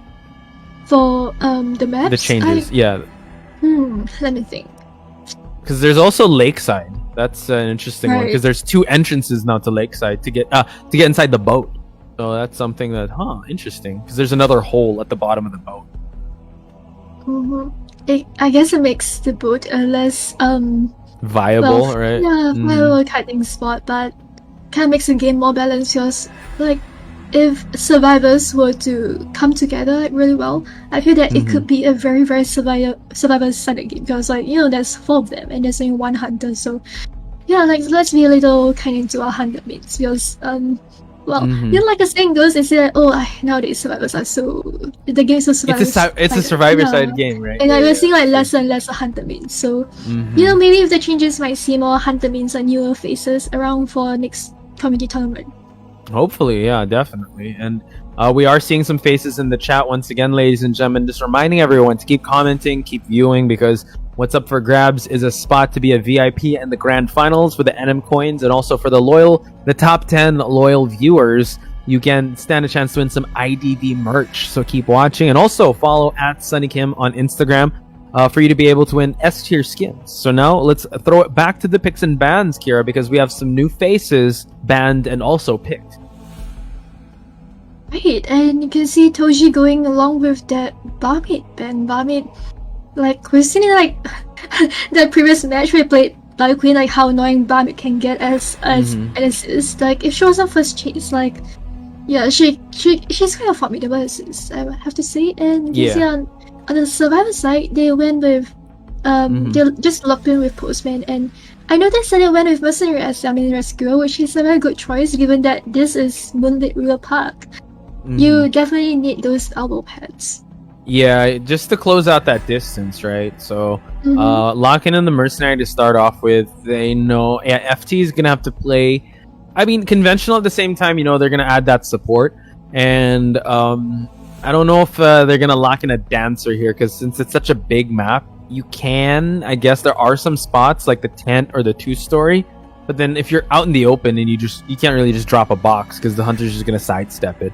So we'll see, because the Prospector is going to get banned. So actually, that's a very good ban on the side of Toji here, because we have seen interesting plays set up with the Prospector in the previous match. And also here, I mean, FT has, LMM really known to be a very scary Prospector.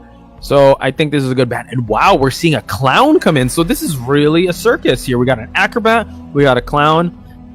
Postman, I mean, I don't know, but still, a weeping clown. Holy smokes! We're just missing a dancer, but wow, first weeping clown in a while. Yeah, I noticed that he's not too popular in SA, but if we were to watch the Japanese players, like weeping clown, they love him. Yeah, so popular. Yeah, he's like a very good character and hero at the same time. So yeah, that's a good pick right there. I really wish that his startup for the rocket was a lot faster.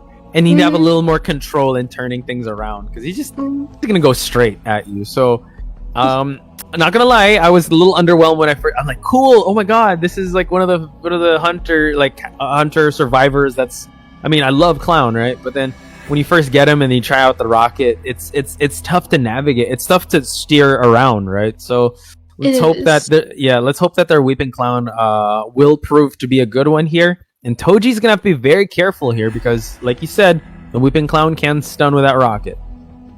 And maybe with this, Weeping Clown might bring like him into the medalist for Southeast Asia, because I noticed that we have a severe lack of Weeping Clown players. Like, is it just unpopular here? That's a little that's a little unfortunate. I mean, you should ask Eli. He's definitely against Weeping Clown. I don't know. He just doesn't like the character. He's like, when I was like, hey, how'd you like Weeping Clown? You know, like, oh no, Weeping Clown.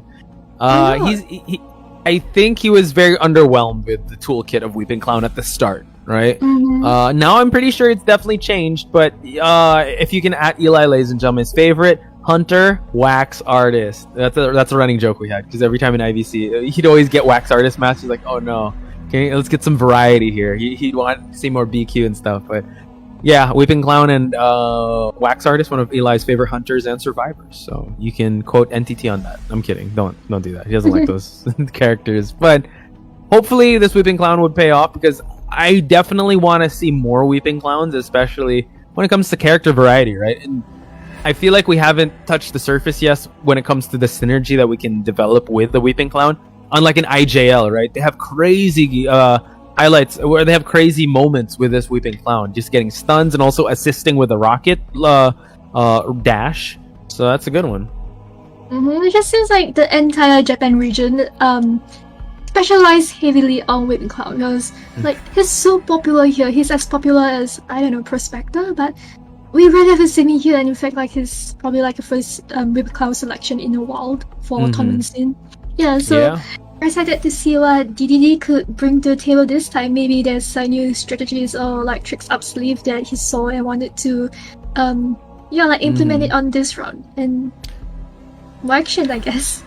Yeah, I cannot wait to see what, especially like in a lot of open spots too. It could definitely help out. Oh, and Toji coming out with the clerk. Okay, in a map like this, it's very scary, because it's huge. You have to transfer to another cipher. The thing is, these survivors are a tough chase, like early chase. I think going for that postman, but you can get the support from the clown. You can get the support from the acrobat. So we'll see. The saving grace is that if all the survivors are spread apart, that they can't really support each other. But I mean, Toji also on this clerk, I would say mobility is also one of the downfalls of clerk, or one of the weaknesses that they can try to exploit. So we're just gonna have to wait and see. And this map being like a really huge map, I guess I don't think Toji will have like pleasant time moving around, even though like he could possibly like control ciphers from afar. This is where the tram can come. Sorry, the tram. Oh my god, I'm so scared of the tram. The coaster. The tram's haunting me here. Yeah, the coaster. Because shout outs to MP, bringing out an IVC, just riding the tram back and forth and making the clerk run in heels. I would have to say, this girl's running in heels, ladies and gentlemen. Stop making the clerk go back and forth in the map. She just wants to record things, okay? Yeah, she's old. Don't make her work out so much. Exactly. Can see Mercenary going for the first station and spawning right next to the hunter. I feel like Toji will have no choice but to go for the postman who's spawned in the haunted house, because it's like the better chase. But, yeah, it's a haunted house. It does get a little hard, like doing a chase there. Because going after the mercenary next to the first stop, where he could easily, once he's used one elbow pad or something just to kite for as long as he can, just rides the coaster, that could be tough. So yeah, I would say maybe he's gonna have to go for the haunted house, and that's what he's gonna do. So Kira, I feel like with our predictions it's wrong, but when it comes to the first chase, we've been on point. I'd say 10 out of 10 with our predictions at first chase. I mean, I guess in a sense, kind of balance. Toji going after his first target, and looks like he'll be committing to the dragon, which is the postman. Yeah, dragon. Yeah, already going to the circus, and I think there's someone there who transitioned away. Yeah, I think Dragon just making sure that he's gonna be unbothered here in this kiting session. Note that he chased him away from the coaster, which is actually really good. So now Dragon's gonna have to use this area to his advantage, but Toji now just wasting no time cutting corners here, allowing cutting off Dragon's attempt, but able to get the dog bite here for him to transition back into the circus here. And Dragon having to transition from look at that, having transitioned from the haunted house all the way to the circus. It's from one end to the other, and he managed to do that without getting a hit. I think a hit. So here comes the Clown assist. Look at that, the power of friendship helping him move on along here. Look at the distance they're actually gaining here, and now this allows them to actually go to the second stop, and this is actually where the coaster's at. Wow! Oh, he got on! Like, the Weeping Clown was like, "Sir, your Grab driver is here," and he's like, "Yeah, bye." Oh It my looks like god. he'll be getting that hit on the postman, even though. Who knew that was a grab share? Yeah, right. The clerk was just there to hitch a ride, and this is actually a great start for Toji. Able to down the postman, already knows where the second. It's already on third stop, and already exploited one of the rockets of the clown. So now XB in the immediate area. Let's see if XB is gonna go for the save. XP just, like trying to rotate around that roller coaster, trying not get recording on him. It looks like Clerk has used previous recording on the pallet and destroying pallets, so like the survivors couldn't like drop down pallet after it got rescued. So I feel like it was like a very good call from Toji. Like knowing what there's like. Support Here comes after a grab support. driver. Yeah, here we go. Oh no, unable to go through the pallet here, and now is going to force Toji to use the blink. LMM trying to block it off here, but we see that the postman got the dog bite for him to transition away. So that was an excellent sequence, or planned sequence. Unfortunately, wasn't able to get the rocket off, and now we see that we're going to see some body block and come out of LMM. This is so crucial for Dragon. Oh, blocking him off! The traffic jam situation again. Looks like we've been seeing this for quite like quite like a few repeating rounds. Don't you think so? Like survivors just instead of just being survivors, they're acting like pellets and doors. And leave it to FT to know where you can block off the spots here. And now we might actually see another setup in this scenario. But Dragon now, I think, has another dog bite in him. Oh, but he's able to use the rocket. LMM just providing more time on the board for this postman to move on away. So it seems like, LMM falling down here, but it's still the Weeping Clown. It's all good because this is the first time he's going to be on that rocket chair. Yeah, things does not look very good for Toji over here, but it doesn't look too bad either because right now only Mercenary can rescue and he's right on the scene, but it looks like he has already spotted out the postman who was first chase, was it? No, there was Acrobat. The Acrobat. I think XB, it was being chased away. XB being the Acrobat here, so it's kind of tough. He's giving that a decoding letter. Now let's see DDD come in for that save. There's a lot of time left. Able to eat that hit. Now no rocket left. You see that the Weeping Clown is going to transition into the tent here. So let's see how they're going to be able to transition away. Was that a rocket? He just let off firework. Yeah. Got his moting. I mean, that's another form of a rocket. So let's see. LMM does fall down here. Everyone is injured, so this is not looking too good. Let's try to rein it in here for Toji here because he's definitely put in the work. Let's see if he can try and secure at least more downs here. Second time on the rocket chair for the Weeping Clown. Right, I do hope for Toji to at least get a draw because his previous run was just so heart-wrenching. And just like I feel like this is in scenarios like this is why Mercenary is very important, like because everyone's injured, but you have a Mercenary. Rescue can still happen. And Toji just trying to get hit on Mercenary. It looks like potential double down situation. Look at that. Oh my god, Mercenary tanks the hit. One Cypher remains. It seems like Dragon is about to pop the Cypher. Leaves the Mercenary down. XB here for the body block. So let's see how they're going to play this one out. Acrobat with the the slow bomb. Allowing for LMM to go for the vault here. And now just providing more support is the postman. So let's see if the Cypher is already primed. He's going to have to kite for a little longer though. I agree with you. Was not the blink with the bomb was used? He missed it. He wasn't able to get that blink hit, and the Cypher is not close to being primed. Wow, double down situation. Really investing a lot in this postman to stay alive. And now we see that the Hunter did change traits, but that blink hit unfortunately didn't connect. It connected with it connected with the target he wasn't intending for. And now this Weeping Clown this postman is running for his life. Mercenary is already gonna get on up. That Cypher is so close to being primed, but Toji just putting the timeout on the board. And Mercenary is gonna try to block again. But no, but it seems like it's a little too far. And Toji just making sure that the final Cypher is always being under his control. This is what makes Clerk a very little character. Like you could be chasing someone, right? And you could be controlling the Cypher. So in that sense, Oh, they Ooh, pop it right away. They popped it once he was breaking the pallet. Yeah, so what a I mean, just an excellent play on the side of FT here. Still putting the pressure on Toji. LMM still just kiting back and forth. They're going to try to go for the mind game here. Try to go for a hit, but unfortunately it missed. And Toji now trying to record the gate here, but LMM still keeping him occupied with the chase. Another mind game, but now the hit connects. Very good play from Toji right here, hiding his red light. Yeah, so like to bait him to vault in the window. Toji checking out this one on Jargate, so he'll be moving towards. No, I think he thinks it's a survivor like.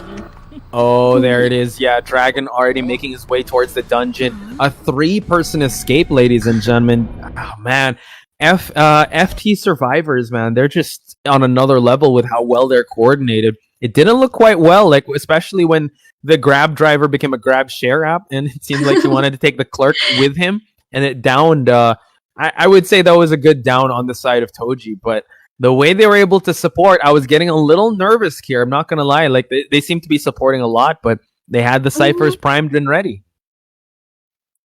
Especially support from the whipping clown, like that was like I didn't know what to expect because we didn't see whipping clowns around that often. But seeing that how he went from a support like a kiting character to just grab driver helping like postman to get from one end to the other. It wasn't just that, like he helped him to get on a roller coaster, but even though he didn't do much or change, it just shows how good their team cooperation is. Yeah, it just it definitely forced Toji to play out of his comfort zone. At least Toji was able to get one out of the game, but it's not looking too good for FH. Let's hope that their survivor team can bounce back from this, ladies and gentlemen. So we will take a short break. When we come back, it is going to be the conclusion of round number 3, so don't go anywhere. More of IVA when we come back.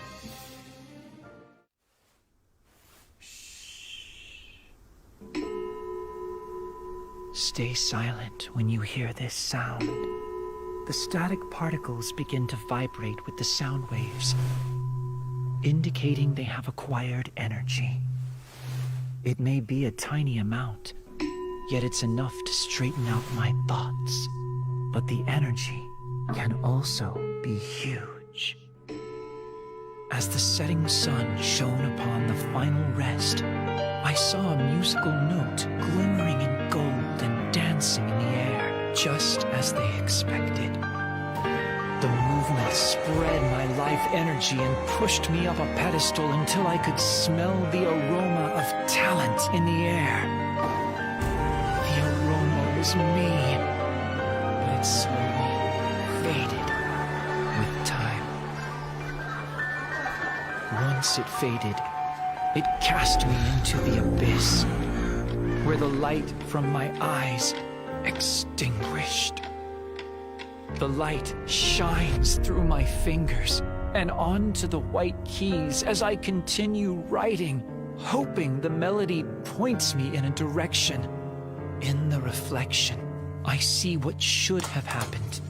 He glows golden, just like they first expected.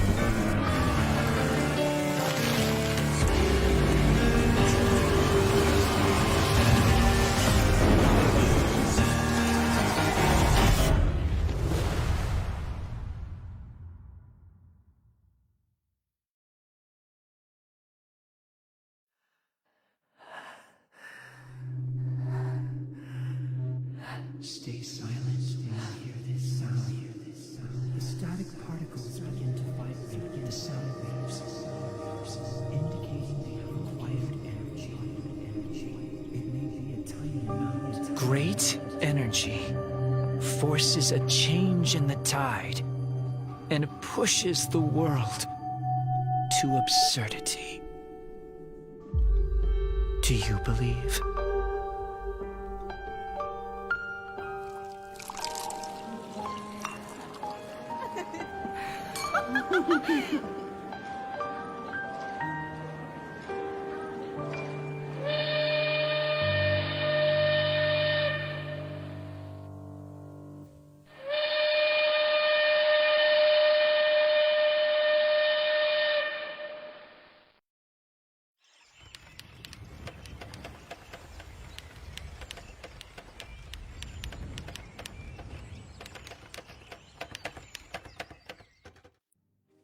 And we're back, folks, with more Identity 5 action here at round number 3, second half. FH versus FT. Poch, Spice, and Kira here giving you the actions, the insights, and also the play-by-play actions. And Kira, we were talking about it. Yeah, there was a lot of scrambly situations, and it's if there was an if situation that we were just talking about, like if maybe he chaired or if things would have turned out, what do you think could have happened? I feel like if he were to like try the mercenary who was already down, he could turn things around and maybe even get a tie, because the only character who can rescue is mercenary, even though at half health. Yeah, that's why you pick mercenary, right? Even though like for like situations like this, a rescue could still happen. So if he were to like go for a mercenary, no one else will rescue, and he would just focus on his next target. Yeah, if again, even though mercenary is like that would be his first share, he could just constantly keep recording the last cipher that they were kind of working on, forcing the self heals to happen, maybe hitting someone away from that from rescuing. Again, a lot of shoulda, woulda, coulda situations here, a lot of what ifs. But the reality we're in now is that FT is leading in points, and we've also tabulated the scores. FH need 4-man escape, and they win. But if they get anything lower than that, then they lose. So this is really a tough spot for FH to be in. So a lot of people in the chat were, we're giving support to Hatari and his team. Yeah, he needs it now more than ever, because they have to be the one to perform when the lights are this bright. I also feel that it's a very tough spot for FH, and it's very hard to turn things around. Getting a full escape like in a tournament is really, really hard. But I do wish the best for FH too, because I do want to see more of them. Same. Hopefully, right? And that's the beauty of IVA, right? Since we have like a number of IVAs every year, even though like let's say with the Mad Penguins, it was the end of their run here. That's just one of their chapters in their book. So keep supporting your favorite teams, ladies and gentlemen, because definitely not the end of the road. Yes, we do want to find the best of the best, but you know, it's teams like Mad Penguins, FH, FT, and the ones that want to vibe for the top spot that we always come and root for, right? I mean, TNG is facing GH in the winners final, so that's something that everyone's looking forward to, because yes, we do know the household names, but we also want to know we want to see new faces, and we also want to see new players that we can root for. So keep supporting your favorite teams, ladies and gentlemen. Definitely not the end of the road of them if they're not able to make it to the championship. And for this one, FT versus FH, win conditions are clear. It's FH to either get all or nothing. While we did also talk, and we also got word that Nino Pancake of FT will be hunting for the survivor for the future team. Maybe with Nino Pancake on the scene, maybe like the survivors of FH might be able to turn some things around. Definitely possible, I would say, because the survivors are definitely all warmed up. This is the first time Nino Pancake is playing, so he's gonna have to go. And again, for Nino Pancake, I would say the pressure is on, but he just needs to kill one survivor, and he could just focus just all his effort in just downing one, camping, and that could be it. And the matches I've seen Nino Pancake work on, he was sculptor, he was wax artist. I mean, he could just use wax artist and just camp that one survivor out, right? So it's looking kind of good for Nino Pancake. But like you said, FH could definitely kind of capitalize, since Nino Pancake has not been warmed up yet. Yeah, it's like a new hunter. Like you have no expectations. Like you don't know how good they are, and so on and so forth. And you work the other way as well. I have no idea how good they are, or like what their negative points are. So it kind of like could either work against you or work well with you. So I feel like it's like, okay, you have no expectations, just do your best. Don't put too much pressure on yourself, because it's a whole new hunter. You don't know what to expect, right? So yeah, just do your best, and you never know what the outcome may be.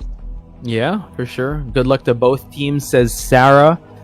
She says she wishes she could stay longer, but she needs to play Identity 5 for the daily rewards, which reminds me, I have not done mine yet. Oh my god, Kira.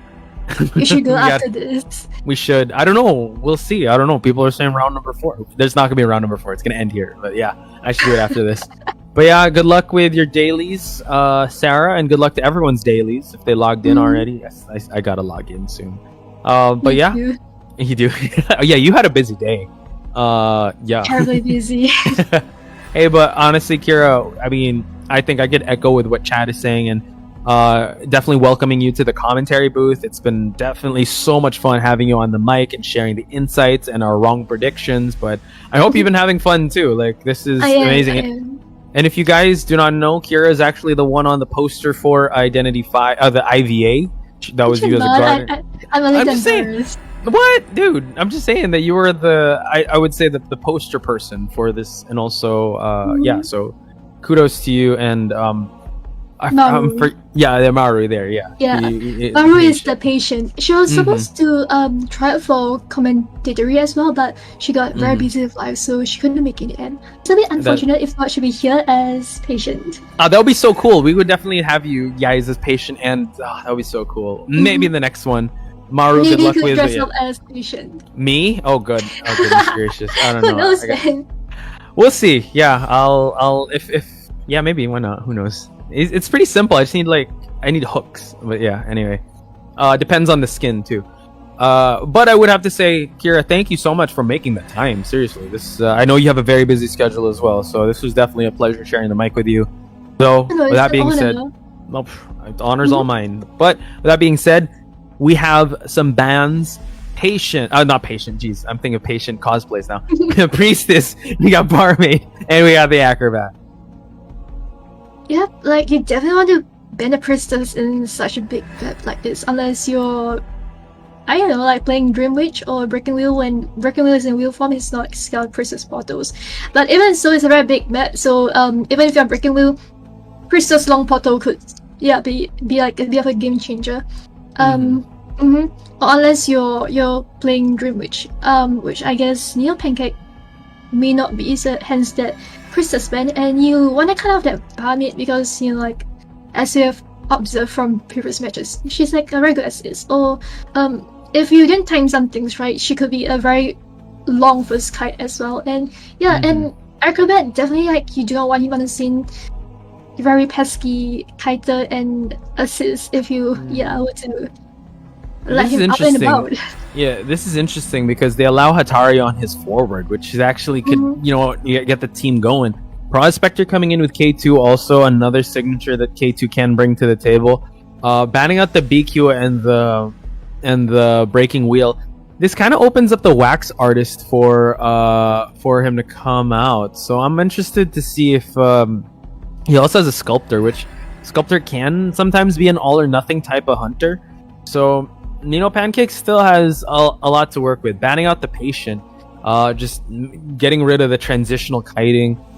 It can allow the acrobat to come in. It can allow the mercenary to come in, since we did say it's kind of a swap off if they want to rescue. I would say mercenary is still more the superior rescuer. But we are seeing the little girl come out. First little girl of the day. I think they just want to work on that Stunts. Stunts, and buy more time for the person being kiting. You just want to have something to be able to assist, which I feel like, okay, that's not a bad plan if they want to go for a forest escape, because let's be honest, one person by themselves to kite out against a hunter, it'd be 1v1, and it's very hard for you as a person as an individual to survive. So when you have teammates, reliable teammates like that, it really helps a lot with your kiting.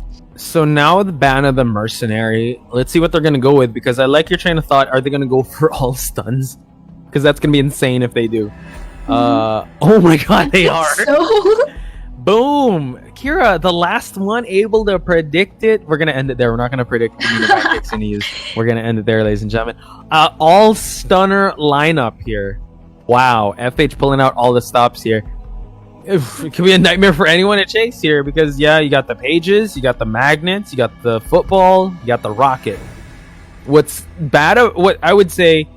good about forward and Joker is that it's limited, right? Unlike the prospector and the pages, prospector and the magnets, the little girl and the pages, they regenerate. So if he's able to finish off the resources, it could be easy, but you really don't want to be chasing that at the start. Yeah, that's true. And with this lineup, it doesn't look too easy for Nino Pancake, because all of them are, I don't know, if you want to chase one, the rest could assist. That's no pick where I can choose where like the rest of teammates are not able to assist. Like all of them are just built for teamwork. I'm not gonna lie, Kira. This looks like a 2v8 situation. Like they just keep harassing.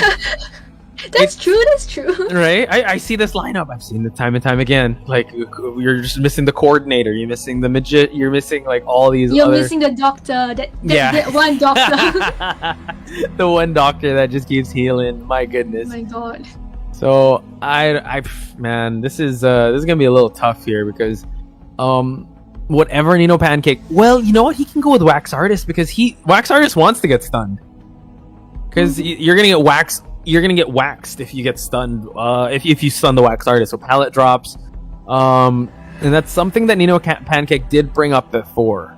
So again, he's just gonna have to be very careful with what he picks because he does not. He just needs to get one survivor, right? It's easier said than done because FH they see the light at the end of the tunnel. They see the win condition. They need to get all these survivors out, and all of them have great survivability, and they also have excellent coordination with each other. And cipher rushing is not. I mean, like decoding isn't going to be too bad. I agree with you, but well, it seems like I don't know. I'm with you with the Wax Artist pick because this is Moonlit River Park after all. You get like a lot of empty lands and low walls, so yeah, it's like no matter like what the character is, it's still like a map where Wax Artist thrives on. So yeah, could be, but again, it's really up to Nino Pancake, right? Because you do have to say the distance, right? That's what really kind of stopped the clerk. So if the Bloody Queen and and the Breaking Wheel are banned, I mean there's Hermit, Dream Witch. Who else we got? Geisha. I don't know if we're gonna see Geisha. I really want to though. But could come back to your thought when saying Dream Witch can come out. Oh. What happened to having bad predictions for tonight? You predicted that. I was just reiterating what you were gonna say. Yeah, you did. You said could bring out Dream Witch. Like, yeah, you did. I have Run back the goldfish. You did say that at the start. You think Dream Witch. So boom. See, like we passed the assignment. That's all we need to do. All right, we're ending the stream. Like we're ending it here. All right, this is the last one. But this Dream Witch. I'm still scared. Like there's so much stunners. This is gonna be a little tough, I would have to admit. Prospector too could stun. Well, he could just keep shifting, so he's gonna have to be very careful. One thing the Dream, he just has to really focus on one, right? That's the win condition. So Nino Pancake is gonna flex out the Dream Witch. Right. Even if so, I feel like he's gonna have a very hard time trying to get the one survivor sent back to Mello. Like considering that you're up against all those survivors, like those hunters in disguise as survivors. Yeah. Yeah, all or nothing, right? Same with Nino Pancake, I would say, because I could see this type of lineup, a 4-man escape. It's definitely very possible, right? It's gonna be tough. He's gonna have to not tunnel too much on one survivor. He's gonna want to catch them off guard, depending also on the trait, if the blink is gonna come out or not. And when he trait swaps, that is, if he goes from patroller to blink. Looking at it now, we have 3 flywheels and just 1 tide turner on the forward. So they're gonna just at least account for 1 rescue. But I think after that, they're gonna try their best to get all man escape.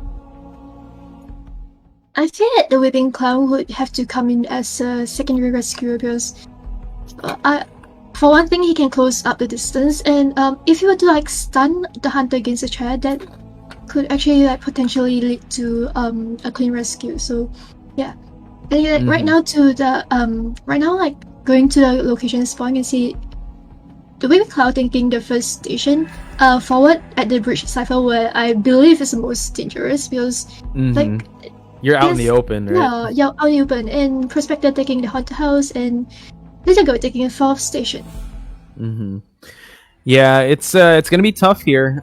It seems like the little girl might be the first target since she's just away from mostly everyone, and that is what Nino Pancake wants to go for, just the one survivor pick off. However, this is all or nothing build. This is definitely all support, all harass. So we're going to see some excellent teamwork come out of FH. People in the chat, make some noise for FH because this is their last stand, all or nothing with this composition. So let's head into the match, and it seems like he's just going to run straight to K2 here in the Haunted House. And this is the Weeping, this is actually the Prospector. So not sure if Nino Pancake, okay, gonna commit to this Prospector. Looks like he is like leeching a Prospector. I think he's putting a leech by the Hunter House while like his main body goes after the Prospector. I think he's trying to go for a little sandwich situation over here. Yeah, dropping the pallets here, just making sure that the followers are gonna be the one to break it. K2, you can't afford him to kite too long. Oh, just uses the magnet right away. That's the sole magnet he has. Patroller is going to be ready. Tries to transition to the one of the followers here. So let's see if he's going to get a hit going. Going to play a little bit of mind games. There's someone waiting on the roller coaster already. Did you see that, Posh? Yeah, he's just right there. You see that it is the Weeping Clown. Just making sure. What are you doing? Oh my god, eats a hit. Let's see if they're able to go for the roller coaster. The Dream Witch unable to get to it. And this is actually great for the survivors because that was a leech hit. And it's all the way. All the way. Oh, like, remember what I mentioned previously? Like, your Grab driver has arrived. It's true. Oh, it's done already. Oh no, it's just went. I don't know where you generate that. Here we go. Having sent the Prospector all the way to safety to third stop, it looks like the main body has already caught up and leeching a Patroller on the Whipping Claw. I think they'll heal in time.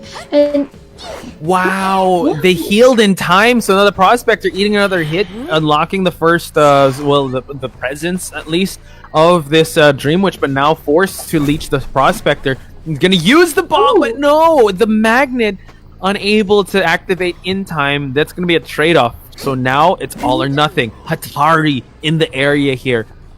Stops in his tracks. So let's see how he's going to get this rescue ongoing since he's the only one with Tide Turner.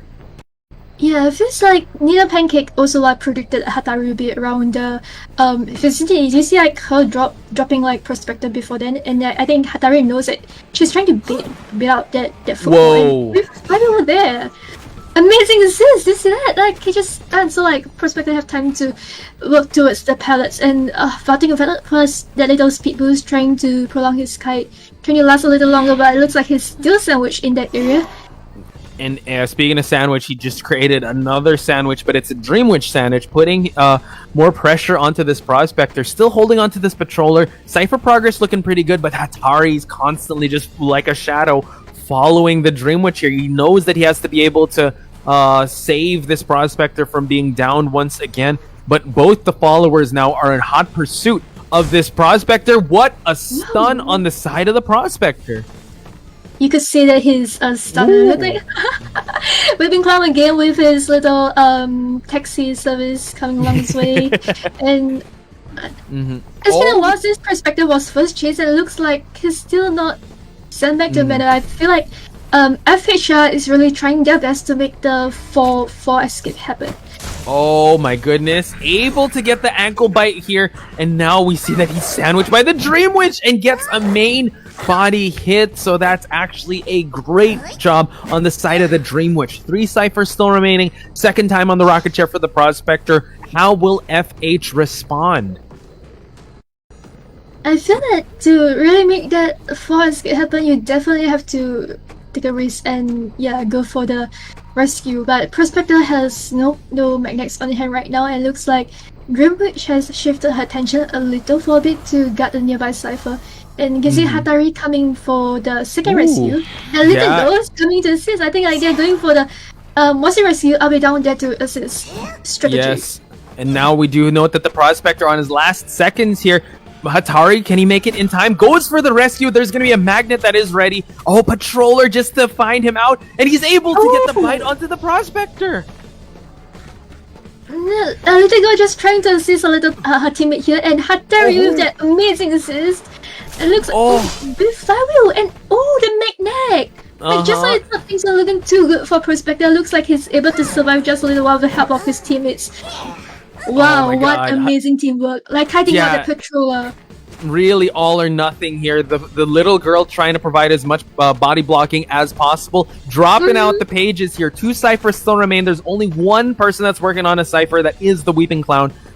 We don't know Hatari has already been hit, and now X-Ray is gonna just try and body block, but the blink hit connects to the Prospector, and this could be the GG situation. Oh my God, they're gonna try to force a heal out of this Prospector situation, but 2 ciphers still remaining. I'm not sure if they can pop it in time.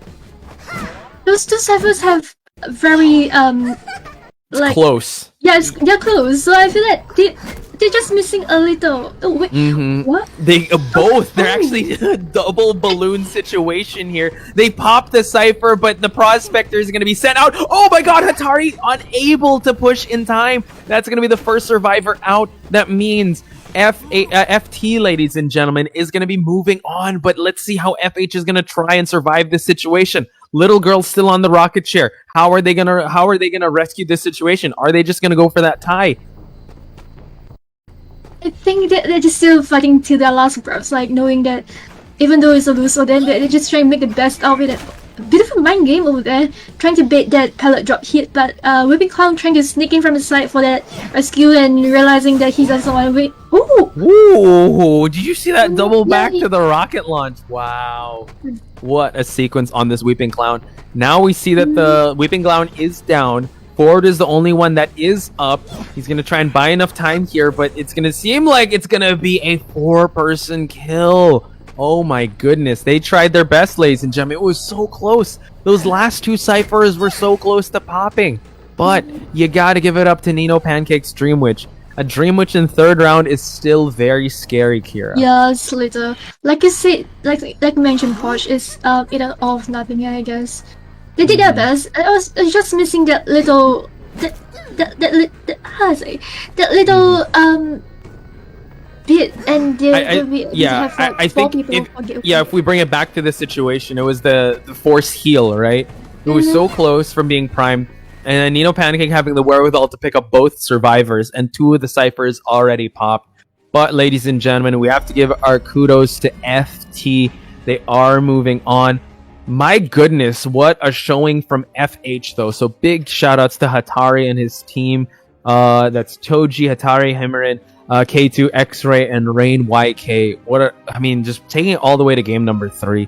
Kudos to them. I can't wait to see more of them in future tournaments. But the night goes to FT. What an amazing match. Honestly, like, for that little moment, I had hopes for FH because it looks like things might actually turn their way, even though I know the possibilities are low. But even so, it was like a very good fight from them. Like, the teamwork was very on point. Yeah, the true power of friendship and family did show there. They tried their best to get all of them out of the gate, or at least survive as much as possible. But I think, just the win condition of Nino Pancake, he just, I think he played to his strengths there, and they really had to gamble it all in that final sequence. I'm looking at it now in the stream. Yeah, the little girl trying to force the heal to happen. She does get a pallet drop in the process and also get leached out, forcing the Terror Shock to happen. The pop was a little too late because the forward was still priming it. I think it was at 90%. And just when the pickup happened, the forward did pop the ciphers, and that's all she wrote, Kira. Yeah. A little unfortunate, but it was... this is the most amazing match of tonight. So Yeah? very big shout out to FH and also FT for giving us such an amazing and exciting match to round things off. And once again, ladies and gentlemen, please give your support to Fly High. They've showed amazing performance all throughout this tournament. And here are today's results, Kira. We want to walk us through it? So ZT and MP match with the winner as ZT being hit by 5 extra points, and for FH versus FT, the winner is FT leading by a whole 9 points. Yeah, again, beautiful performance. Again, you guys got to watch the entire thing to see. It's definitely not one side. It was definitely back and forth. And the VODs are, aside from here on the Facebook page of Mello, it's also on his YouTube channel. So do check that out. And we still got more weekend. I mean, we still got Saturday and Sunday crown an IVA champion. But you can see as of below the updated scores, FT takes it a whole 9 points. 2 rounds. They were in round number 2 and round number 3. So what a showing for FT in this matchup. So Yes. looking forward to more content from FT during the weekend. So Yeah. I think we should all stay tuned and see what they're up to. Yeah. So, I mean, Kira, we are at the finish line. Any final thoughts? Your experience on the mic? How are you feeling? It's been an amazing experience so far. I mean, like, given that this is my first time, I was okay. Like, not gonna lie, I was nervous, but it wasn't as bad as I thought it to be. And yeah, it was like a very fun experience seeing all this like firsthand. Cause normally, I'll be too busy to catch those competitions, so I'll be watching like only when the stream ends. So this is my Right. first time watching everything on stream, and not just that, I'm commentating for it as well. So yeah, all of this has been very exciting. Yeah, I mean, it was a pleasure sharing the mic with you, and also I'm pretty sure the chat loved you. Any shout outs before we close out the show? Any special thank yous or anything? Anyone you want to say goodbye to, if ever? I would like to give a shout out to my commentating partner, Porch Spice, for tonight. Wow! Okay, I'm right here. For Hello. being, for being such an amazing commentating partner and covering me for the bits that I have difficulties with. So thank you for carrying me tonight. Hey, we carried each other, Kira. Thank you so much. I mean, we were copying each other's answer, the predictions. We didn't get it right, but at the end, we got it. So that's all that matters, ladies and gentlemen. And what does, the end. And what does matter is Saturday and Sunday. Do keep track of the matches and your favorite teams, because we will be crowning an Identity 5 Arenas champion by the end of this weekend. So stay tuned, ladies and gentlemen. But for now, this is Potch Spice. That's Kira. We'll be signing off. So have yourselves a good night, and we'll see you guys tomorrow for more Identity 5 action. Peace and good night. Good night.